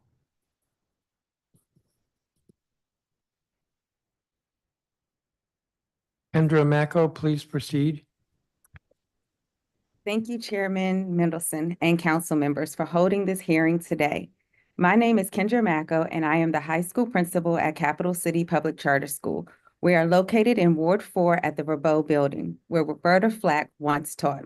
I have been in education for more than 15 years and 12 years at Capital City. Capital City High School serves 339 students in grades 9 through 12. Our school is diverse, 70% Latino, 21% Black, 4% white, and 3% multiracial.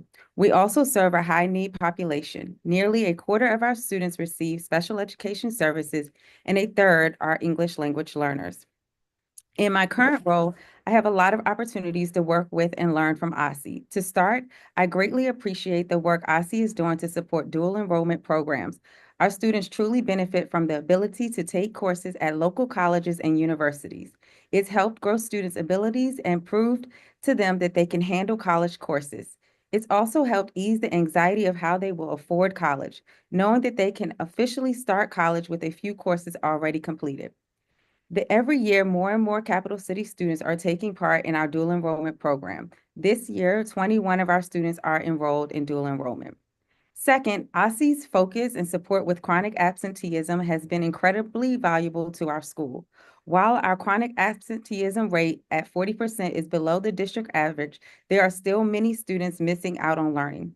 OSSE's Everyday Counts campaign and resources have helped us to tailor our messaging with students and families to ensure students have what they need to get to school on time.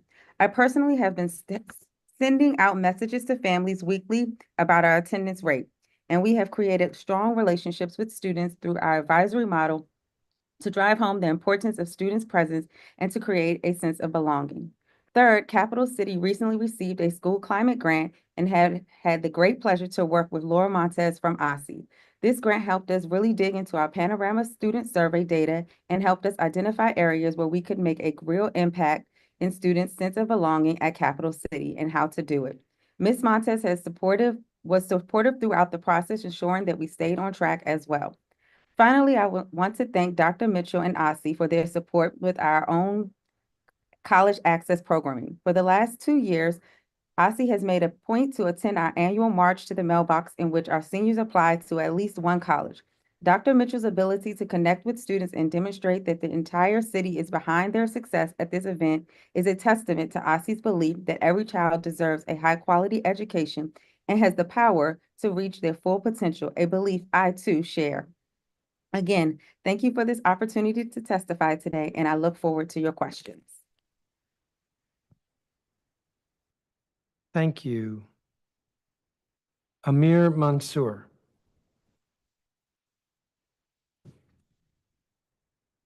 Thank you, Chairman Mendelson and members of the staff of the Committee of the Whole for holding this performance oversight hearing today.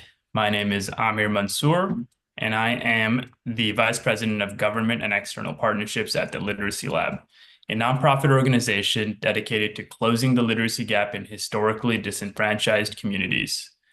I am grateful to be with you today to provide testimony on behalf of the Literacy Lab on the performance of the Office of the State Superintendent of Education. I would like to start by thanking Chairperson Mendelson, your staff, and members of this committee and the Council Budget Office for their commitment to improving early literacy. Several years ago, the Council established competitive grant funding for providers to offer evidence-based, high-dosage tutoring to students in the district. Through your leadership in establishing and expanding early literacy grants, students across the city have been able to receive high-quality, evidence-based literacy interventions from nonprofit organizations like ours. The Literacy Lab relies on grants like the Early Literacy Intervention Initiative, along with contributions from our private philanthropy partners and our school partners to fund the Leading Men Fellowship. Our Leading Men Fellows have demonstrated a positive impact on pre-K student outcomes and improved representation of young men of color in the district's educator workforce.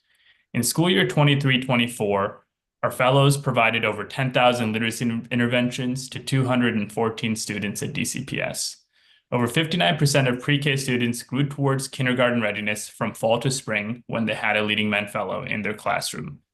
The number of students who were far below kindergarten readiness targets fell by 18%. Black and Hispanic male students received higher scores in each category of early literacy skill development. It's also worth noting that our fellows implemented our programming with 82% fidelity to our model. Additionally, we work with our fellows to help them find opportunities in the education workforce. Specific steps taken included acceptance of second-year senior fellow positions, enrollment in college, or full-time employment as paraprofessionals within the district. In an end-of-year anonymous survey, 100% of principals said they would recommend the program to their colleagues and would like more Leading Men Fellows next year. Before closing, I would like to take this opportunity to thank some members of the district government. I'd like to thank Dr. Antoinette Mitchell and her team at OSSE for their continued support for the work of the Literacy Lab. The program team at OSSE have been wonderful partners for us when navigating the grant process. And although it is not the hearing for this agency, I would also like to thank the Deputy Mayor for Education, Paul Kine, and his staff for their responsiveness and partnership in supporting our work. Thank you for the opportunity to submit testimony today, and I would be happy to answer any questions that you might have. Thank you, Mr. Mansour. I believe Elizabeth Weiss is not here. Brandon White. Good afternoon, Chairman Mendelson and members of the council. My name is Brandon White, and I serve as the Executive Director of Spark the Journey. For over 30 years, Spark the Journey has matched low-income high school students with caring adult mentors to support them on their academic journey. Through Spark's mentoring and curriculum, participants receive the skills and experiences they need to successfully complete their education and to excel in the workforce. Spark currently partners with 7 public schools across the district, including our friends at Capital City Public Charter School, who spoke just a moment ago. Last year, Spark served 670 participants from low-income Washington, D.C. neighborhoods. The majority of Spark students reside in wards 5, 7, and 8, neighborhoods with some of the highest poverty levels and lowest post-secondary enrollment rates in the district. The mentor-mentee relationship and experience bolsters 21st century skills, including collaboration, persistence, and critical thinking. This boosts their employability, their individual agency, and their sense of belonging. Thanks to leadership from the mayor and from you, Mr. Chairman, in 2021, the district created the College Rising Grant to support to and through college mentoring for students in DC public and public charter schools. Spark has been a proud College Rising grantee since its inception. Across the duration of the 3-year grant period, which ended in September of 2025, the College Rising Grant supported 361 high school students at Spark, of which 69% enrolled in college within 1 year of high school graduation. That is a substantial improvement on the district-wide 56% college enrollment rate, according to the latest figures from the DC Policy Center. In spite of this achievement, we know that college enrollment rates are poor indicators of ultimate graduation rates. The period between high school graduation and re-enrollment into the second year of post-secondary education is a critical transition in students' lives. Research shows that once students persist into their second year, they are far more likely to graduate, secure employment, and earn a living wage. And that is why it was particularly disappointing that the council did not renew the College Rising Grant for 2025 and beyond. Spark's proven mentorship model and time-tested wraparound services are key sources of support for college students at risk of stopping out. Yet funding expired before we could see all 361 students through our full program. For those whom we were able to see through, 81% did persist into their second year, significantly outpacing the national average of 57% of Black students and 64% of Latino students, respectively. We are immensely proud of the accomplishments of the students served through the grant and look forward to continuing to work with the talented young adults of DC on their paths to college and career. We hope to continue to be a resource and partner of the council in our shared effort to empower students to build better futures for themselves, their families, and their communities. Thank you again for your leadership in the service of our students and of our schools. Thank you, Mr. White. I believe Shayna Skolnick is here. Shayna Skolnick. I'm going to move on if you don't.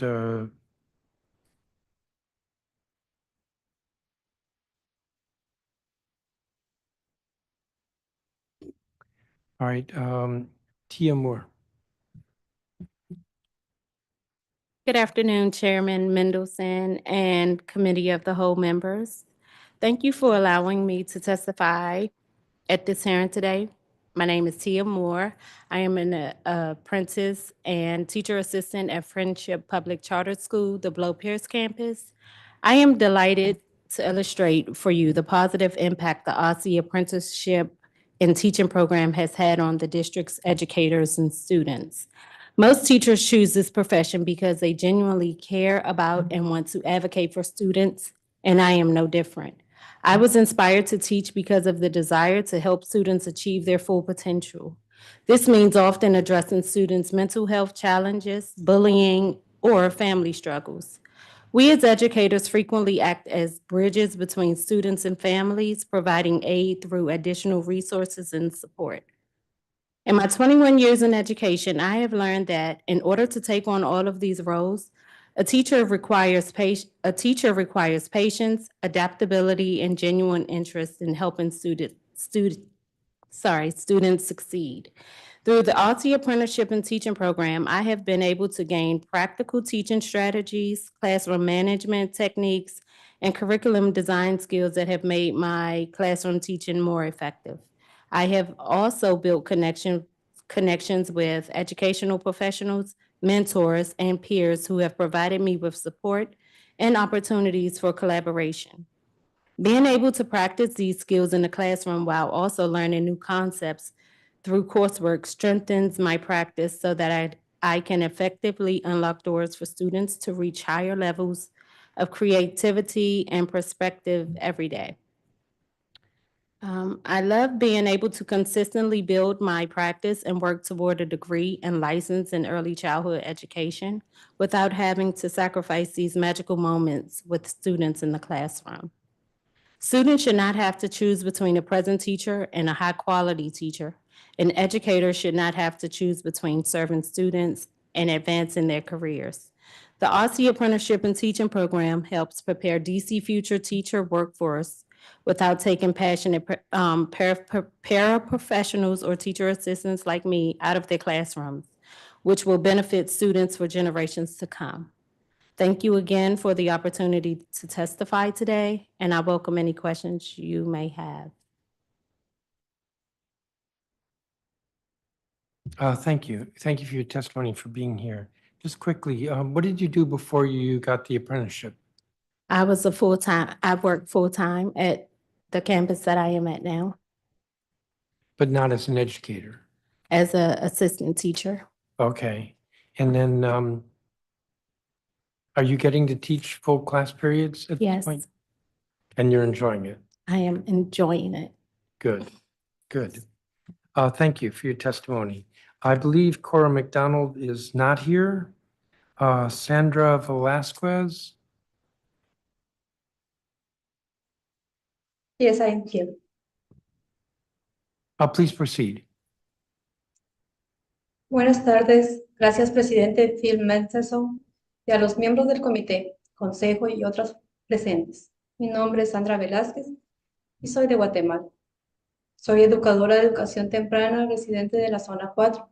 Quiero compartir mi experiencia de cómo encontré oportunidades de crecimiento profesional en el Distrito de Columbia. Después de varios años trabajando en educación temprana en Virginia, me sentía estancada y sin oportunidades de crecimiento.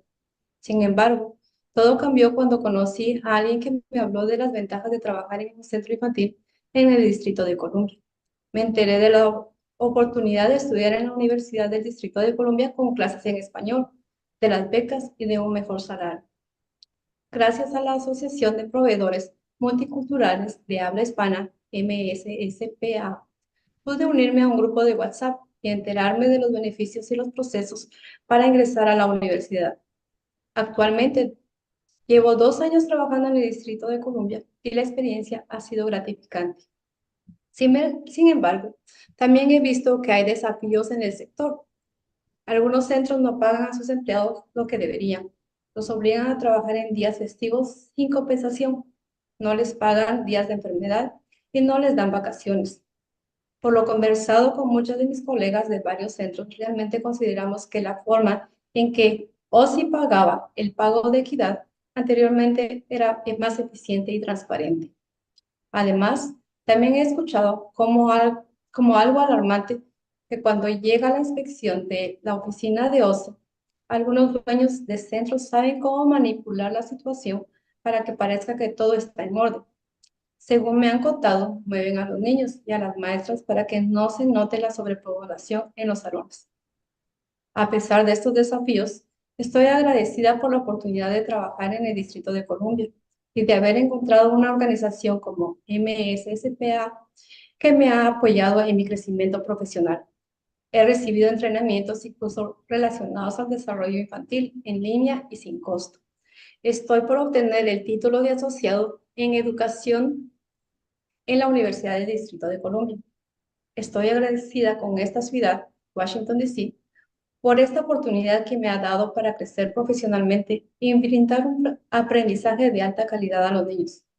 Estoy a punto de graduarme a nivel universitario, lo que me permitirá obtener mejores ingresos económicos, mejores oportunidades de trabajo y, por sobre todo, ofrecer a mis pequeños que pasan por mi salud una educación calificada y un cuidado amoroso. Gracias. Thank you. Maria Picar.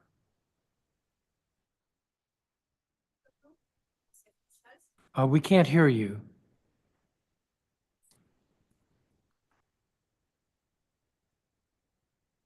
I think what you're going to have to do is log off and log back on, and we'll look for you. So why don't you do that right now, and then we'll come back to you. Yes, I would allow the voice because I'm in my class with kids, and then they are resting now, and that is why I put okay. I can hear you now. Please proceed. Okay. Good afternoon, OSSE officials. My name is Maria Paucar, and I am an early childhood educator with 16 years of experience working here in DC. As a lead teacher, I hold a Child Development Associate, CDA, credential for infants, toddlers, and preschoolers. And I am nearing completion of my associate degree in infant toddlers education. I am also a member of the Multicultural Spanish-Speaking Providers Associations, MSSPA. I am honored to be testifying today. I am compelled to share my concerns with you because we are often required to attend mandatory meetings on holidays with a regular payment. When the center closes due to snow, we are not paid. Many teachers, including myself, purchase classroom materials out of pocket because we care deeply about the children.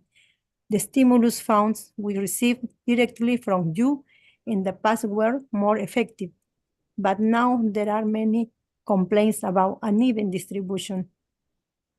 I was mistreated by an assistant director at the center where I work, which led to depression and a doctor's note for 2 days of medical leave. However, I was not paid for those days, and the person who mistreated me was not suspended. Additionally, I have struggled with the use of the DELLT and QuickBooks platforms, which are not user-friendly and do not offer sufficient support in Spanish. I am concerned that if I do not receive adequate support, it will impact my ability to provide high qualified education and care to the children. Furthermore, I believe that it is essential to provide more support and resources for educators like myself, including access to training and professional development opportunities and adequate compensation for our work. This experience have driven me to speak out and advocate for change. Thank you, Maria Paucar. Thank you, Ms. Paukar. And we have a copy of your statement. I believe Alice McDonald is not here. Eleanor Sabande. Thank you. I will. Thank you. Thank you for waiting. Good afternoon. My name is Eleanor Shabande. I'm in 4th grade at John Burroughs Elementary School in Ward 5. I'm here to tell you why you should keep supporting the Fresh Farm Food Prints program. I've been doing food prints for 3 years. I go to food prints once a month in class and every Friday after school. When I first started at John Burroughs in 2nd grade, I wasn't very popular. I didn't have many friends either, but when I went to food prints, it felt like I had unlocked a whole new world of friends. They put us in groups and we worked with people that we didn't speak with often. I felt like I had belonged all along. Not only is food prints a community experience, but also a learning experience relating to topics such as reading and science. Food prints can teach you how to make chimichurri or summer rolls, and they'll teach you all the culture behind it. Food prints gives kids real-life experiences at an early age by teaching you how to use tools in the kitchen properly. We also get to work in the school garden. Last week, we made potato leek soup. It was delicious, and I learned about how to grow potatoes. We also learned that you can't eat potato berries or green potatoes. We got to pass around green potatoes and observe them. Another reason to continue supporting food prints is because if a kid has food prints, it'll make them want to go to school more often. Me and my friends always go to aftercare on Fridays and don't want to leave till 5:30 so we can stay for all of food prints. Thank you to the Mayor, City Council, and OSSE for supporting food prints at Burroughs and other schools across the district. Oh, and if we keep you waiting long enough, you might not make it to food prints. So then I shouldn't ask you any questions? Oh, but I'm going to ask you at least 13. So what's your favorite vegetable? What? Broccoli. Oh, that's a good answer. There's a former president who didn't like broccoli. Have you grown broccoli? Okay. Yeah, well, anywhere. You have grown it? I'm impressed. I've never grown broccoli. What's your favorite plant to grow? Ooh. Those are perennials, right? You know what a perennial is? That's a plant that lives year after year after year. Because I'm guessing most of the plants that you put in the garden last fall died with the frost, right? Yeah, but the perennials don't. So you getting ready for spring growing? Yeah, I have to plant my eggplants. I plant white eggplants. They're cool. They look like eggs. Thank you for testifying, and I'm very impressed. And if you need to go, you can go. And if you were about to say something else, you can say something else. Thank you. Shayna Skolnick. Last chance. Shayna Skolnick.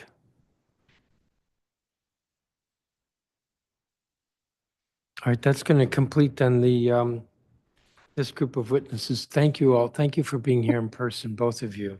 Can you hear me by any chance? Yes, I can hear you now. Okay. I'm apologize. I got kicked out of Zoom and my video also is not working, but I'm here. So thank you for your patience. Good afternoon, Chairman Mendelson and members of the Committee of the Whole. Thank you for the opportunity to testify before you today. My name is Shayna Skolnick and I'm the Director of the Promotor Pathway at Latin American Youth Center, LAYC. We're so grateful for the Council's decision to restore funding for the SUSO program and continue to invest in the community partners working directly in DCPS to address truancy. Through our new partnership with OSSE, LAYC's Promotor Pathway, our evidence-based signature youth development model continues to place 7 promotors at 5 schools across DCPS, where we partner with school staff to improve student engagement and reduce truancy rates. Our team includes bilingual promotors at Roosevelt High School, McFarland Middle School, Cardozo Education Campus, Coolidge High School, and Ida B. Wells Middle School with the capacity to serve 175 students.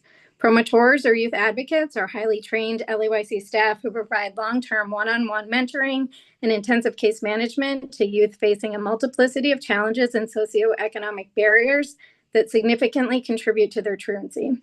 A randomized controlled trial evaluation of the promotor pathway conducted by Urban Institute demonstrated that students with a promotor were 1/3 more likely to stay in school than students without. Our long-term support and work in feeder middle and high schools means students have access to a promotor for years. Our students face numerous and significant barriers that contribute to their absenteeism and truancy, including safety, mental health, and transportation concerns, feelings of not being supported at school, and a vast amount of family and financial challenges. The issues they face cannot be quickly addressed, and this long-term support is critical to see lasting change. I'm honored to highlight a student we've been working with for the past few years. He moved here from Honduras in 2019 and lived with his dad and 2 older brothers. His mom and niece passed away in a car accident in his country in 2022, and his dad returned to take care of funeral arrangements, leaving him here with his siblings. He was a 9th grader at Roosevelt High School. His attendance was suffering, and he had suicidal thoughts. He was referred to us by school staff and instantly connected with his promotor. For the last 3 years, his promotor has helped support him transition to stable housing and connect him with the appropriate services and resources available in the community. Since being in the promotor pathway, he reports feeling mentally stable. His attendance has significantly improved. He was on the honor roll twice. His GPA is 3.5, and he'll graduate this June. This is just one of many stories that demonstrate the long-term impact that we see. We're very excited to have a thought partner and collaborator in OSSE and have already seen how they are committed to finding effective methods to evaluate the impact of our truancy reduction efforts. As one of our school partners recently stated, while our school focuses on creating a safe learning environment, LAYC addresses social and emotional factors that impact students' ability to thrive. This is a lifeline for vulnerable families, ensuring they are not excluded from education due to life challenges. We ask you today to continue investing in effective programming that is doing the work to reduce truancy for our most vulnerable youth in the district. Thank you for the opportunity to testify before you today. Thank you, Ms. Skolnick, and thank you for your persistence to get logged on. So you're excused. Thank you all. I'm going to call the last group of witnesses before we turn to the executive. Dextina Nebo.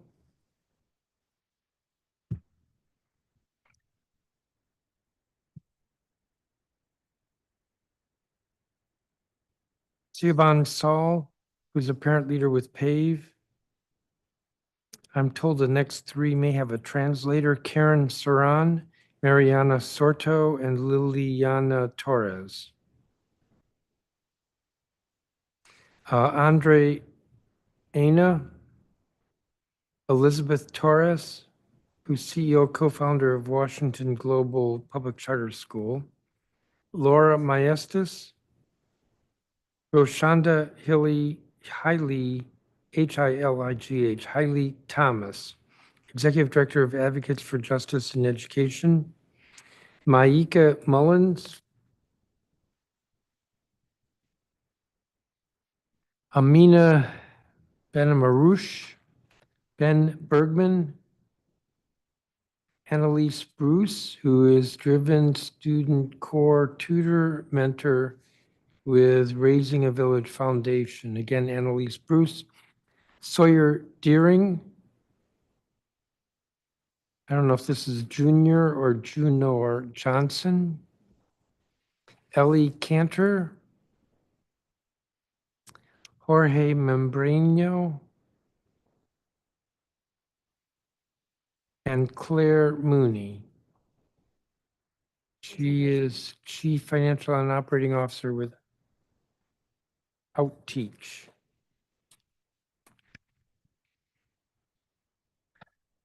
So let me back up. Dextina Nebo.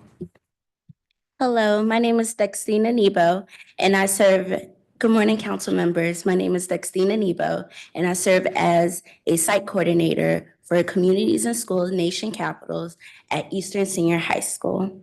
Thank you for the opportunity to testify today on a critical role that OSSE plays in ensuring equitable education opportunities for students across the district. At CSI Nation Capital, we believe that every student deserves a sense of belonging and a trusted adult in their corner. Basically, someone who is invested in their success and well-being.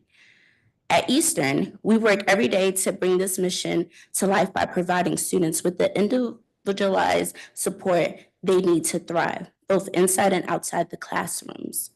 Through a whole child approach, we address barriers to learning, offering academic support, mental health resources, and connecting to vital services that help students stay on track.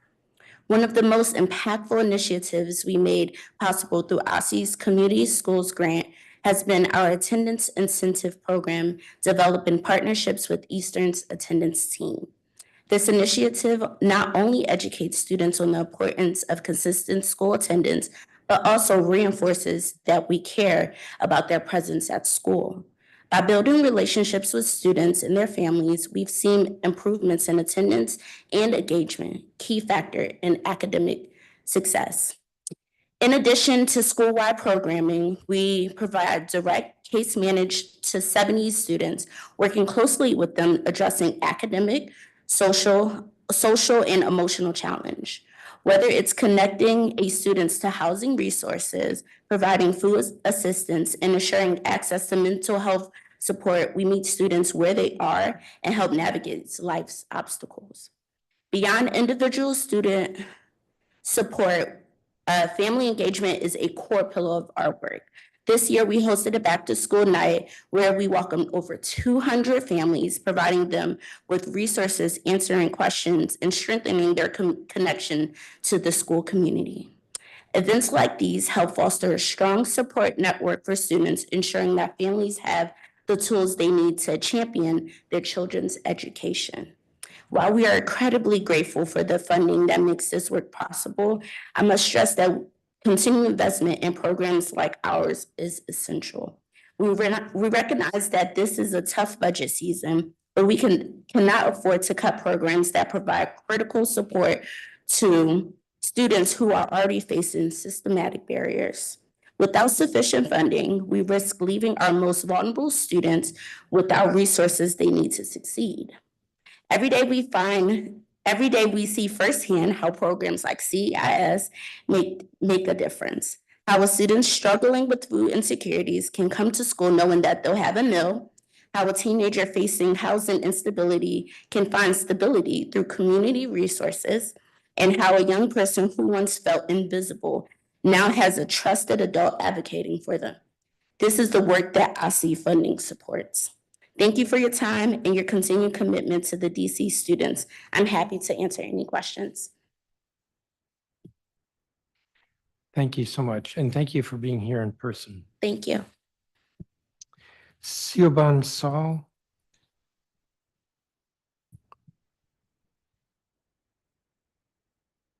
Karen Saran, is she here? Yes.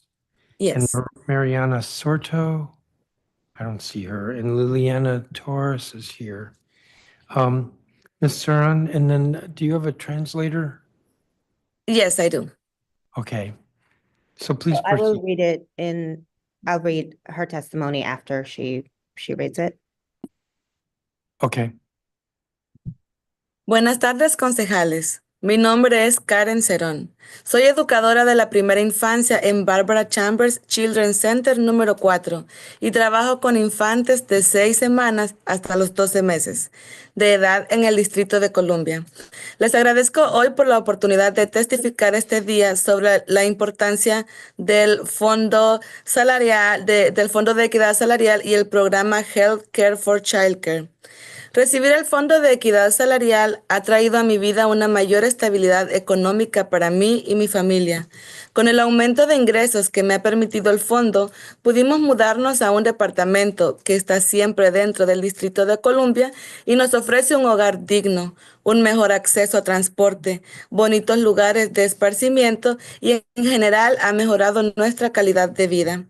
El hecho de ser apoyo y brindar estabilidad a mi familia me hace sentir plena y es muy importante para mí destacar que los beneficios de este apoyo financiero me trajo no solo me han ayudado personalmente, sino que también me han permitido participar y estar más presente en mi trabajo con los infantes. Cuando la alcaldesa intentó eliminar el Fondo de Equidad Salarial el año pasado, ocasionó inmensa incertidumbre y miedo a quienes trabajamos en este campo. Muchos de nosotros nos preguntamos si podríamos continuar ejerciendo nuestra profesión en el área de educación temprana. Sin una financiación estable, los educadores de la primera infancia enfrentamos una inestabilidad económica que en última instancia afecta la calidad de atención que brindamos a los niños y las familias con los que trabajamos. Garantizar la continuidad de este fondo es algo más que salarios justos. Se trata de valorar, reconocer y sostener la educación de la primera infancia. Les invito a proteger y mantener estos fondos que permiten apoyar a los educadores, los niños y las familias de nuestra comunidad. Gracias por su tiempo y su consideración. Good afternoon, council members. My name is Karen Saran, and I am an early childhood educator at Barbara Chambers Children's Center number 4, where I work with infants from 6 weeks to 12 months old in the District of Columbia. I'm grateful for the opportunity to testify today about the importance of the Pay Equity Fund and the Healthcare for Childcare program. Receiving the Pay Equity Fund has brought greater financial stability to my family and my life. With the increased income provided by the fund, we were able to move into an apartment still within the District of Columbia, which offers us a dignified home, better access to transportation, nice recreational areas, and overall has improved our quality of life. Being able to support and provide stability for my family makes me feel fulfilled. And it is very important for me to highlight that the benefits of this financial support have not only helped me personally, but also allowed me to participate more and more present in my work with infants. When the mayor tried to eliminate the Pay Equity Fund last year, it caused immense uncertainty and fear for those of us working in the field. Many of us wondered if we would be able to continue our profession in early childhood education. Without stable funding, early childhood educators face economic instability, which ultimately affects the quality of care we provide to the children and families we work with. Ensuring the continuity of this fund is about more than fair wages. It is about valuing, recognizing, and sustaining early childhood education. I urge you to protect and maintain these funds that support educators, children, and families in our community. Thank you for your time and consideration. Thank you. Liliana Torres.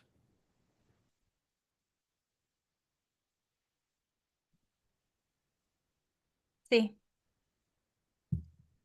Buenas tardes, concejales. Mi nombre es Liliana Torres y soy educadora de la primera infancia, que trabaja con niños de 15 meses a 2 años en el distrito, en Barbara Chambers Children's Center, centro número 4. Madre de 3 niños, uno de ellos beneficiario del programa del subsidio de la ciudad.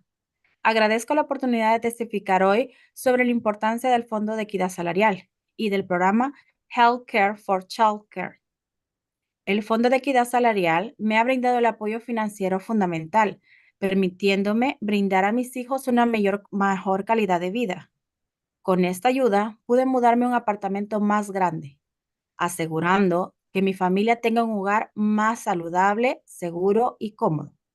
Este apoyo me ha permitido permanecer en DC y continuar mi trabajo como profesional de la primera infancia y seguirme preparando en la Universidad UDC y graduarme en el año 2026, obteniendo el grado de asociado en educación temprana. Cuando la alcaldesa intentó eliminar el Fondo de Equidad Salarial el año pasado, enfrenté ansiedad e incertidumbre sobre mi futuro, afectando mi salud mental. Sin esta financiación, pone en riesgo mis estudios y tendría que recortar gastos esenciales como transporte y alimentación saludable para mis hijos y para mí, y reconsiderar mi capacidad para permanecer en este campo y tener que mudarme fuera del distrito. Esta inseguridad de la financiación crea inestabilidad no solo para mí, sino también para mis colegas y las familias a las que servimos. Estoy increíblemente agradecida por este programa, ya que nos motiva a continuar nuestro trabajo y educación para brindar una mejor calidad de vida a los educadores de la primera infancia en DC. Les insto a proteger y sostener estos fondos para que los educadores como yo podamos continuar prosperando y apoyando a los pequeños, a los niños pequeños y a las familias que dependen de nosotros. Gracias por su tiempo y consideración. Good afternoon, council members. My name is Liliana Torres, and I am an early childhood educator working with children from 15 months to 2 years old in the district at Barbara Chambers Children's Site 4. I'm a mother of 3 children, one of whom is a beneficiary of the child subsidy program. I appreciate the opportunity to testify today on the importance of the Pay Equity Fund and the Healthcare for Childcare program. The Pay Equity Fund has provided me with essential financial support, allowing me to give my children a better quality of life. With this assistance, I was able to move into a larger apartment, ensuring that my family has a healthier, safer, and more comfortable home. This support has allowed me to remain in DC, continue my work as an early childhood professional, and pursue my education at UDC, where I will graduate in 2026 with an associate degree in early childhood education. When the mayor tried to eliminate the Pay Equity Fund last year, I faced anxiety and uncertainty about my future, affecting my mental health. Without this funding, my studies are at risk, and I would have to cut essential expenses like transportation and healthy food for myself and my children. I would also have to reconsider my ability to remain in the field and might be forced to move out of the district. This funding insecurity creates instability not only for me, but also for my colleagues and the families we serve. I am incredibly grateful for this program as it motivates us to continue our work and education to provide a better quality of life for early childhood educators in DC. I urge you to protect and sustain these funds so that educators like me can continue thriving and supporting the young children and families who depend on us. Thank you for your time and consideration. Thank you. And then I skip Mariana Sorto. Buenas tardes, concejal. Mi nombre es Mariana Sorto y soy educadora de la primera infancia que trabaja con niños de 2 a 3 años en Barbara Chambers Children's Center 4, en el distrito. Agradezco la oportunidad de testificar hoy sobre la importancia del Fondo de Equidad Salarial y el programa Healthcare for Childcare. El Fondo de Equidad Salarial me ha cambiado la vida, me ha proporcionado estabilidad financiera para cubrir mis gastos, continuar con mis estudios y seguir sirviendo en el área de DC. A pesar del aumento de los costos de vida, este apoyo me ha ayudado a lograr un mejor equilibrio entre mi vida profesional y personal, permitiéndome concentrarme en mi carrera sin estrés financiero. Gracias a este programa he planificado mi futuro y elegir alimentos saludables para mi hogar. Estas mejoras impactan directamente en mi capacidad de ser educadora dedicada y eficaz. Cuando la alcaldesa intentó eliminar el Fondo de Equidad Salarial, el año pasado generó un estrés e incertidumbre inmensamente para mí y mis colegas. Como educadora de la primera infancia, Somos profesionales y merecemos ser tratadas como tales, especialmente porque trabajamos con una población muy vulnerable como son los niños de la primera infancia, quienes merecen y necesitan una educación de alta calidad, ya que son el futuro de nuestra sociedad.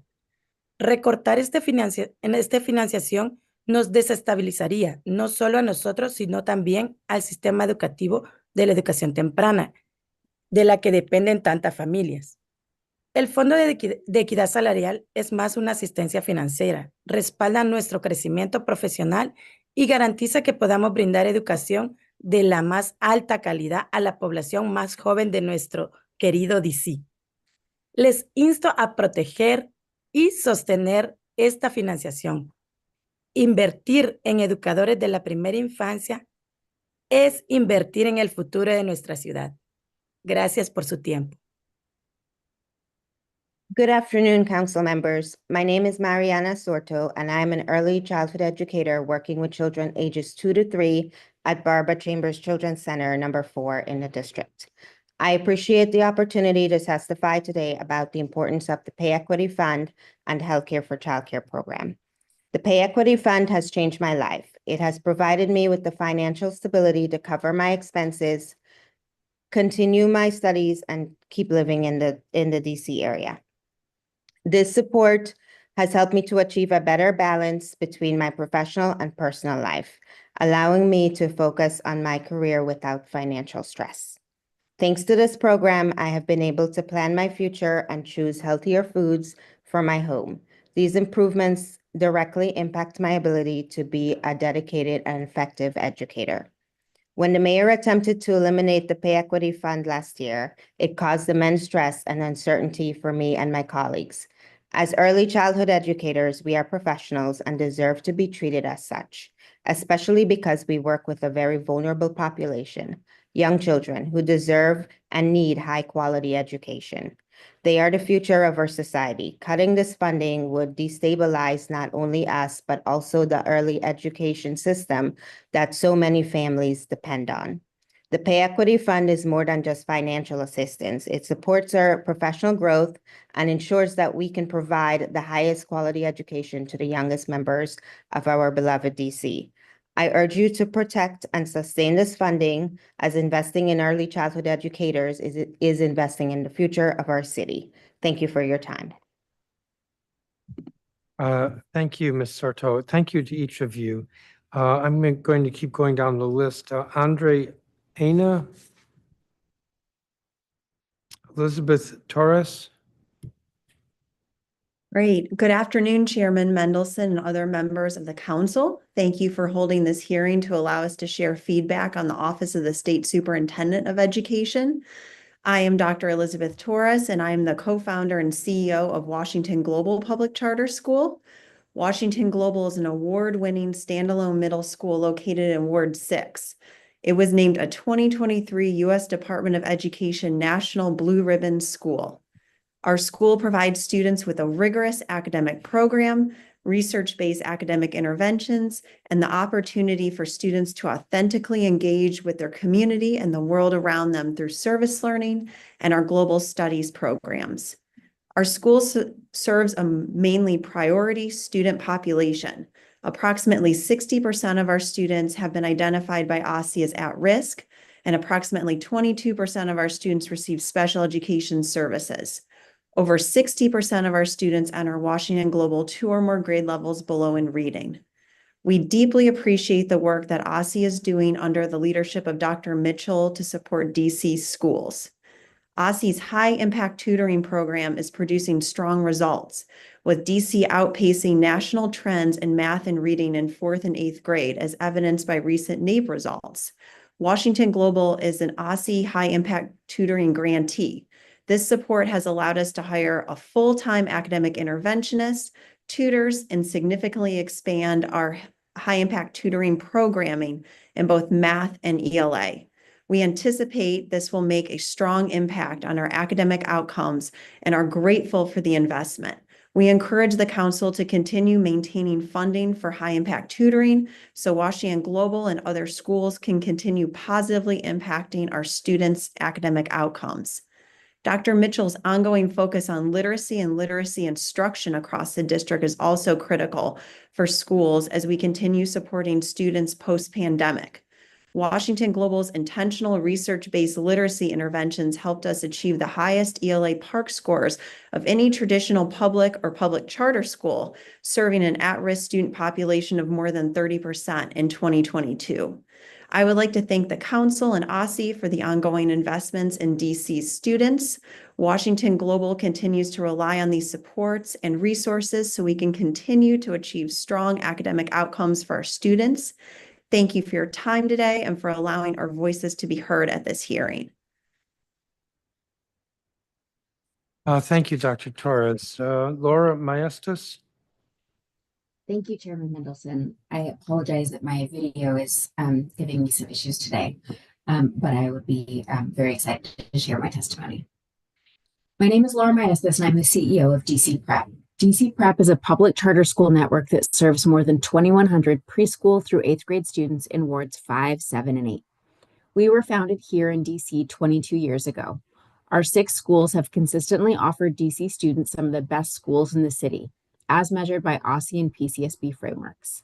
On the 2024 CAPE test for ELA, our 8th grade at-risk students outperformed their peers citywide by a substantial margin. We are unique in that we also have 100% of our 8th graders take algebra in 8th grade, and our students do well. That is another way in which we demonstrate our commitment to closing the education divide in Washington, D.C., and really positioning our students to thrive in competitive high schools.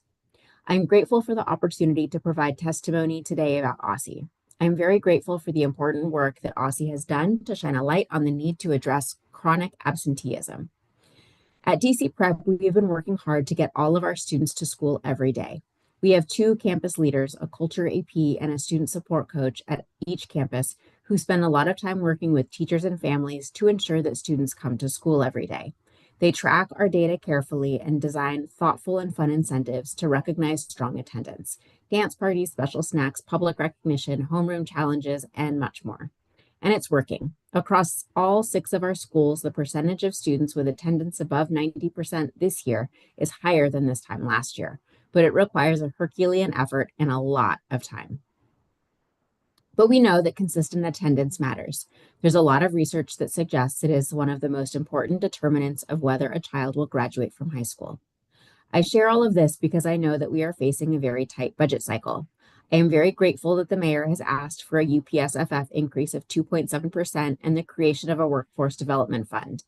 I know that charter schools like DC Prep and others have an impact. We are creating pathways to opportunity. Investing in the hardworking teachers and school leaders who help ensure that students come to school every day and grow academically while they are with us is an investment in the district's future success. I urge the council to ensure that students who attend charter schools are funded equitably with their peers who attend DCPS. Thank you for your consideration and your support. Thank you, Ms. Maestas. Roshanda Hilly Thomas, I think is not here. Maika Mullins, I think is not here.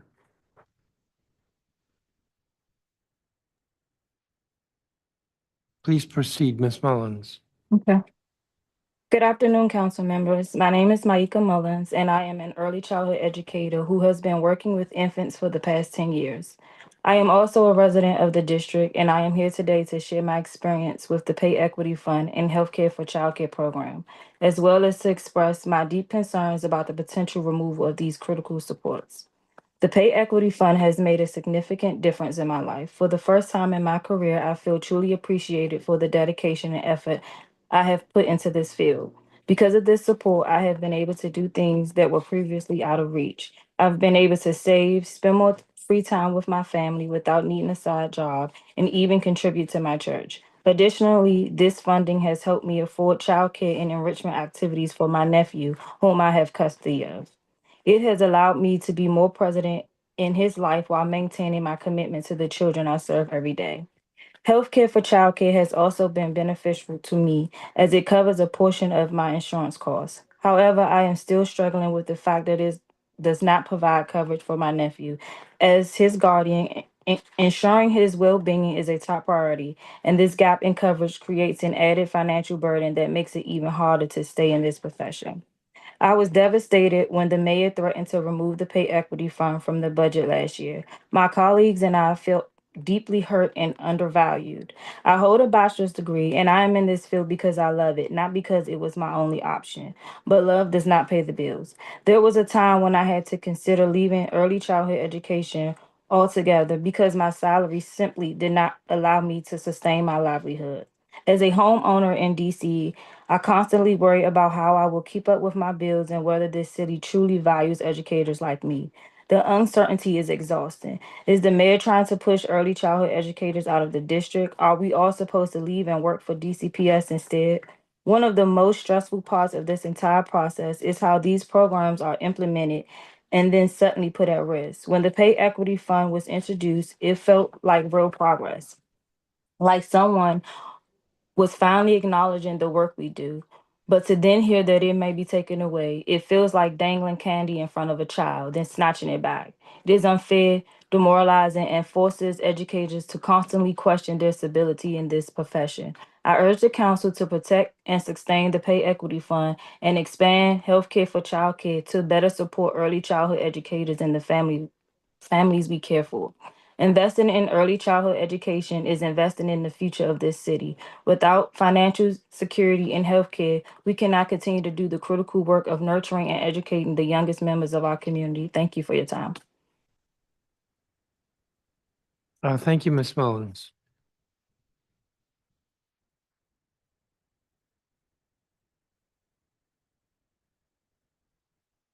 Amina Benamarouche. Ben Bergman, I believe, is online. Yep. Good afternoon. Please proceed. Thank you. Good afternoon, Chairman Mendelson. My name is Ben Bergman. I'm a Ward 3 resident, parent, and a former ANC commissioner. Both of my children have benefited greatly from the PK program. My son attended PK 3 at CommuniKids in Tenleytown, and my daughter is currently at the CommuniKids Cathedral Commons location for pre-K 4. And we as a family are incredibly grateful for CommuniKids. It's conveniently located, but the centers also provide an excellent, enriching, and loving learning environment, and it's been a real joy watching our children leap into school every day. But as everyone knows, we have a childcare crisis in the district. Fortunately, universal pre-K for my family and for many others has been a game changer. It's a reason why we chose to live in the district and why many that we know live in the district, despite the fact that it is so increasingly unaffordable for so many. Thinking about PKIP and about the expanded opportunities that the program allows, for us, when my son was entering pre-K 3, we got a spot at CommuniKids in just the weeks before the school year began. They were able to start a new classroom and let families off the wait list. Before that, we have been deciding between continuing to pay for childcare or a significantly longer commute to trek our son across town to a school each morning, which we were only able to really consider because my wife was a law student at the time and theoretically had more flexible mornings. But for many families, that's not an option. And PKIP ensures that universal pre-K is feasible and realistic for families in Ward 3 and throughout the district where there are insufficient pre-K seats. As the council knows, this is going to be a tough budget cycle, a lot of uncertainty, but not just for the district government, also for thousands of federal employees and thousands of contractors and other private sector workers who interface with the federal government. Many of the parents at my daughter's center are federal workers, and any effort to degrade access to affordable childcare at this moment will just needlessly compound issues that are being caused at the federal level and cause a lot of heartache for Washingtonians. Stepping back, I think in many ways, DC is still facing the same challenge we faced after COVID, which is how to make this an attractive place to live, work, and play without relying on the federal government as an anchor tenant. And how can we do so when housing is so much more expensive here than in parts of Maryland and Virginia? And while there's no silver bullet, I think an obvious starting point is to double down on what's working. And that means recognizing that universal pre-K and investing in it is a key differentiator between DC and other jurisdictions. I know many friends who've chosen to leave DC because they think it's too expensive to raise a family here. But on the other hand, I know many people who've chosen to live here, stay here, move here because of universal pre-K. And so I would just urge the council to reject any calls for savings by reducing PKEEP or other aspects of the pre-K program, because the costs of that are really too high. Thank you very much. Thank you, Mr. Bergman. Annalise Bruce. Please proceed. Good afternoon, council members. Thank you for this opportunity to testify about the high impact tutoring program. My name is Annalise Bruce, and I'm a freshman at American University. I have been a tutor with Raising a Village Driven to Succeed program since October of 2024. But my journey with professional tutoring began when I was 13 years old. At first, tutoring was just a way to earn money doing something I excelled at, school. But what started as a side job quickly became a passion. I found joy in sharing what I knew, and watching my students grow became one of the most fulfilling experiences of my life. I still remember meeting a child named Maria when she was 7 years old. She couldn't read. By the time I graduated high school, she was proudly showing me her advanced reading comprehension scores. Seeing that transformation helped me realize that tutoring wasn't just something I was good at, it was something I wanted to dedicate myself to. Since joining Raising a Village, I've had the privilege of continue working in the district. While working at Hart Middle School, I had the opportunity to work with the same students each week. This consistency allowed me to build meaningful relationships, not just as a tutor, but as a mentor. These students knew they could rely on me, not just to help them with their schoolwork, but to listen, to encourage, and to remind them of their potential. I had the opportunity to work with a 6th grade young lady who had a smile that just lit up the room. She was so smart and enthusiastic. And while I was working with her, I saw firsthand that my job wasn't just about the academics, but the support. At Burville Elementary School, the experience was different, but just as rewarding.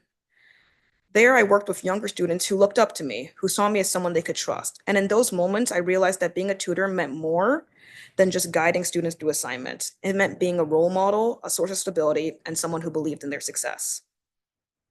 High-impact tutoring is more than just improving test scores and completing assignments. It's about empowerment, mentorship, and showing students that learning isn't just something they have to do, but something they can excel at and master. I urge the council and OSSE to continue investing and expanding in high-impact tutoring programs like Driven to Succeed across the district. Tutors like me see the difference it makes in the lives of students every day, and we know we can reach, teach, and inspire even more students with your support. Thank you for your time and consideration. Thank you, Ms. Bruce. I don't have a copy of your statement. If you could give it to us. You can give it to us afterwards. Thank you. I'm told Sawyer Deering and Junar Johnson are not here. Ellie Cantor? Yes. Hello. Good afternoon. Good afternoon. Good afternoon, Chairman Mendelson and members of the council and community members. Thank you for taking the time to listen to me and so many others today. A special thanks to Annalise for being there in person as one of our amazing tutors. My name is Ellie Cantor, and I'm the Deputy Director for Raising a Village Foundation, an organization that provides high-impact tutoring services to students in Washington, D.C. I'm delivering this testimony with and on behalf of Jaleesa Hall, the founder of Raising a Village, who started this organization as a means to expanding access to interventions, including high-impact tutoring, with the district's students, families, and communities. This year, we've connected over 60 tutors, like Annalise, from 5 university partners with 300 K-12 grade students at Burville Elementary, Henley Elementary, Dunbar High School, Hart Middle School, Johnson Middle School, and Kelly Miller Middle School. This has resulted in over 16,200 minutes of high-impact tutoring during the fall semester and a 78% overall average attendance rate. We provide high-impact tutoring to our partner schools because we see how it works. This past school year, our students achieved an 82% assignment completion rate, 80% of students self-reported feelings of satisfaction with their academic progress, and 100% of our school partners believe that their tutoring was valuable. Data is one thing, but our students' words are another. Students have shared the following when asked what they like best about tutoring. So these are their quotes. The things I like about tutoring is that I can actually get help often because our teacher also has to help others. I like that they let you try, and when it gets hard, they help you to understand it. I like that they help me with my work. They're respectful to us and do not yell. In addition to their words, I like to share the journey of a specific one of our students at Johnson Middle School. The student was initially upset about being enrolled in programming, and during the first semester, she'd come to tutoring with reluctance, refused to do any work during the session. As she saw her classmates connecting with their tutors and completing assignments, she gradually became more engaged. She shows up now programming, excited to see her tutor and to tell us what assignment she's working on. She asked for help with no prompting. With dedicated support from our tutors, targeted intervention, and a relationship-based approach, she's brought her English grade up from a D in term 1 to an A in term 2. We continue to show up for students like this one who are the why for our continued efforts to deliver high-impact tutoring across the district. These results we know extend far beyond our organization. Across DC, thanks to the work of OSSE and City Tutor DC, high-impact tutoring has had a positive impact on student achievement, attendance, and social and emotional development. In fact, high-impact tutoring providers like us are a strategy for increasing student attendance and reducing chronic absenteeism. At RAV's partner middle schools, where an average of 48% of students were considered chronically absent in the last school year, our attendance rate was 85%. Now is the time for us as a district to consider how we continue to scale and expand what's working. I urge the council to continue its support of high-impact tutoring programs like ours. Thank you for your time. Thank you, Ms. Cantor. Jorge Membrano.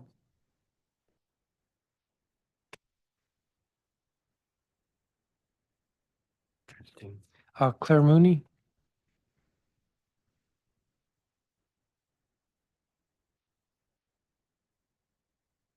Good afternoon, Chairperson Mendelson and members of the DC City Council.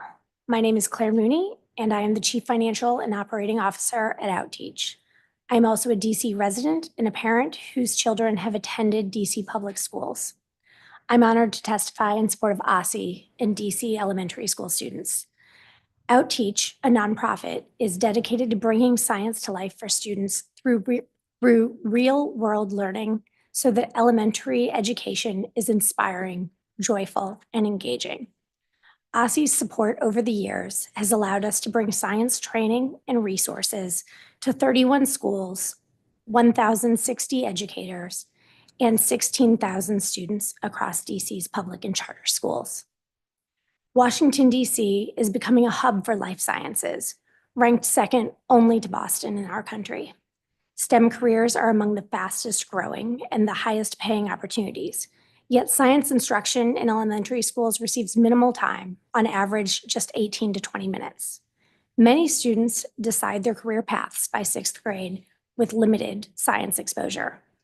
Addressing science learning early can cultivate the next generation of STEM professionals, ensuring DC remains competitive in the evolving workforce. Science offers real-world hands-on learning, and Outteach has proven how outdoor learning labs transform schoolyards into dynamic interdisciplinary classrooms. Our labs feature weather stations, earth science, and hands-on math and literacy experiences, allowing students to engage in authentic exploration, develop critical skills, and see themselves as scientists. These experiences enhance learning and improve student engagement, attendance, and enthusiasm for learning. With OSSE's collaboration, Outteach has designed 62 school gardens, or outdoor learning labs as we call them. But to date, less than 10 have been realized. Our spaces serve as powerful tools to spark curiosity, inspire learning, and foster student engagement in learning. We pair outdoor learning labs with turnkey resources and support for teachers, ensuring spaces are sustainable. Though we continue to seek funding from philanthropic and corporate partners, for DC to truly realize the impact for these outdoor learning spaces, we continue to request the Council's support to bring them to life. Outteach's work aligns with the priorities of the new federal administration, which elevates science alongside reading and math to ensure student education is directly connected to a STEM workforce.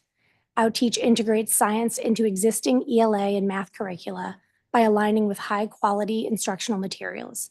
We embed real-world learning into elementary education and enrich academic experiences to lay a foundation for strong career paths. I see my time is running short, so respectfully, we request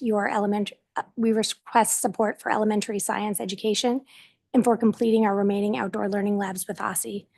Together, we can bridge the gap between education and career readiness and ensure that every child can thrive in tomorrow's workforce. Thank you, and I welcome any questions. Thank you, Ms. Mooney, and thank you for being here. Thank you both for being here. Give me just a second.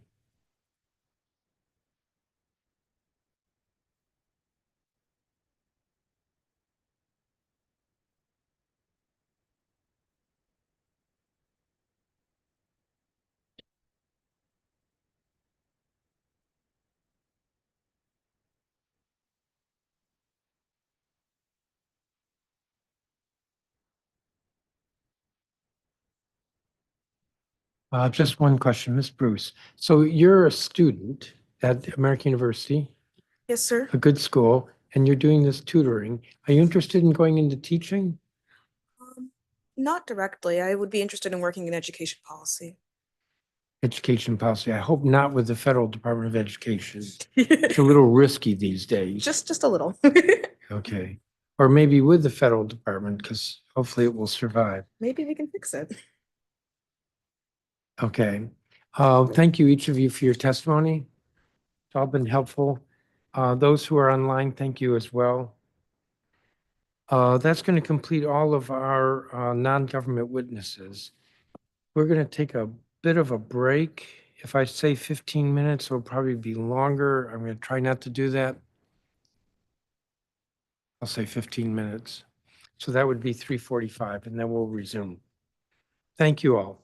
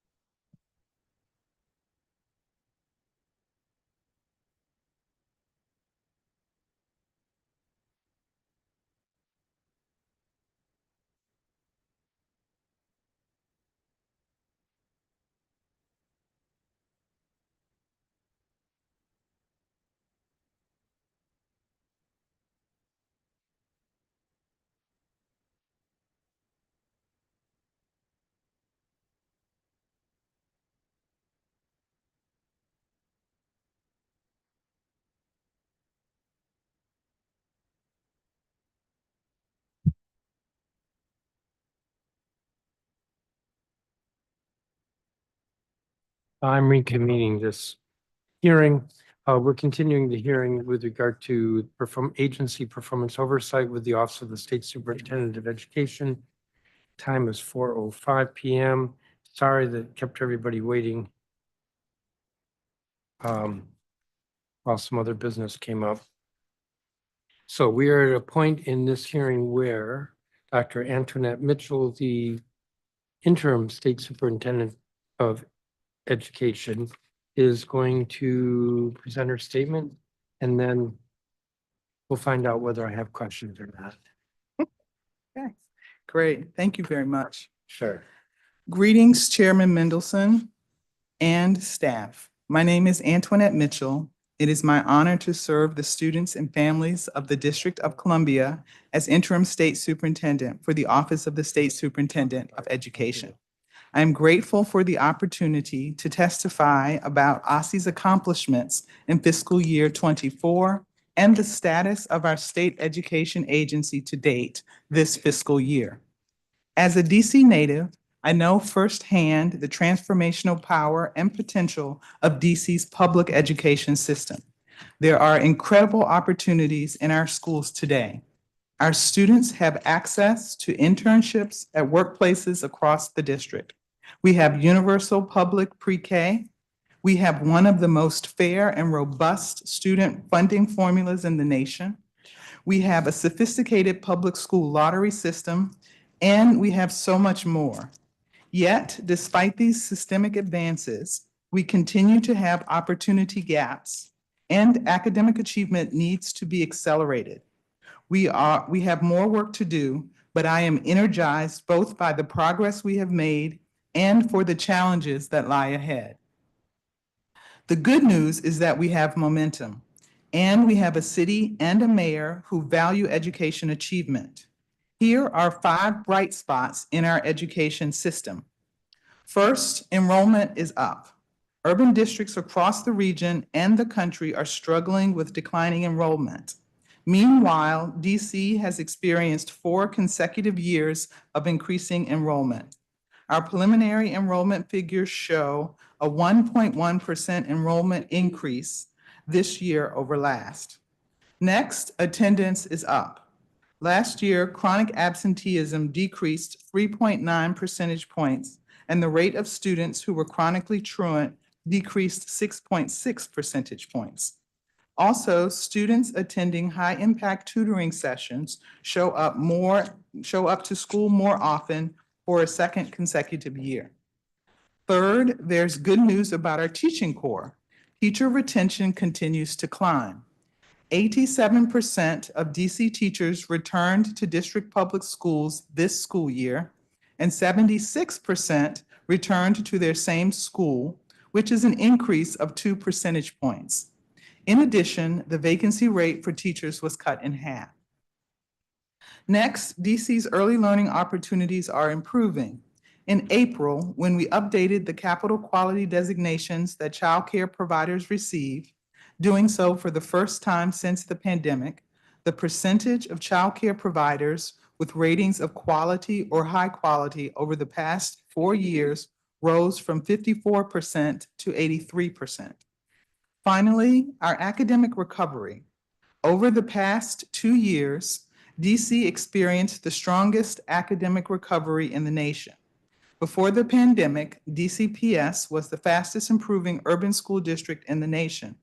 Now, according to researchers from Harvard and Stanford, DC is once again outpacing the nation. DC ranks first in the country in both math and reading recovery from 2022 to 2024. I'm going to interrupt for a second. The DC's early learning opportunities are improving. Is that attributable to the work we've been doing with ECE, both requiring credentials as well as helping to fund that sector? I believe that it is connected. Thank you. Mm-hmm. At OSSE, we have a leadership team that is committed to advancing academic achievement and opening doors of opportunity for DC students who are the next generation of leaders. Each member of OSSE's leadership team embodies our agency's core values and drives toward excellence on behalf of DC's learners. I appreciate working alongside them every single day, and I am thankful that many join me today to assist in answering your questions, if you have any. Though I must stress that OSSE's commitment to DC's learners is agency deep. I wish I could tell you about every OSSE employee, but for the sake of time, I will provide but one example, Mr. Kenneth Howard. Mr. Howard was approaching 25 years working on the DC Tag Scholarship Program when he passed away in December. He loved the DC Tag program and did everything in his power to ensure its strength, viability, and continuation. Over the years, he served as the DC Tag Policy and Procedures Historian and the go-to person for tough cases. In addition, he faithfully kept track of DC Tag students, sharing their successes through regular email updates. Until the very end, he remained dedicated to ensuring that DC residents were able to access a post-secondary education that put them on a path to success in life. If we can live up to Mr. Howard's venerable example, then we will have succeeded because we will have further expanded opportunities for DC's youth and adult learners. He was one in a million. He was also one of the more than 1,500 OSSE staff dedicated to expanding opportunities for students in Washington, D.C. In government and in society, no one person or organization is capable of all things. We depend on each other to advance the collective well-being. At OSSE, we have multiple divisions working toward the collective goal of improving education in the District of Columbia. I am pleased now to share some of our many agency accomplishments over the past year. I will begin with early learning and then move to health and wellness, teaching and learning, special education, and post-secondary and career education. I will conclude by addressing our progress in advancing our data systems and student absenteeism. First, early learning. OSSE remains relentlessly focused on furthering early learning quality, access, and affordability because high-quality early learning opportunities have long-lasting effects on a child's educational development. By continuing to build upon DC's exceptional early learning system, we place young children on a path to strong academic achievement and foster upward social mobility. Under Mayor Bowser's leadership, we have taken decisive action to meet these objectives, and we are seeing benefits as a result. We implemented updated childcare licensing regulations. We provided scholarships to help early educators meet the enhanced education requirements, and we also increased educator compensation. The results of that work is a rapid increase in compliance with education requirements. Today, 92% of center directors and more than 80% of teachers meet the education requirements for their role. In addition, we updated our childcare subsidy policies and procedures in October to streamline the application and eligibility determination process, thereby reducing the paperwork burden on families and providers. We have also experienced large increases in the number of referrals and children served under Strong Start, the district's early intervention program for infants and toddlers. This program is making a difference in the lives of DC families, as illustrated through the words of one Strong Start parent. Our child was largely nonverbal, and we were so concerned that he would never be able to share with us his needs. Ms. I came in, asked all the right questions, gave us the child tools, and developed a gentle and kind relationship with our child that allowed him to flourish. He's now almost in line with expectations for his age. We're so grateful to Strong Start for the guidance and the kindness showed to us during this challenge. Through these efforts and more, we continuously improve the effectiveness and efficiency of our early learning programs to improve outcomes for our youngest learners. Next, I'll talk about healthy bodies and minds. At OSSE, we understand that healthy bodies and minds are foundational to academic growth and achievement. In 2024, OSSE administered nutrition programs, supported more than 16.8 million meals, 3.1 million childcare meals, and 1.1 million summer meals. We also strengthened our oversight and technical assistance for LEA implementation of our school immunization policy. At a time when kindergarten immunization rates are declining nationally, OSSE's rates have increased 14 percentage points. We know that student mental health remains top of mind for many of our families. OSSE has strengthened student mental health supports to meet this demand. In 2023, we won a 5-year, $9.7 million federal grant award to support our school-based provider workforce. We use these funds to provide summer trainings to 170 school-based providers and to launch a first-year cadre for clinicians newly entering our schools. This community-building cadre provides clinicians with foundational and specialty skills to support them in their school-based practice. Strengthening our school behavioral health workforce allows our teachers and students to focus their energies on addressing academic, teaching, and learning needs. Now I will talk about seizing positive momentum with our teaching supports. A good teacher, like a good book, can unlock boundless potential and amass benefits that resound through time and space. Our agency partners closely with LEAs to improve teacher quality and instruction and boost the educator pipeline. In August, we launched our innovative Earn and Learn Apprenticeship in Teaching program.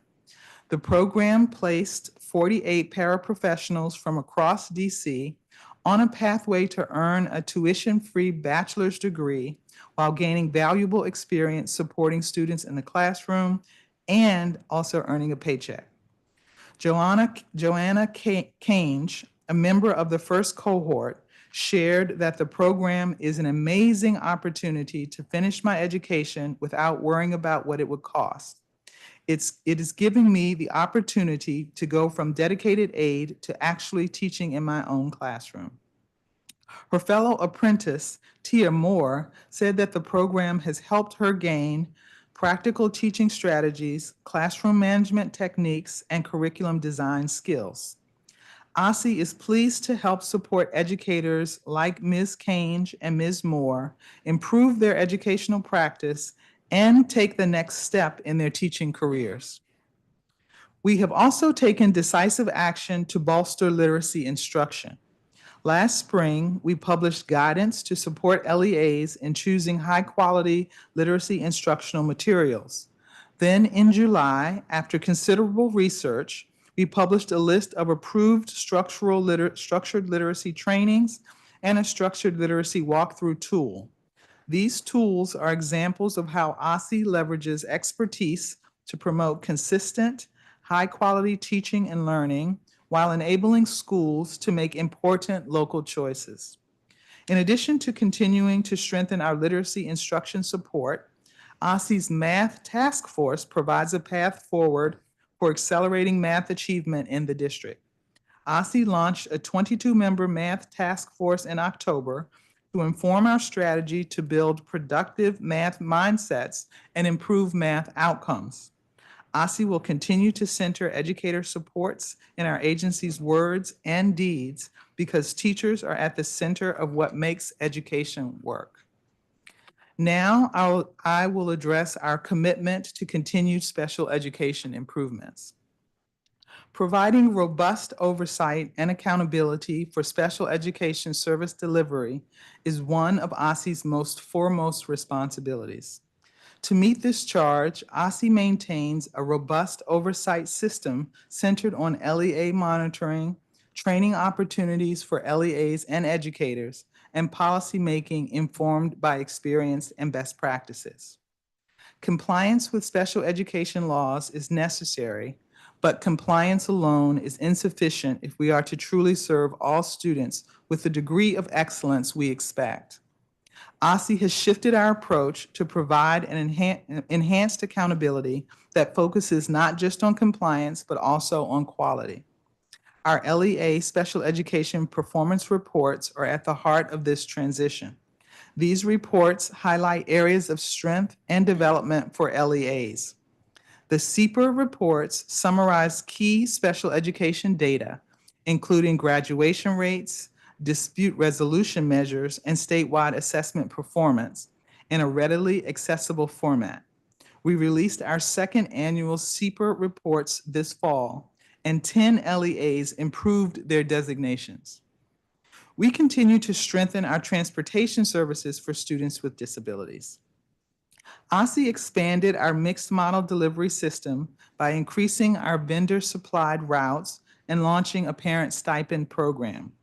These efforts helped OSSE significantly improve our on-time performance despite challenging labor market conditions.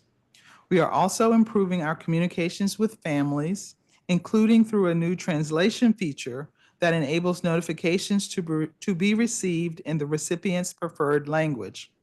Our hardworking CIO staff built the infrastructure so that now we have grown from sending text notifications in 6 languages to 16 languages. Through these efforts, a dedication to results, and a commitment to continuous improvement, OSSE, in partnership with our LEAs, is driving progress in the delivery of special education. DC has achieved 4 consecutive years of high ratings with the U.S. Department of Education. While it is important to emphasize that we still have a long way to go to meet the needs of every student with a disability, DC should be proud of this progress. I am pleased now to talk about the efforts at our high school level and beyond. One of the central goals of OSSE and public education writ large is to prepare high school students for success as independent adults. To help build habits of success and prepare students for life beyond high school, we must continue to press for greater academic achievement in core subjects. In addition, traversing adulthood means building healthy relationships, navigating new challenges, and taking charge of personal finances, which is why OSSE published the district's inaugural Social and Emotional Learning Standards and Financial Literacy Standards in 2024. Students, families, and schools must also have a destination in mind, one that resonates and directs toward a meaningful and achievable end. After robust stakeholder engagement, OSSE published DC's first ever district graduate profile, a powerful tool used by states across the country to create a shared vision for what success means for our young people. We are now using the graduate profile to inform our vision for reimagining the district's graduation requirements. We are expanding access to career and technical education, including through our Advanced Technical Centers, ATCs. ATCs offer dual credit CTE courses to students from high schools across the district. Currently, the ATC is providing programming to nearly 300 students from 22 high schools in high-demand fields such as cybersecurity and nursing through partnerships with the University of the District of Columbia and Trinity Washington University. Students have earned more than 3,500 college credits worth $2.5 million in tuition in the ATC's first 2.5 years. This success has enabled OSSE to secure additional federal and philanthropic funding to launch a new ATC in Ward 8 next year. In addition, OSSE runs the Advanced Internship Program and Career Ready Internships, which collectively place nearly 1,000 high school students in roles aligned with their CTE pathway. These and open doors to opportunity that used to be reserved for well-resourced and well-connected students. These programs help supplement 133 core Perkins-funded CTE programs in the district. At 32 high schools, UDC's Community College, and the Department of Corrections, students are pursuing careers in carpentry, healthcare, hospitality, and beyond. Over the last 5 years, DC grew from 2 to 39 industry-validated CTE programs of study. Also, DC experienced a 90% increase in high school CTE participation and a 123% increase in CTE concentrators. We look forward to continuing to support all learners so they can thrive on the career pathway of their choice. Now, I will turn to the role of education data in accountability and improvement through transparency. Over the last year, OSSE has taken great strides to strengthen our data infrastructure. We developed and launched a new educator credentialing information system. This system has reduced our average processing time from 29 to 3 days. We developed and published a new DC school report card. The upgraded 2024 report card contains several new features and categories of data that enhance public access to school performance measures. These include federal school improvement designations, an improved accountability score display, and a side-by-side comparison tool. We also launched the DC-wide course data collection last year, allowing the public to see every course offered in DC from AP Calculus to Ornamental Horticulture. Beginning this school year, we are collecting student-level course data for the first time. This enables us to better understand the pathways students take to graduation, the distribution of rigorous coursework, and the impact of interventions on student outcomes. Sunshine is a vital accountability tool, helping drive academic achievement. Through OSSE's actions over the past year, we have greatly expanded the availability and quality of education data in the district. And now I will address attendance, where we have made strong progress and have further to go. Chronic absenteeism is a significant barrier to academic achievement. It also harms students' social and emotional development. To improve transparency, we published district-wide attendance data 3 times per year for the first time last school year. We also continue to publish unique insights in our annual attendance report to help the public better understand absenteeism and truancy in the district.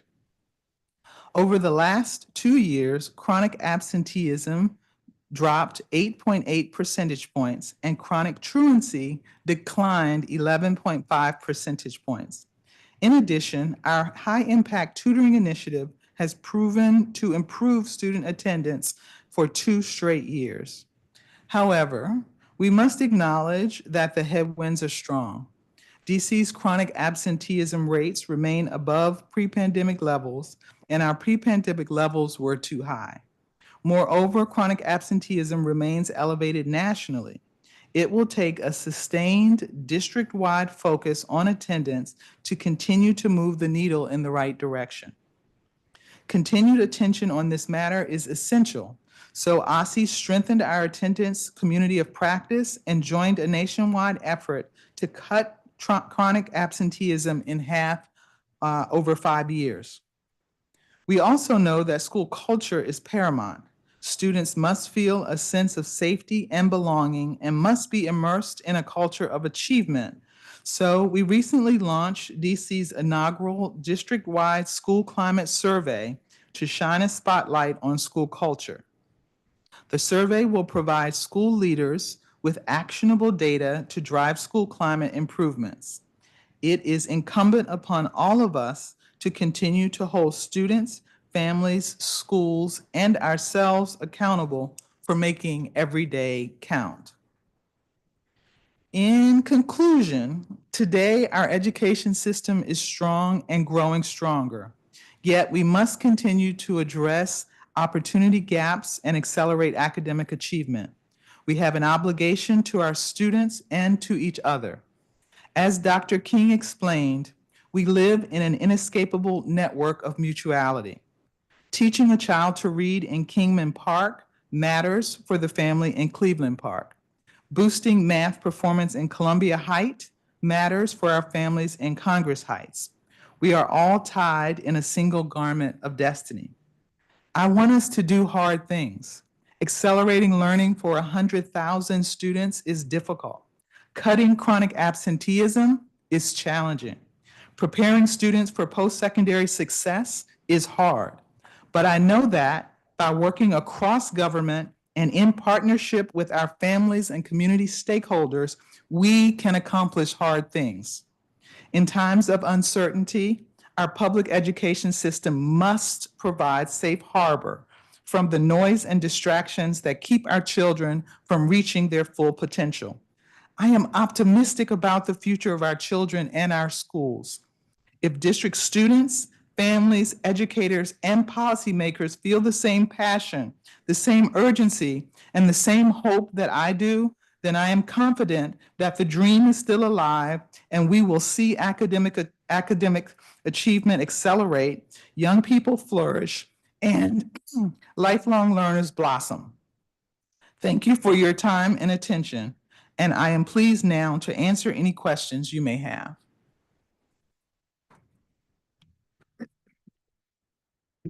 Give me a second.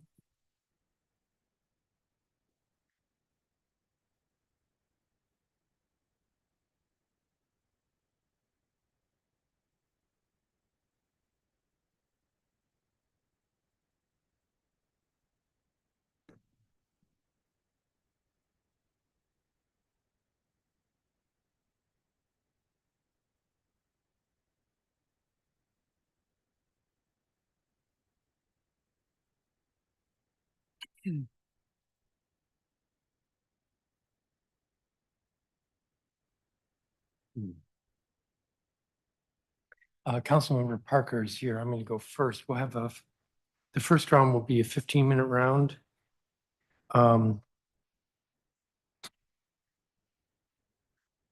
In the fall, OSSE made changes to the DC Childcare Subsidy Program, including that eligibility of a complete application must be determined within 10 business days, fast-tracking enrollment for certain populations, and simplifying eligibility criteria. As a result of these changes, have you seen an increase in applications?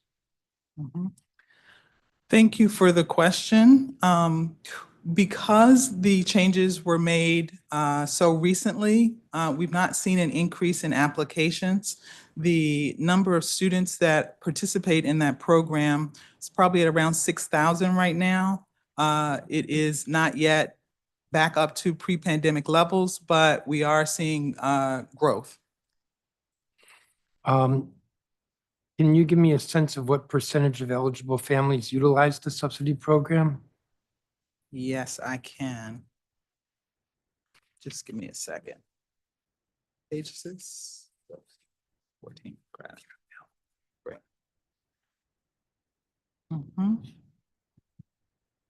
Just a second, please.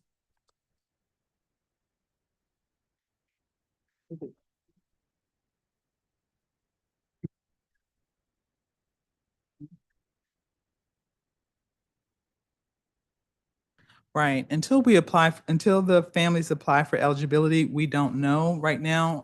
It looks like it's about 26% of the families that are in the income bracket.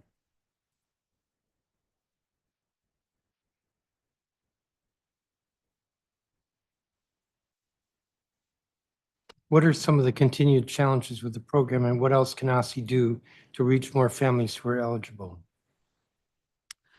Well,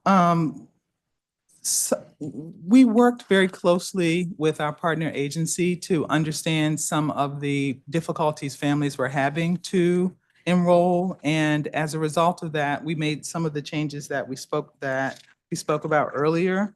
Those changes include things like moving from enabling families to present documents, to present copies of documents versus the original documents.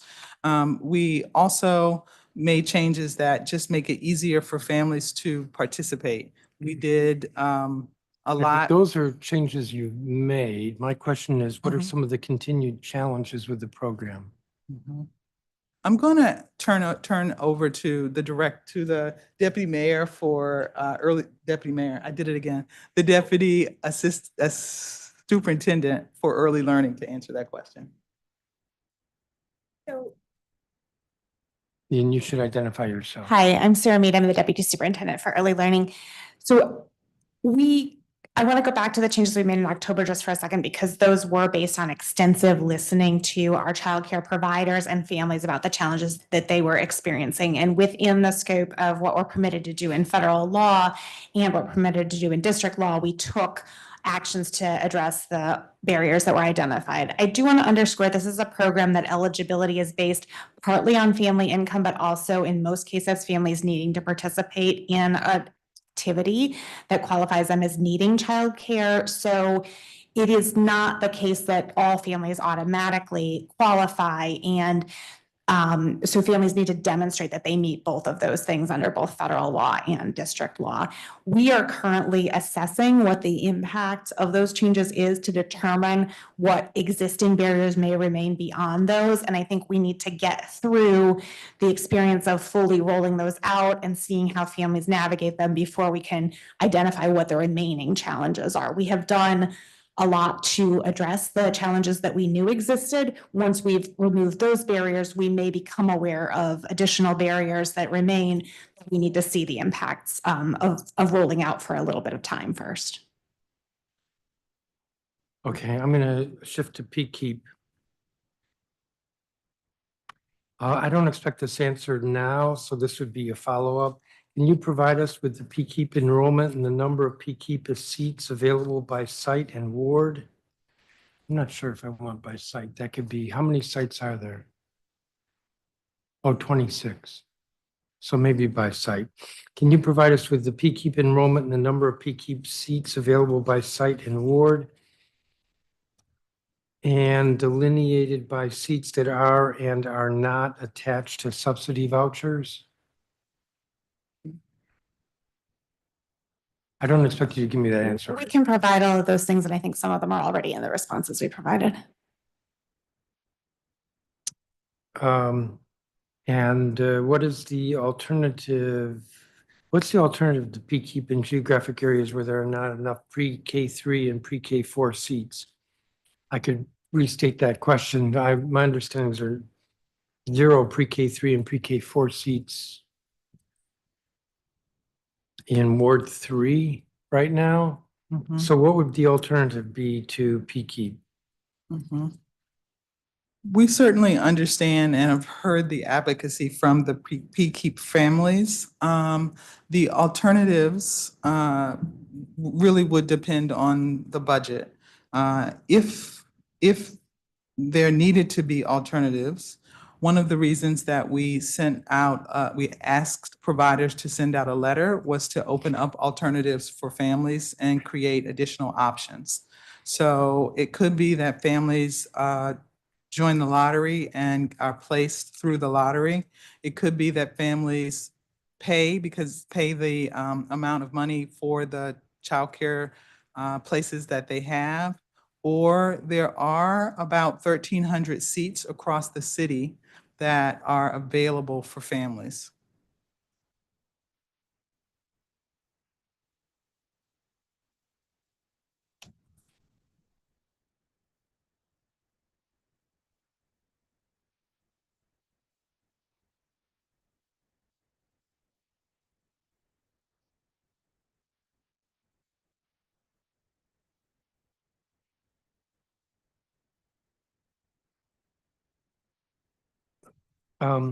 There was a lot of testimony today. And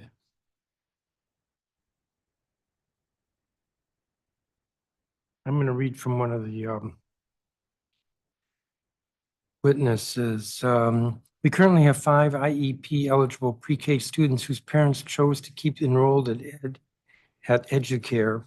The only reason we are able to serve them is because we have a development team who fundraises to cover their special education related services, including speech therapy, occupational therapy, and applied behavioral analysis therapy.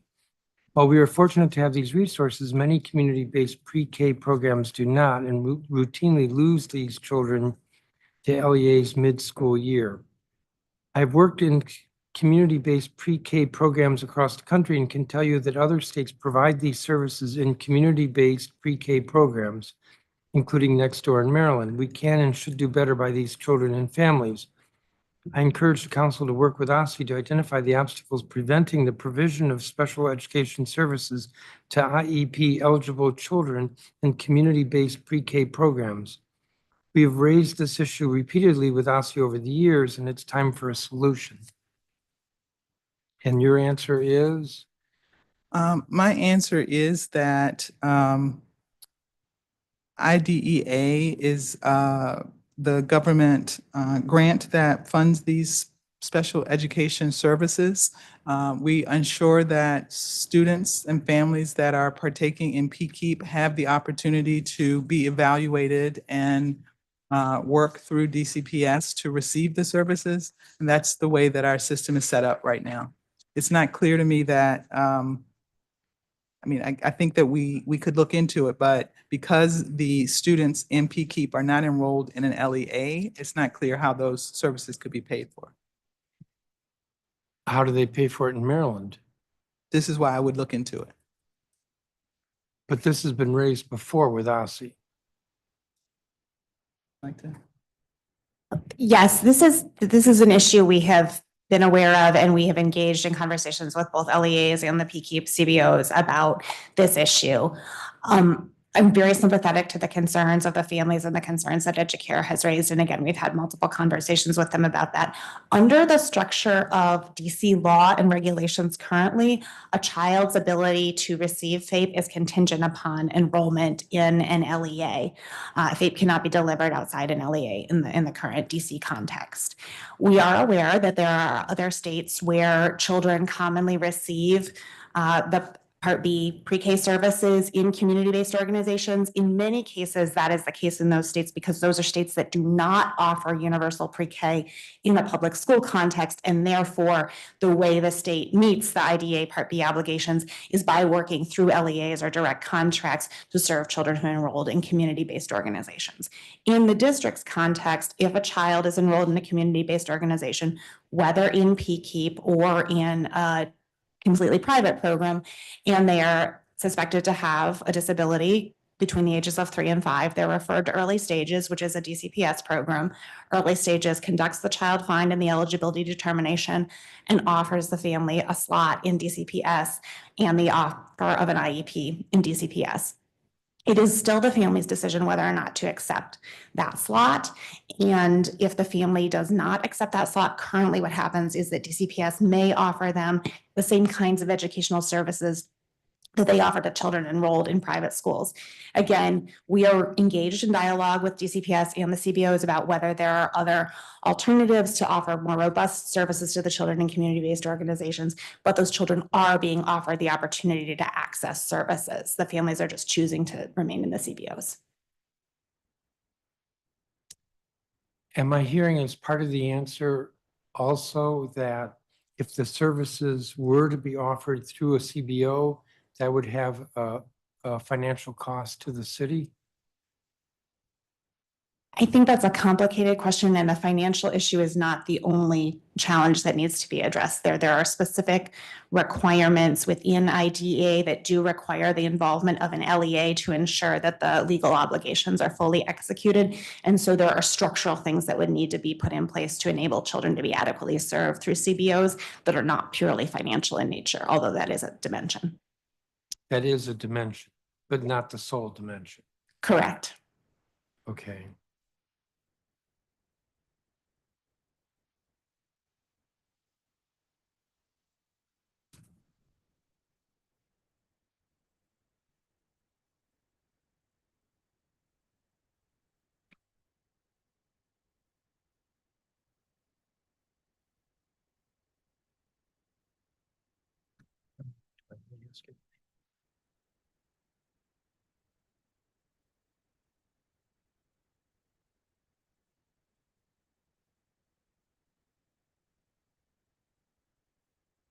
There was a lot of testimony Dr. Mitchell, about the Pay Equity Fund, the ECE, I'm going to say ECE wages.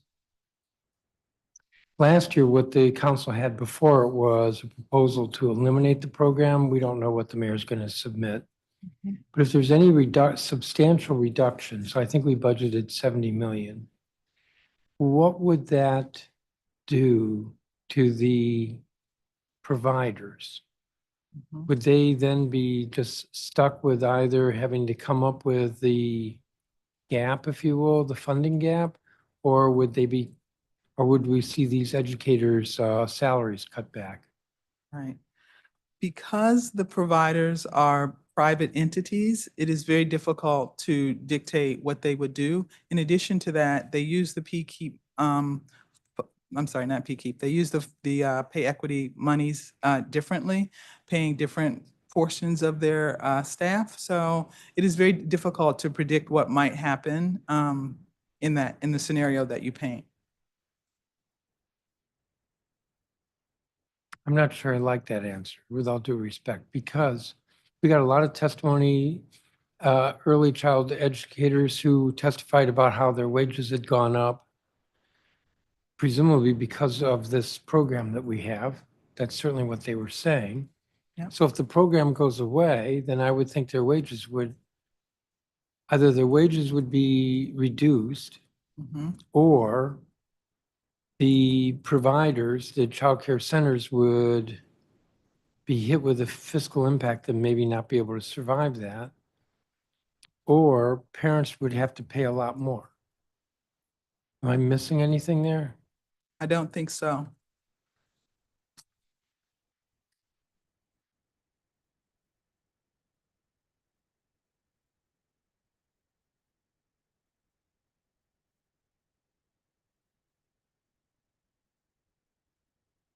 Oh my, I just used up 15 minutes.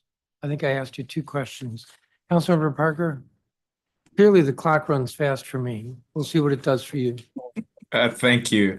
And it's good to see you again, Superintendent Mitchell, albeit virtually. I wanted to start with academics. And let me say at the outset, I deeply respect the work that you and your team are doing. And know that there's a lot of hard work going into the progress that we're seeing. And you kind of led with some of that in your opening statement. I'm going to focus on literacy and math, although we can talk about any number of content areas. If I were to ask, what is the vision for literacy instruction in the district? What would be the headline? I think I would write a headline to say that the district moves such that all students are reading on grade level, and the district has worked through high quality instructional materials, teacher professional development to make that come true. And then same for math. What is the district's vision for math instruction? I think the same thing. We want all of our students to have a wonderful math mindset that enables them to perform on grade level in all of their math coursework. Again, working through high quality materials and teacher development to make that happen. Okay. I want to start with the literacy task force. How many teachers to date have been trained via the literacy, structural literacy materials that either LEAs have acquired or that OSSE has acquired? Yep, I can answer that question for you.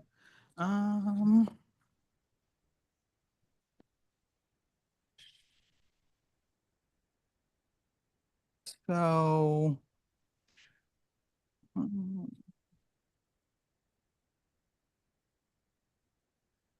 for 23-24,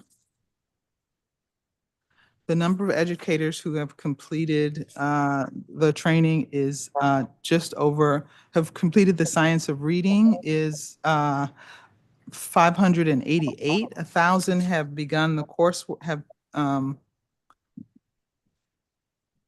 1,000 have begun, and 588 have completed the Science of Reading course.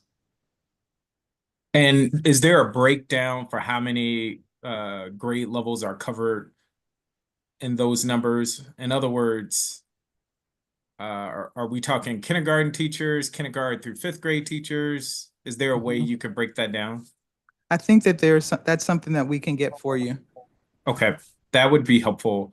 One question I have repeatedly asked is, if we believe that this is the right thing to do, structured literacy, why wouldn't we require all educators in the district to engage in training around structural literacy? That is a wonderful question. We definitely think that this is the right approach. We would love to see all of our educators successfully trained. And I believe that our learning management system has the coursework available, and all teachers are indeed invited to train. I think that we are working first with our kindergarten teachers, but we do have a plan to move out to other teachers in the outcoming years. Are kindergarten teachers required to engage in that training? They are. So why wouldn't OSSE say for this coming school year, all K through 5 or all K through 8 teachers have to take this training? I think a part of the reason is that mandates like that are not cost neutral. There would be some funding attached to that, some costs attached to that we don't have a budget for. It's my understanding that OSSE has a virtual training module. Is that accurate? Is there a license limit, or is there a limit to how many teachers can take advantage of that virtual training module? Yes, we're very proud of the virtual training model. There is no limit to that because we own the coursework. Right. So if we own the coursework, it would seem to me we would be able to say for all teachers, you have to take this training. So that is a professional development mandate that and teachers have to spend time to take the training and would need to be compensated for that time. Okay. Or I could imagine OSSE would say, LEAs, we encourage, we request, we invite, we demand, you use your verb choice, that you embed this in your professional learning. I know that was some of the tension with DCPS, that they were requiring additional overtime for teachers to take this training when they very well could have just embedded this in their ongoing professional learning. Yes, we definitely would encourage all teachers to take this professional learning, and those that have taken it have said that it is very, very valuable. We would hope that eventually this would become just a part of what LEAs do in terms of professional learning. We certainly would advocate for that. And I'm going to say the quiet part out loud. You probably wouldn't say this, but there would probably be significant pushback from LEAs if OSSE were to demand that they engaged in this training. Is that fair? I think that might be fair. And so this is the tension that, and I know we've talked about this before. I think it is time for OSSE to assert its authority as our state education agency. I don't envy your position, but if we know it's helpful, if it is in alignment with our vision for literacy instruction, I'm struggling for why we wouldn't require it or tie funding to it like we did at the height of the pandemic. Schools, in order for you to get this additional funding, you're going to have to do X, Y, and Z in order to get the funding, and schools rose to the occasion. I'm going to keep going for the sake of time, but is it possible that you can follow up or your team can follow up with a timeline and next steps for how we're going to expand this proven beneficial literacy training for teachers beyond kindergarten? Absolutely. Okay, great. And that goes back to what I meant by if we have a vision for literacy, if we have a vision for math, that should be informing what is happening in schools. And right now, it just feels like every man is left to their own devices across the district. I want to come to math very quickly. I know the math task force is ongoing. I really appreciate your team leaning forward and informing me regularly around the outcomes of that task force. One of the things that I've requested and has come up before is, do you think or anticipate you may be able to get the council a short list of recommendations as we are engaging in the budget? I know you won't have a full set of recommendations and the task force won't be completed, but do you think that might be possible? I know that there is a subset of the task force working on recommendations, and I think that they are working towards that goal. Awesome. And so obviously, if you could share that with this committee, the chairman, as well as me, I would greatly appreciate it. And the reason being is I want to advocate for what you think is important for math instruction in this year's budget. Thank you. Truancy. Okay. So I have been banging my head up against the wall all week because it is just maddening how, as a district, we have failed. And that's not just OSSE, CFSA, the OAG, the courts, you name it. I feel like we are dropping the ball. Let me start with this high-level question. Why doesn't our truancy work live with OSSE? I think that OSSE, thank you very much for the question. I could not agree with you more about the importance of attendance. I would say that OSSE does do quite a bit of work around I'm coming to that next. Okay. I'm coming to that. But so this is for those that may be watching. We have a bifurcated system. For those under 13, after 10 unexcused absences, they are referred to CFSA. CFSA is supposed to investigate and follow up in order to get that young person back to school. We know last year, CFSA received more than 3,000 referrals. If I had time, I would say, please guess how many they followed up with. Roughly 200. When you ask, all right, what happened with the rest of them? The answer is not much. For students over 13, they are referred to court social services. We know thousands of high schoolers are missing school, yet in yesterday's hearing with the OAG, we're told that only 608 high school age students were referred to OAG. Out of that 608, roughly 200 were referred to DHS for their ACE and PASS programs. When we ask about DHS about their follow-up, their coordination, it is clear that there is a lack of communication and coordination. That is what I mean by across the government, students are literally falling through the cracks. And then we want to point the finger at young people to say they are the blame for juvenile delinquency. All right, I'll get off my soapbox. So that is a very complicated question. I remember having a discussion with the chairman last year about who should own our truancy work. So I'm kind of asking you, why shouldn't OSSE be the agency that leads the investigative work, since CFSA is dropping the ball, since OAG is dropping the ball, since the courts are dropping the ball? Why shouldn't it be OSSE? Well, I think that it is important for us to understand exactly what is happening with our sister agencies. I think a lot of the truancy work requires the intergovernmental piece, and there are lots of services that are required to address some of the issues that come up when a student is truant. And so I think that, you know, no matter where it sits, we have to work better together as a government to really intentionally address this issue. I agree. I have another follow-up question here. A glaring gap that I can see from a 10,000-foot view is there is a lack of initial investigation for the vast majority of young people missing school. And then there's a lack of follow-up. And so what we hear from schools and principals is we're doing everything we're being asked to do. And then it kind of goes into a black box and we never hear back what happens. And sometimes the kid shows back up, many times they don't. All right. You mentioned that there were improvements with truancy, and I'm really glad to hear that.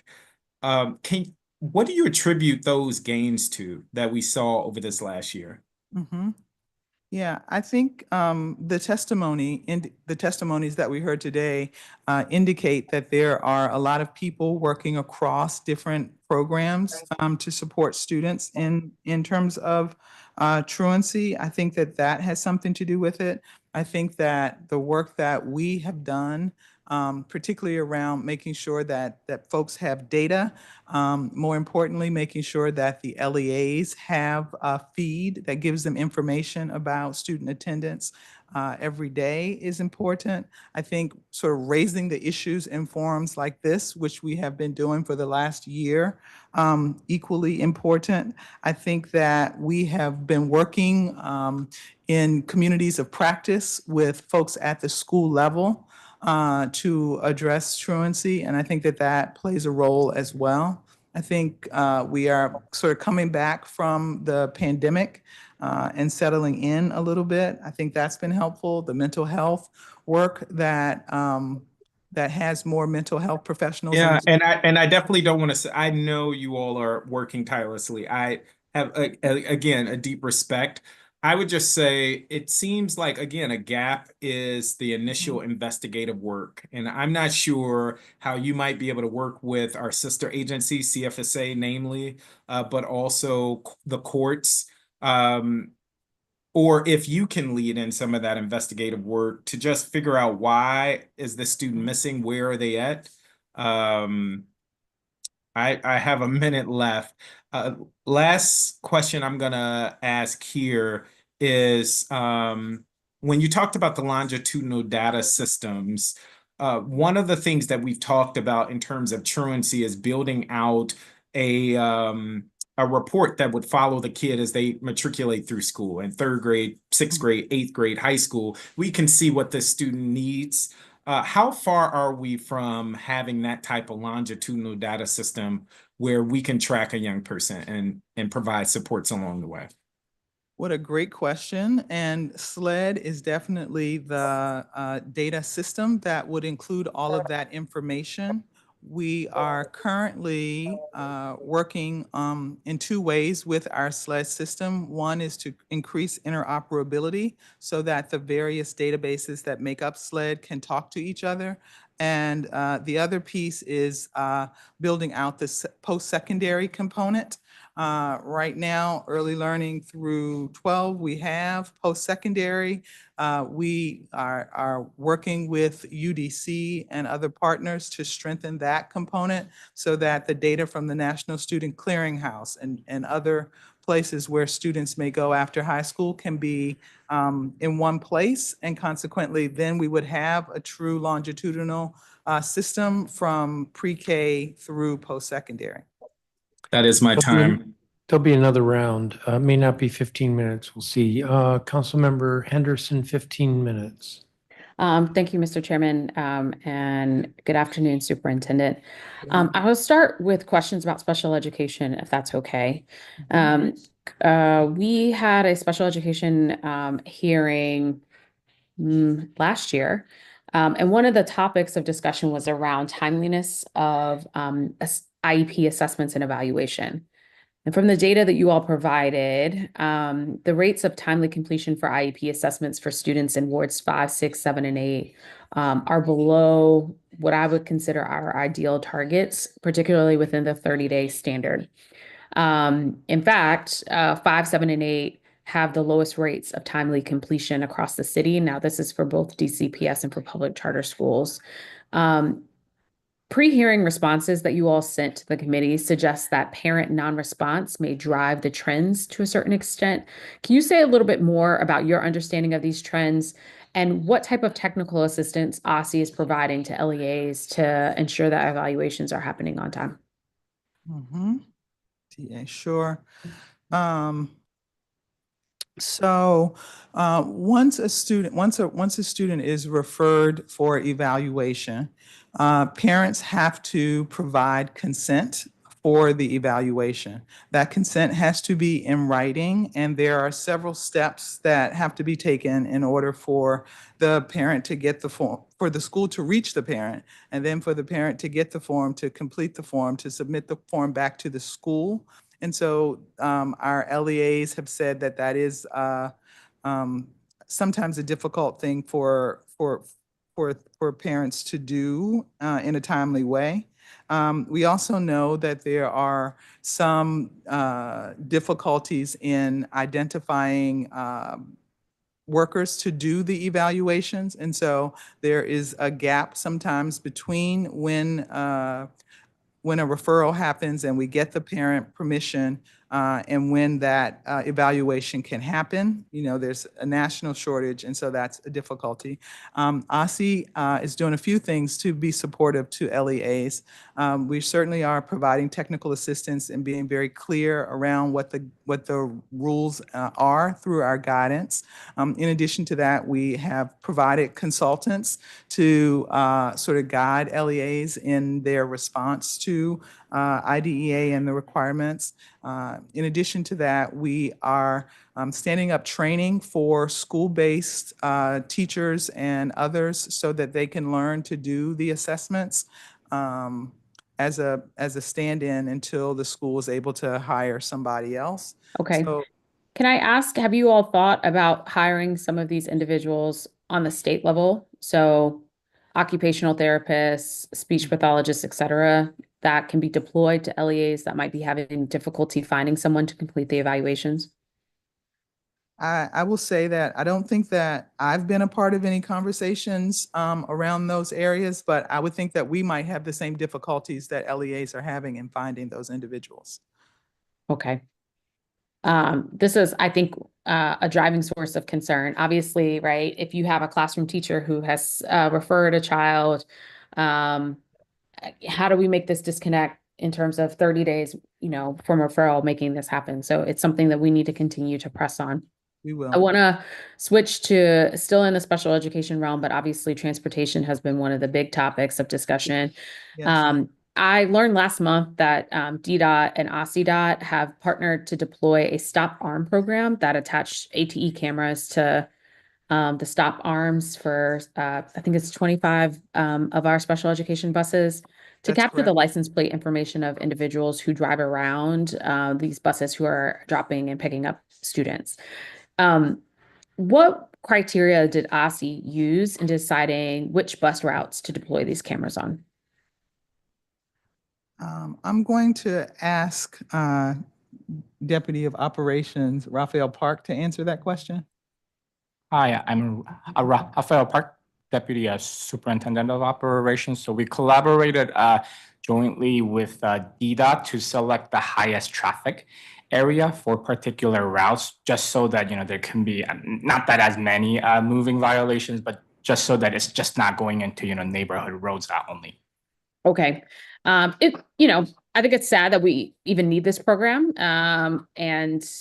But sometimes drivers need a reminder that you are supposed to stop, lest you might hit a child or an attendant who is trying to get a child to their home. When a ticket is issued and paid through this program, is OSSE receiving any part of the fine funds, or is it just going to the general fund? It comes to OSSE. Oh, it does come to OSSE. Yes. Okay. And what is it going to pay for? Oh, I'm sorry. It looks like I was mistaken, and the funding is going to a general fund. Okay. In this particular case, I would say perhaps it should be going to OSSE to perhaps do some training or even fund some of the retention and recruitment work that you all are doing for drivers.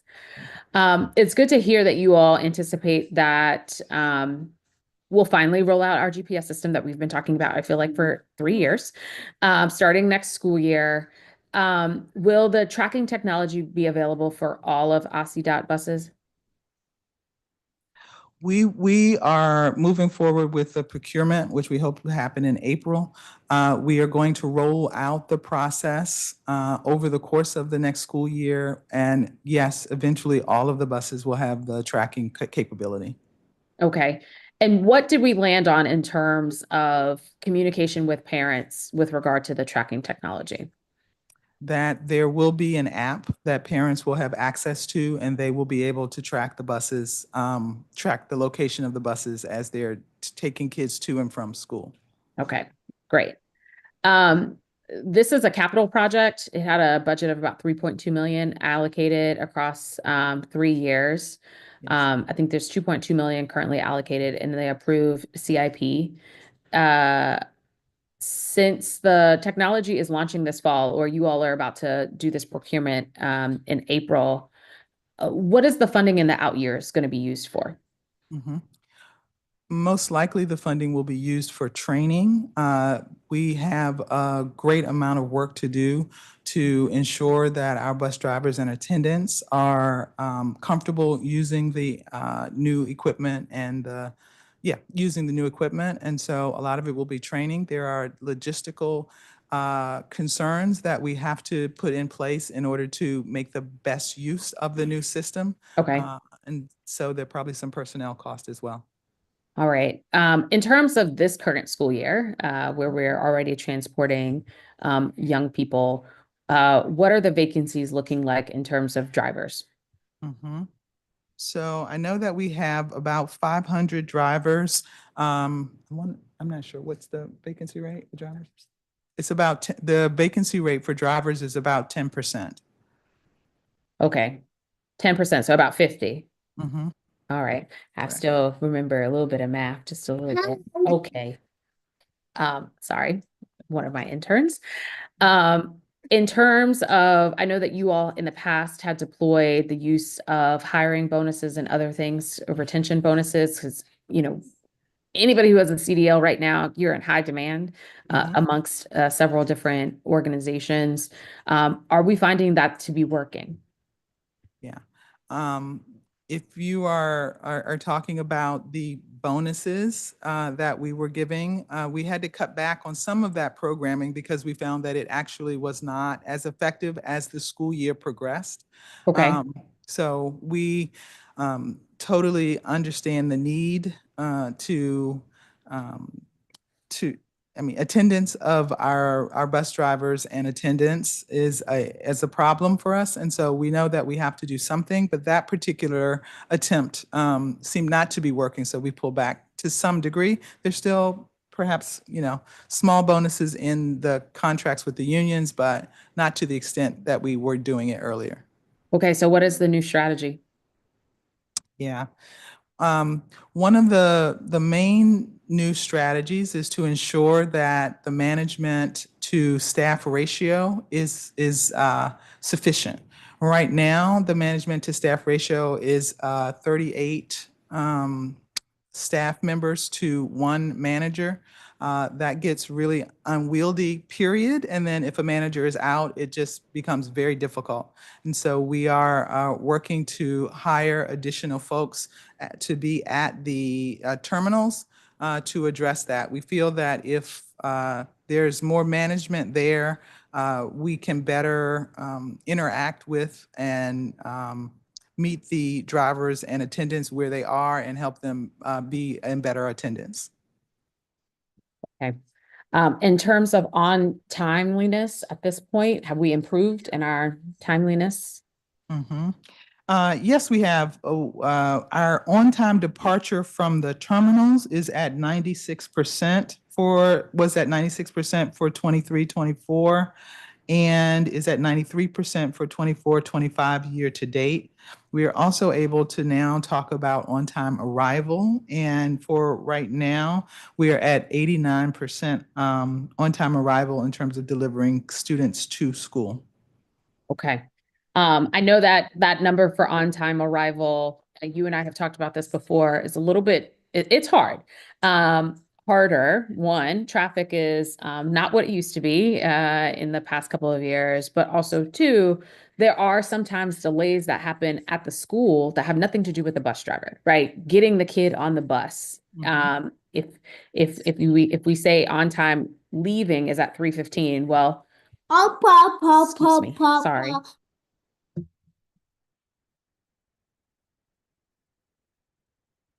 If we say that on time leaving is 3:15, that's also when school has gotten out. So we're trying to figure those pieces out, but it's good to hear that we're making some strides in the right direction. I want to ask about the advanced technical centers. You know, that's probably one of, I feel like the secret gem of OSSE in terms of the work that you all are doing. You guys do a lot, but I'm really a fan of the ATC because I truly do believe that it can be a game changer for some of our young people in terms of making that connection to career from while they're currently in school. Can you provide an update on the Ward 5 ATC's partnership with Trinity for the general nursing program? How many students have completed it and things like that? Yes, I can talk about the students in general. I don't know that I have the exact breakdown with me right now. Okay, can you guys follow up with that? I mean, I chair the health committee. I Definitely. care about it all, but I do care about the nursing piece. Sure. Yeah. Yes, we can definitely follow up. But what I can share is that the students are doing an incredible job of accessing the learning. The number of credits that they have earned is pretty outstanding, and Trinity is our partner with nursing, and they are doing an excellent job with our students. I don't know if you've met the professors. You're more than invited to come to the ATC and see the interaction because a lot of learning is happening and the students are very excited. Well, can you give me the overall number of students who are participating in the ATC?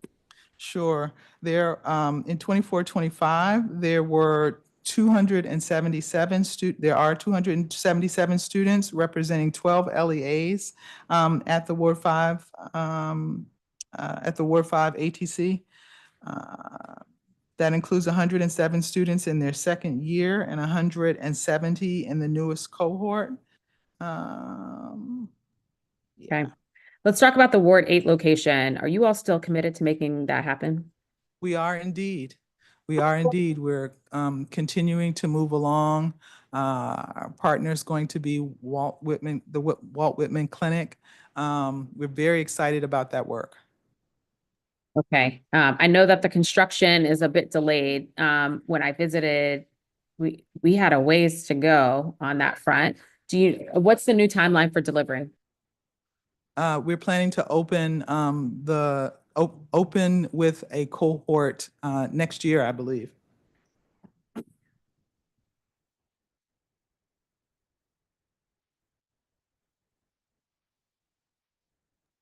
Okay. Sorry, I only have a little bit of time left. I wanted to ask about graduation requirements. I know that you all were working with the state board on this for potential updates in late 2024. What are the next steps? So we are conducting around the graduation requirements work is a part of an initiative from our strategic plan. We first developed the graduate profile, and now we have some proposed changes to the graduation requirements. We are working with stakeholders across the city to get feedback and input. We will continue that work through the spring. We'll develop another draft this late in the summer.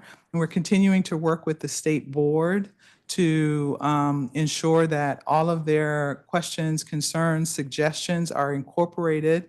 And then next year, we'll begin working to we'll finalize the recommendations and begin moving them through the state board process for adoption. Okay, I'm over my time. Thank you.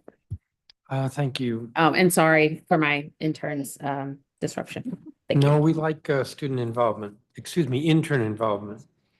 Let's try another 15-minute round. Dr. Mitchell, I want to ask about special education hearings. So you may be aware of the exchange I had with Chancellor Farabee last week. I am. And some of that was informed by the advisory committee's report last December. Yes. I'm really sort of troubled about this. I looked at information that you provided. Let me see, we asked you a question.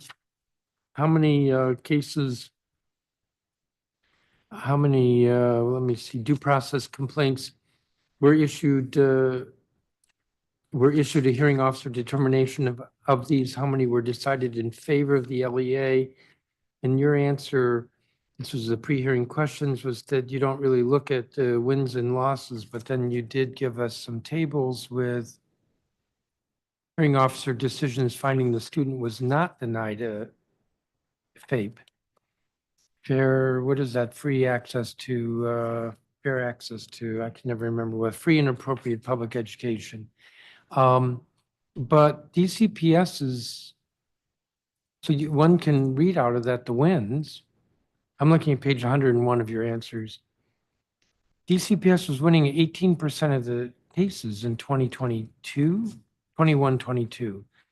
The next year, 29%. And then last year, 22%. That's a horrible record. But then also, when I look at page 100 of your answers, DCPS is just off the chart. So let me see, if I remember correctly, DCPS has about 50,000 students and the public charter schools have about 48,000. That's my recollection, roughly. Roughly half and half. And yet, when we look at the number of cases, the public charter sector is, if they're not in the single digits, they're barely in the double digits, while DCPS is pressing, let me see. DCPS settled without a hearing, 83. 3 years ago, 81, 67. That went to a hearing, DCPS 45 1 year, 63, 70. That's, I mean, way more. Now, what is OSSE doing about this? So we sort of asked, and I got this answer. In our general supervision role, OSSE uses hearing officer decision outcome data reflecting findings of denials of free and appropriate public education to identify system and student level needs for improvement. This data informs OSSE's delivery of LEA capacity building supports. What does that mean? And related to that, what is OSSE doing to I want to say bring DCPS into scale with the other LEAs? Thank you very much for the question. I think what's important to understand is that IDEA is very clear about the roles that the SEA, the State Education Agency, and the LEA have in the implementation of IDEA. The state's level is one of oversight. And so when we, and as I've indicated, our oversight role used to be solely based on compliance, and now we're moving towards quality. And so when we see things like what you're pointing out, we are able to target our technical assistance, and that oversight, that targeting of the technical assistance is designed to, hopefully, what we want is to prevent the disputes from being filed at all.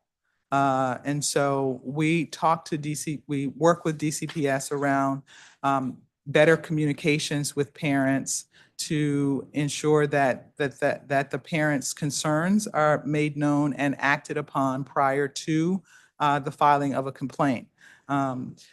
When a complaint is filed, then our TA is designed to say, how can this be mediated, right? Because mediation is a mechanism that can be used to avert the more costly areas that would lead to a hearing finding and then perhaps more legal action. And so we encourage mediation, and we encourage the parties to come together to come to a conclusion. So those are the things that we can do, but we can't make DCPS do something different. That sounds sort of like what I would say. The council can't make DCPS do something. Well, but you do have oversight, as you said. Right.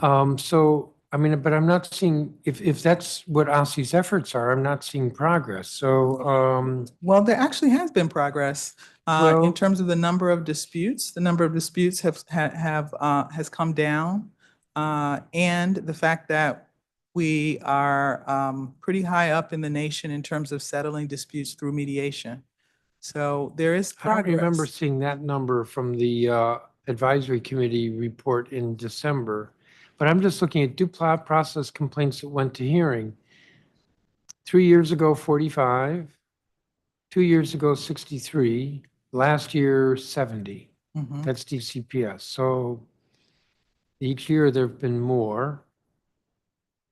In 2022-23, DCPS won 29% of its cases that went to a hearing. And last year, 22%. That's kind of going in the wrong direction. And I mean, it was pretty clear to me looking at all the data when I was talking to the chancellor last week that it's as if DCPS's default is to deny and then see what the parent does. And if the parent either figures out that they can get counsel or they're really stubborn or persistent, then they threaten a due process complaint. My recollection was the number of mediation cases was anemic. It's coming back to me now. So again, maybe I'll put it this way, is OSSE stepping up its oversight with DCPS? Yes, we meet with DCPS to provide oversight monthly. And the numbers that are being quoted might not be quite accurate because our numbers would indicate that the mediations are up and the number of disputes is going down. Well, the mediation numbers I don't have in front of me, but I remember from the hearing last week Mhm. that they were considerably fewer mediation, I guess they're not hearings, but Mhm. considerably fewer mediation processes than there were due Mhm. process complaints. Sometimes parents withdraw, and that is not always, that withdrawal doesn't always show up in the data. If DCPS offers a remedy, that might not show up in the data. Well, that would show up as a settlement, Mm, settled without a hearing. So, I mean, I am very tempted because we have a tight budget here of, I shouldn't say this, but zeroing out DCPS's litigation budget for this so that they're forced to mediate instead of litigate. They lose too many of the cases, and when they lose in all or in part, then they have to pay the attorney's fees for the other side. So they're paying their own attorney's fees, they're paying the other side's attorney's fees, and they still have to provide the services. And meanwhile, the child has been without the services while all this litigation is going on. I'm just not seeing, I'm not seeing that productive. Maybe I'll leave this line of questioning with, I'm hopeful that OSSE will do even more, because those numbers really, as I recall from looking at the advisory committee report and other data, the numbers are really pretty bad. Oh. I cannot read any of that writing, but let's see, 21, 16, 15, 6, 9, 4, 6, 2. Those are considerably smaller than, what did I say? 81, 67, 63, 70. While we're on special education, so there was testimony with regard to the new OSSE dot, I want to say routing system. That's not quite what I mean. The communication with the real-time information for the parents. Mhm. And I don't have that testimony right in front of me, but no, actually, I kind of remember it was promised in, is that one of those questions? It was promised a year ago. We were told that it would be operable in December of 25. And now we're being told it's going to be sometime next year. Is that in here? That's because I saw it somewhere else. Why the delay? And why can't we do this faster? I And if we believe, do an Apple tag on a bus, wouldn't we all be able to figure it out more quickly? yeah, That was a little snarky on my part. no worries at all. Currently, we were able to put a GPS tag on our buses. It is an interim phase, though, until we get to the new system. I think that if you are referring to a promise that the former superintendent made, I believe that she meant the procurement and not the actual implementation of the new system. So when's the new system implemented? Next year. What's next year mean? That Next means year, 2020? 25, 26. Okay, that's a whole year. Right, we're purchasing, it's a very long process. We are on target to purchase the new system in April. This April, meaning in This April, 1 yes. month from Yes. now. It will require a great deal of technical adjustments in order to put the system in place. It will also require a lot of training in order to get the bus drivers and attendants able to use the new system. And so rather than disrupt everything by switching systems completely, we're planning a targeted rollout of the new system. And so that is why we have said that the system is going to be employed next year. So that means the start of the school year, 25, 26? At the start of the school year, we will begin implementation. All of the buses are not going to, like, all of a sudden be on the new system. We want to ensure that the system is working, that the bus drivers know how to use the system, that parents are online.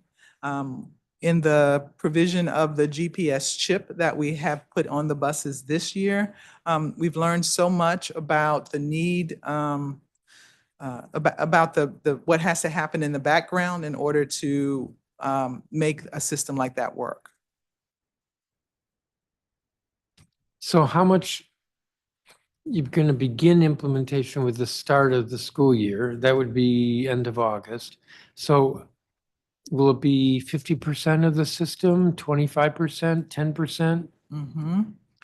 Well, we've not gotten that far yet in our planning, but we will let you know. We have hired folks to help us think through the implementation and how we do it. And I will get back to you with some additional details as they become available.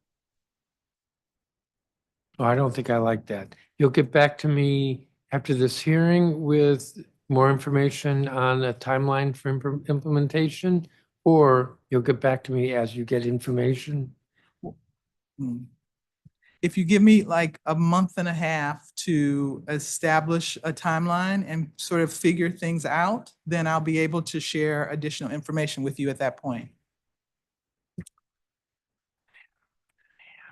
How about a month? How about the next hearing? I don't even see when that is. April 23rd.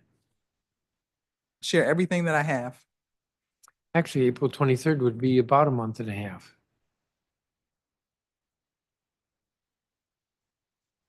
Remember that, please. I seem to be on a fast clock. I do have a few more questions, but Councilmember Parker? Thank you. Superintendent, I wanted to jump to the State Board of Education and the work that you're doing with the Graduation Task Force. You mentioned this a little bit before. You're seeking feedback now. What is the timeline for when you will circle back with the State Board? We are in pretty constant contact with the State Board on this initiative. We meet with the leadership of the State Board monthly, and I attend State Board meetings. We are currently addressing a list of questions that the State Board provided for us vis-a-vis this project. We will be sharing answers to those questions and continuing the dialogue with the state board probably in the next few weeks, and I'm sure that dialogue will continue. And one of the things I've flagged before is that I believe you're proposing to lower the math requirements as part of the graduation recommendations. Is that accurate? Not quite. So we are recommending 4 years of math, and so that maintains the same number of the same credits in math as are required right now. We do have a preliminary recommendation around opening the requirement of Algebra 2 so that students might be able to take a statistics course or some other type of math course. But that's the extent. The goal of the graduation requirements is in no way to lower expectations or to lessen the rigor, but to open up possibilities for students so that they can take courses that they're interested in. That is helpful. I wasn't aware. So you're still required to take 4 years of math, but instead of Algebra 2, you can take some other type of math course. That's just helpful. the proposal, yeah. And just refresh my memory, what is the current requirement? 4 years of math, and that has to include Algebra 1, geometry, and Algebra 2. Got it. Now, if a student wanted to go to med school, would that put them at a disadvantage if they did not have access to Algebra 2? It would likely, I would say yes, but if a student is interested in a STEM career, then I would think that it would be incumbent upon the student and the guidance that that student receives to ensure that the student is on the right path to pursue a STEM career. You have other students, though, who may not be interested in STEM, and so they might want to take a computer science course or some other type of course that might not need Algebra 2. It's been so interesting as I've gone across the city and shared some of this and talked to people about math requirements. We had a meeting with teachers, and some Algebra 2 teachers said that they would love for us to open up this requirement because Algebra 2 for STEM is absolutely a necessity, but Algebra 2 for someone who's not so inclined, it's difficult to make the case why they're required to take it. I got you. And when you go to the state board, when you finally make your final revisions, if the state board wanted to make changes, would they be able to do that? Mm-hmm. Well, we would certainly take into consideration the desires of the state board, along with all of the other input that we've been receiving across the city. But just to clarify, our current policy, if after all of this work, the state board has put in, when you finally bring back your proposal, they are left with an option to merely vote up or down and wouldn't be permitted to make changes. Is that right? After all of the work, I think that we would definitely work very hard to reach some type of consensus because you are quite right. Graduation requirements are in the purview of the state board and they have the ultimate decision. Got it. That masterful, very masterful response, by the way. One other question. I've heard from PAVE parents that they specialized program is a priority for them. And one of the changes they are seeking is for more information on the school report card about the quality or the availability of specialized programs. And so what that might look like, as I understand it, is I don't know, a STEM program. It's easy for someone to label themselves a STEM school, but it would be better if OSSE had some type of rubric of sorts where parents can receive more information. I'm sure PAVE parents have engaged with you and your team. Can you just give an update of where you are in thinking about how to better share information about specialized programs that schools are offering? Sure, happy to do that. We just made some pretty significant changes to the state report card based on input from the state board. we made some changes, and we have some changes that are yet to be made. I believe this may have even been in a resolution by the state board, but I think you may have heard that OSSE is engaged in a course code collection activity where we are collecting information about all of the courses in the District of Columbia. A lot of that information will be linked to the school report cards. So parents will have a much better picture of the courses that schools are offering through the report card. And that's certainly helpful. But in this specific area, it sounds like there's no direct action being considered at this moment to better communicate about specialized programs. Is that fair? I think that may be fair. I would want to take a look at the report card and other information that's available, but I think that may be fair right now. All right, here's my 2 cents. The state board passed a resolution. It would be great if they could say, OSSE, please engage with us on this versus having to wait for OSSE to bring this up to them. I will get off my soapbox. I'll keep moving. And I know we've talked about this offline, Superintendent. Flex scheduling. That was something that was funded last year. There are 6 schools that received funding. Can you give an update on just where that pilot is? And like what feedback or what results you've concluded from the pilot? Yes. So we are still analyzing data from the pilot. We know that the schools that received the funding use the funding in different ways. Some of the schools provided educators additional professional development. Some gave educators the opportunity to do continuing education. Some enabled educators to work together for course planning.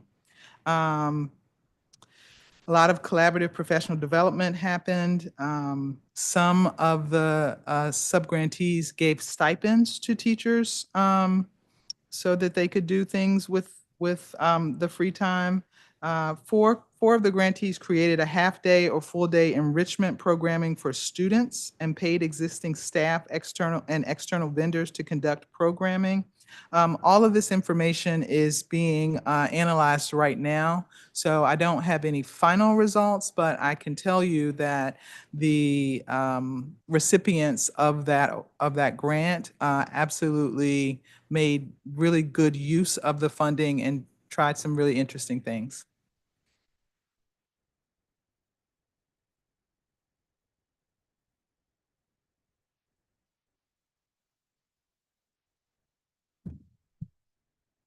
I'm sorry about that.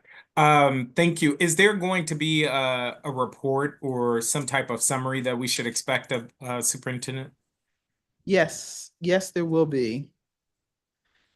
Do you know when you might expect that? I believe that February 2026 is when we will have a final report on the flexible scheduling. Okay, awesome. I wanted to come to school support.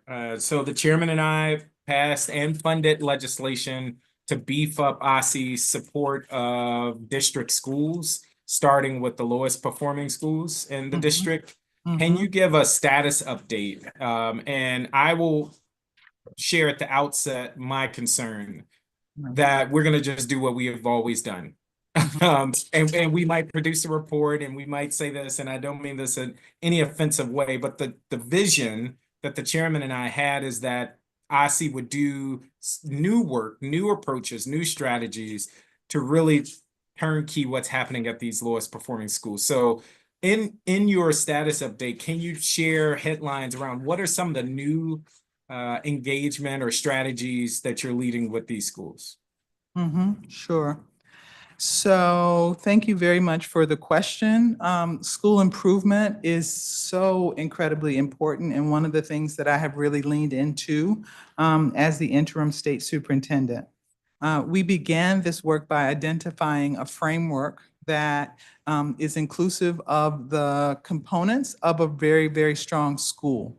And so the framework includes things like transformational leadership and talent development and instructional excellence, attention to school culture and organizational health.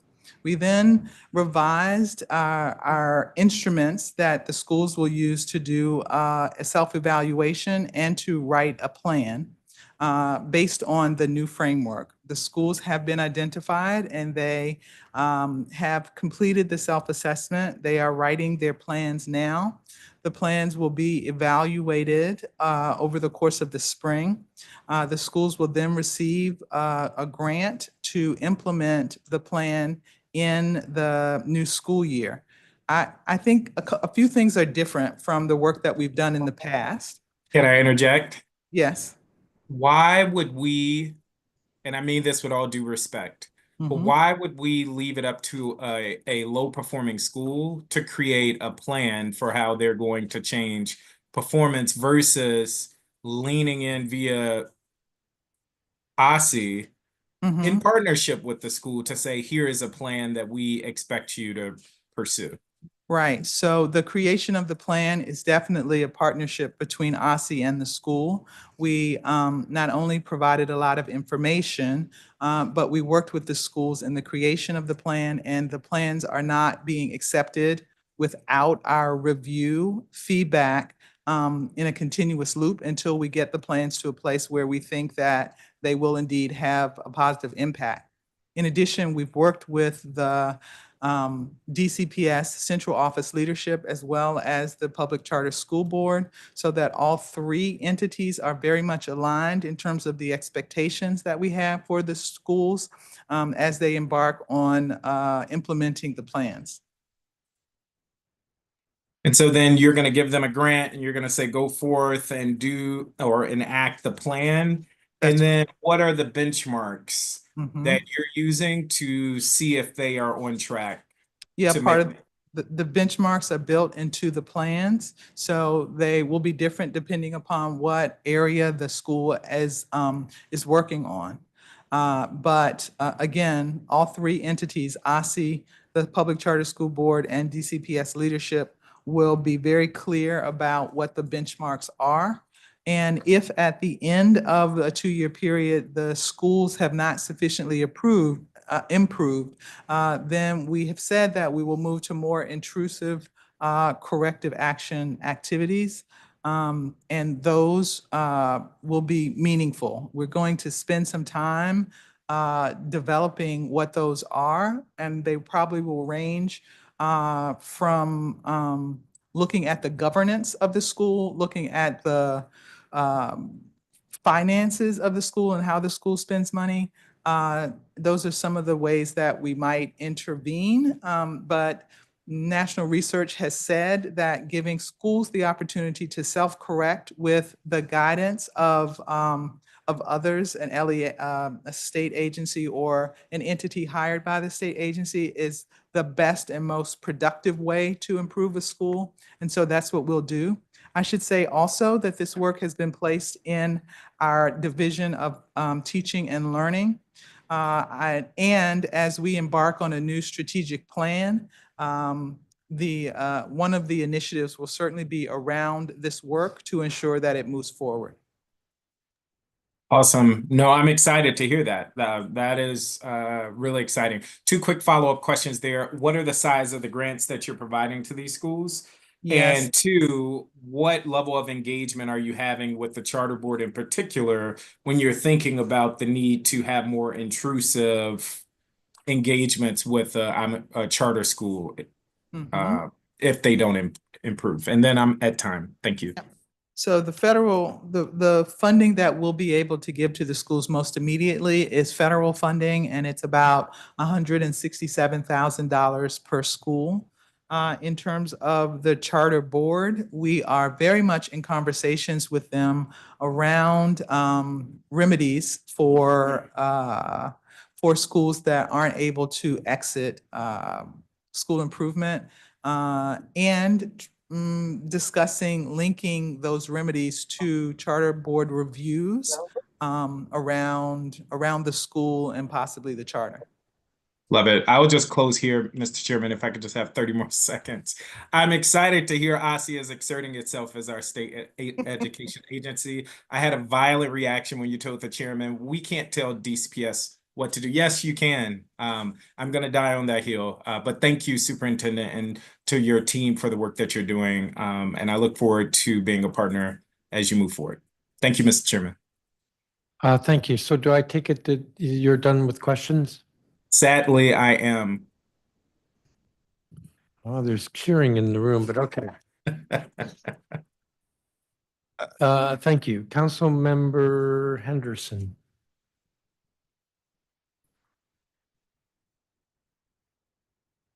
Councilmember Henderson?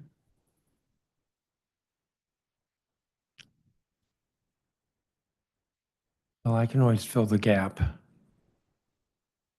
All right, so put me on what are we doing? Oh, this is the third round, 10 minutes.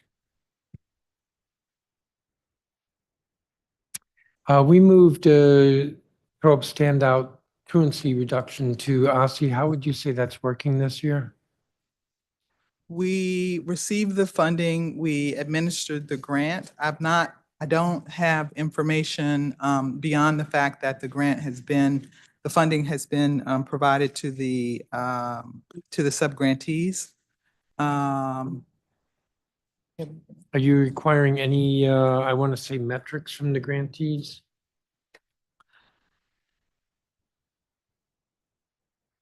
Not yet.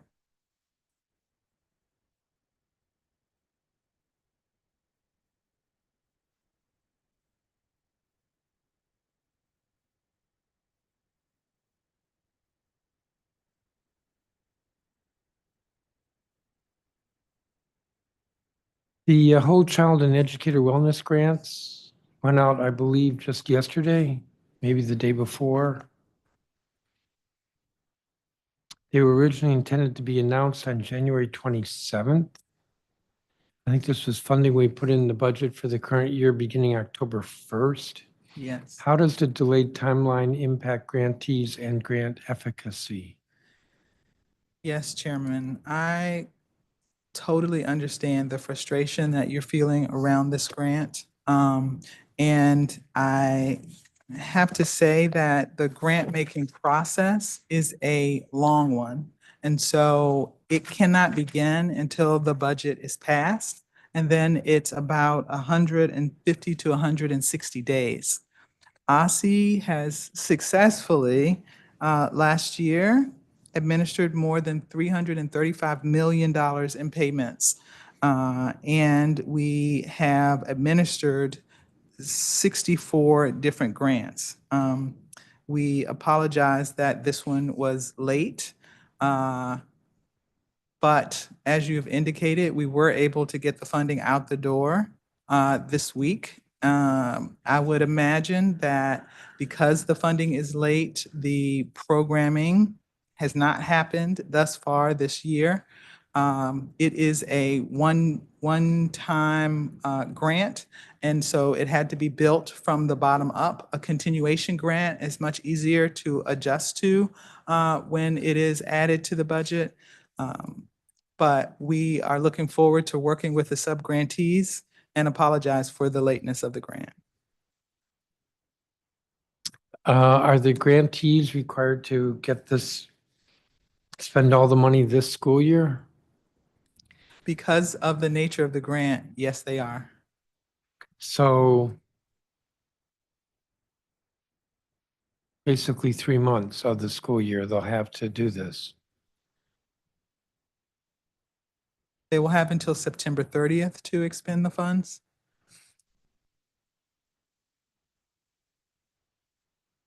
So that would be a month into the next school year. The end of the fiscal year, yes. I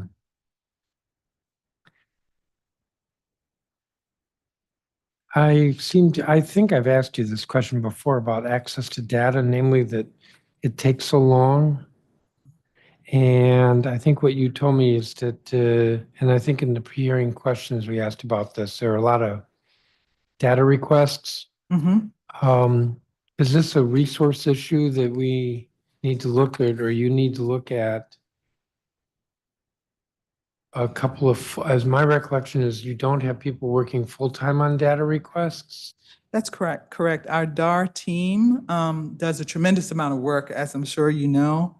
Everything from the assessment to school report card, to all of the other data that we produce in reports to both the council, to the federal government.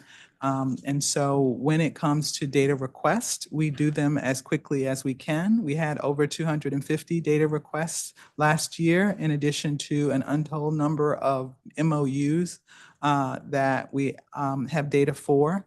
We're always very careful about the data that we release to ensure that it is first and foremost accurate, but also that we don't make mistakes that would endanger the privacy of our students and families. I want to reclaim some time here. My question was, should there be more people, more FTEs that are available to work on this? If additional FTEs were provided, we would use them to work on this.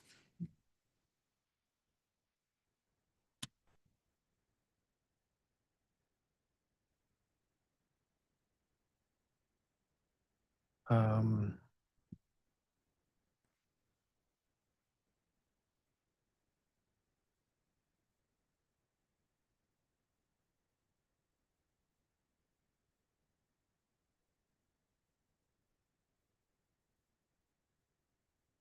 I'm going to say something I probably shouldn't say, but I'm not really enthusiastic about high impact tutoring. So this is your opportunity to tell me why I'm wrong. Since FY 2022, OSSE has invested $32 million in high impact tutoring and served 12,487 students. Now there are about 98,000 students in the system in a year, but over 3 years, OSSE has served 12,487. We estimate that the cost per student works out to be about $2,500 per student.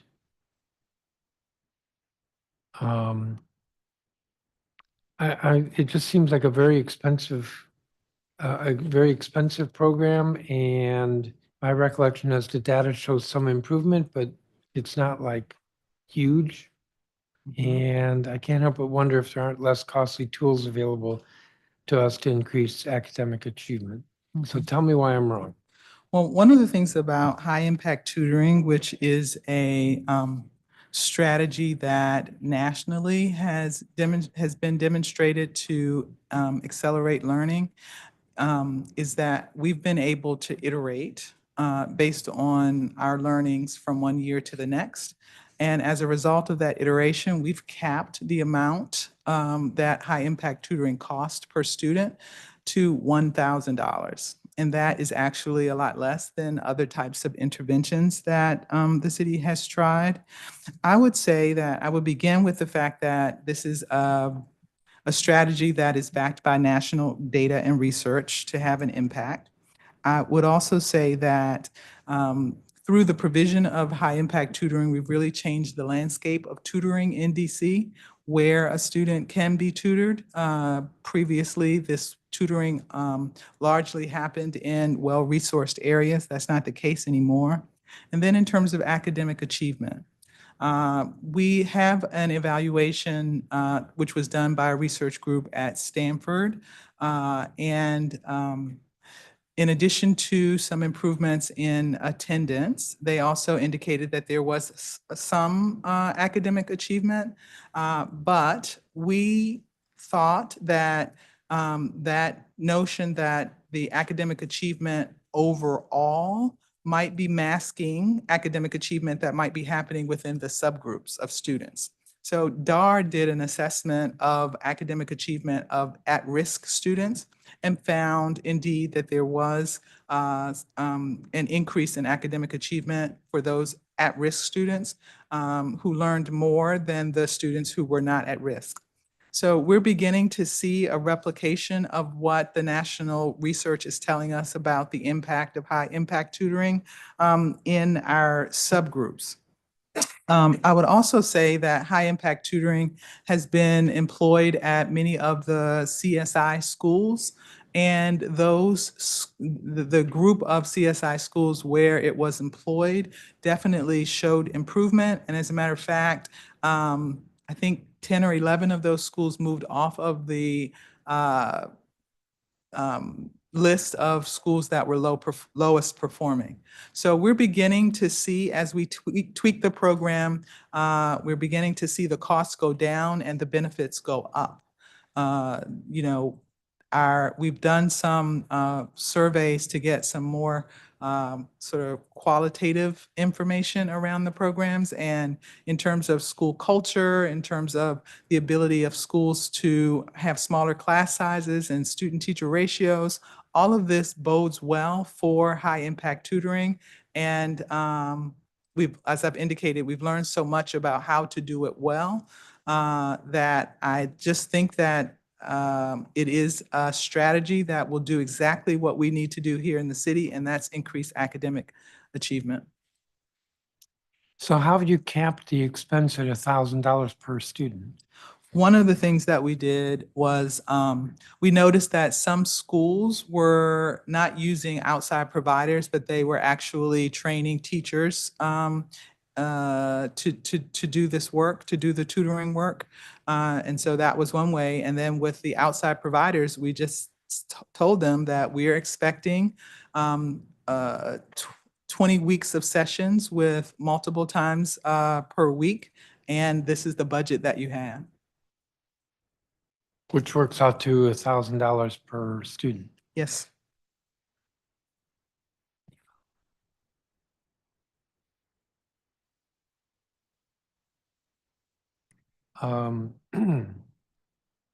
Dyslexia training. So you spoke to one of my colleagues, I can't remember which one, asked about the asynchronous training that's available from OSSE. How are you ensuring, I'm going to say, quality control? So if I'm doing an online training, maybe I'm not really paying close attention. I'm just clicking my way through it. And if I'm a teacher, maybe I don't have time to do it. So I figure out ways to maybe not do the training with fidelity. How do you ensure quality?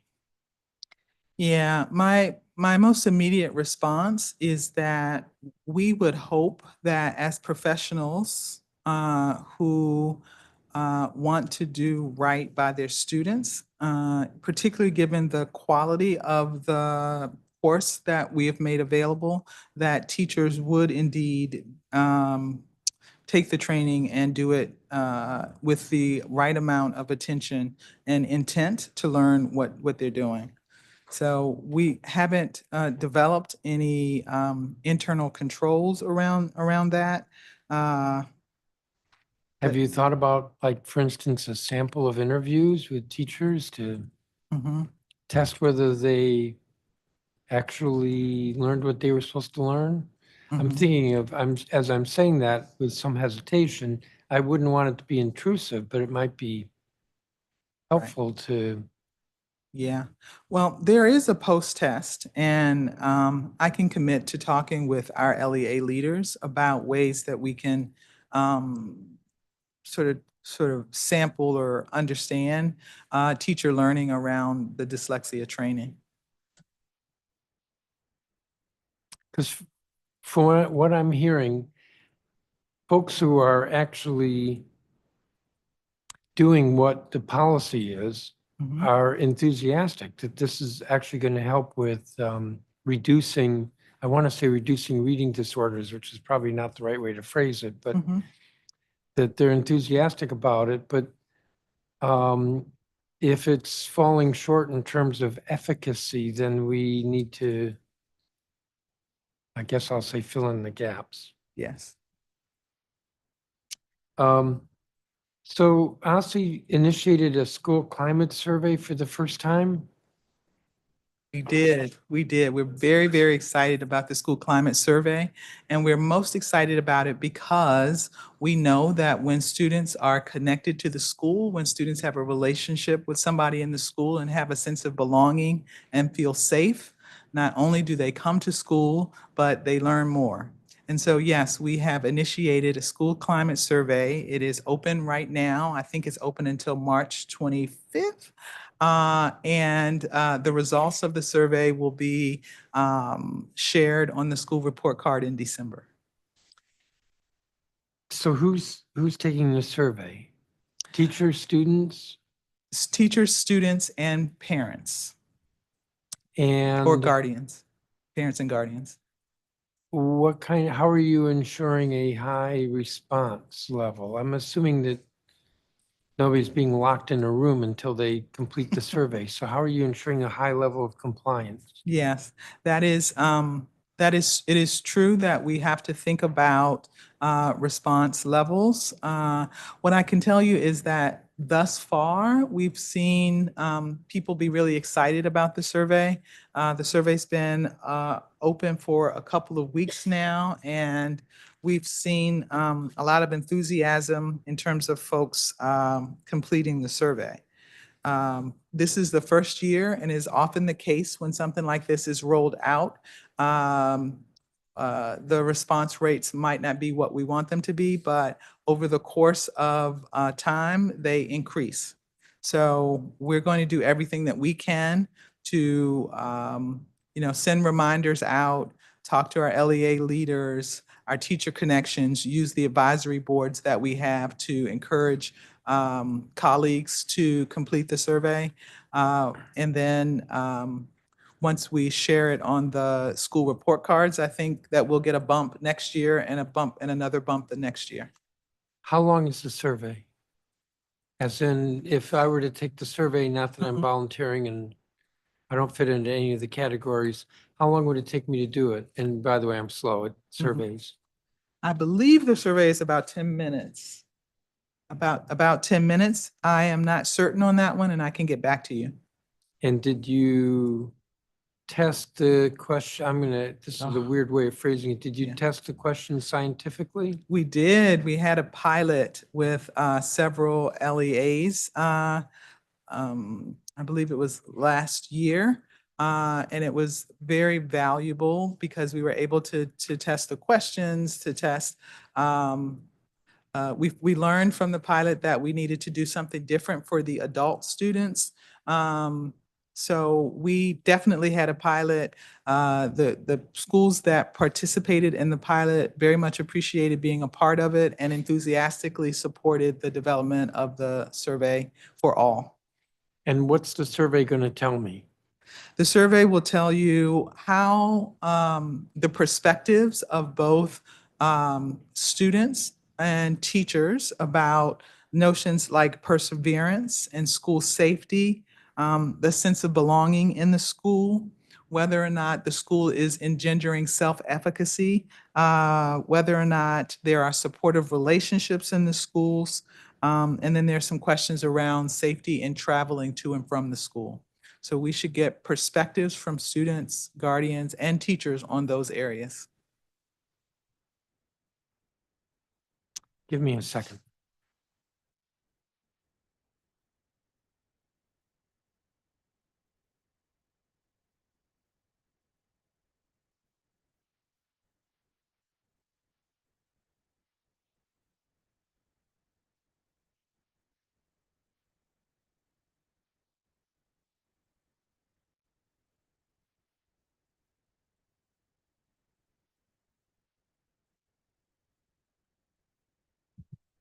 I think I'll leave it there with questions. There are a couple more that I have, but they're more budget related. And I expect that we're going to get a difficult budget from the mayor. So I'm hopeful that I hate to put it this way, but testing you on some of the programs or expenditures to figure out where we are.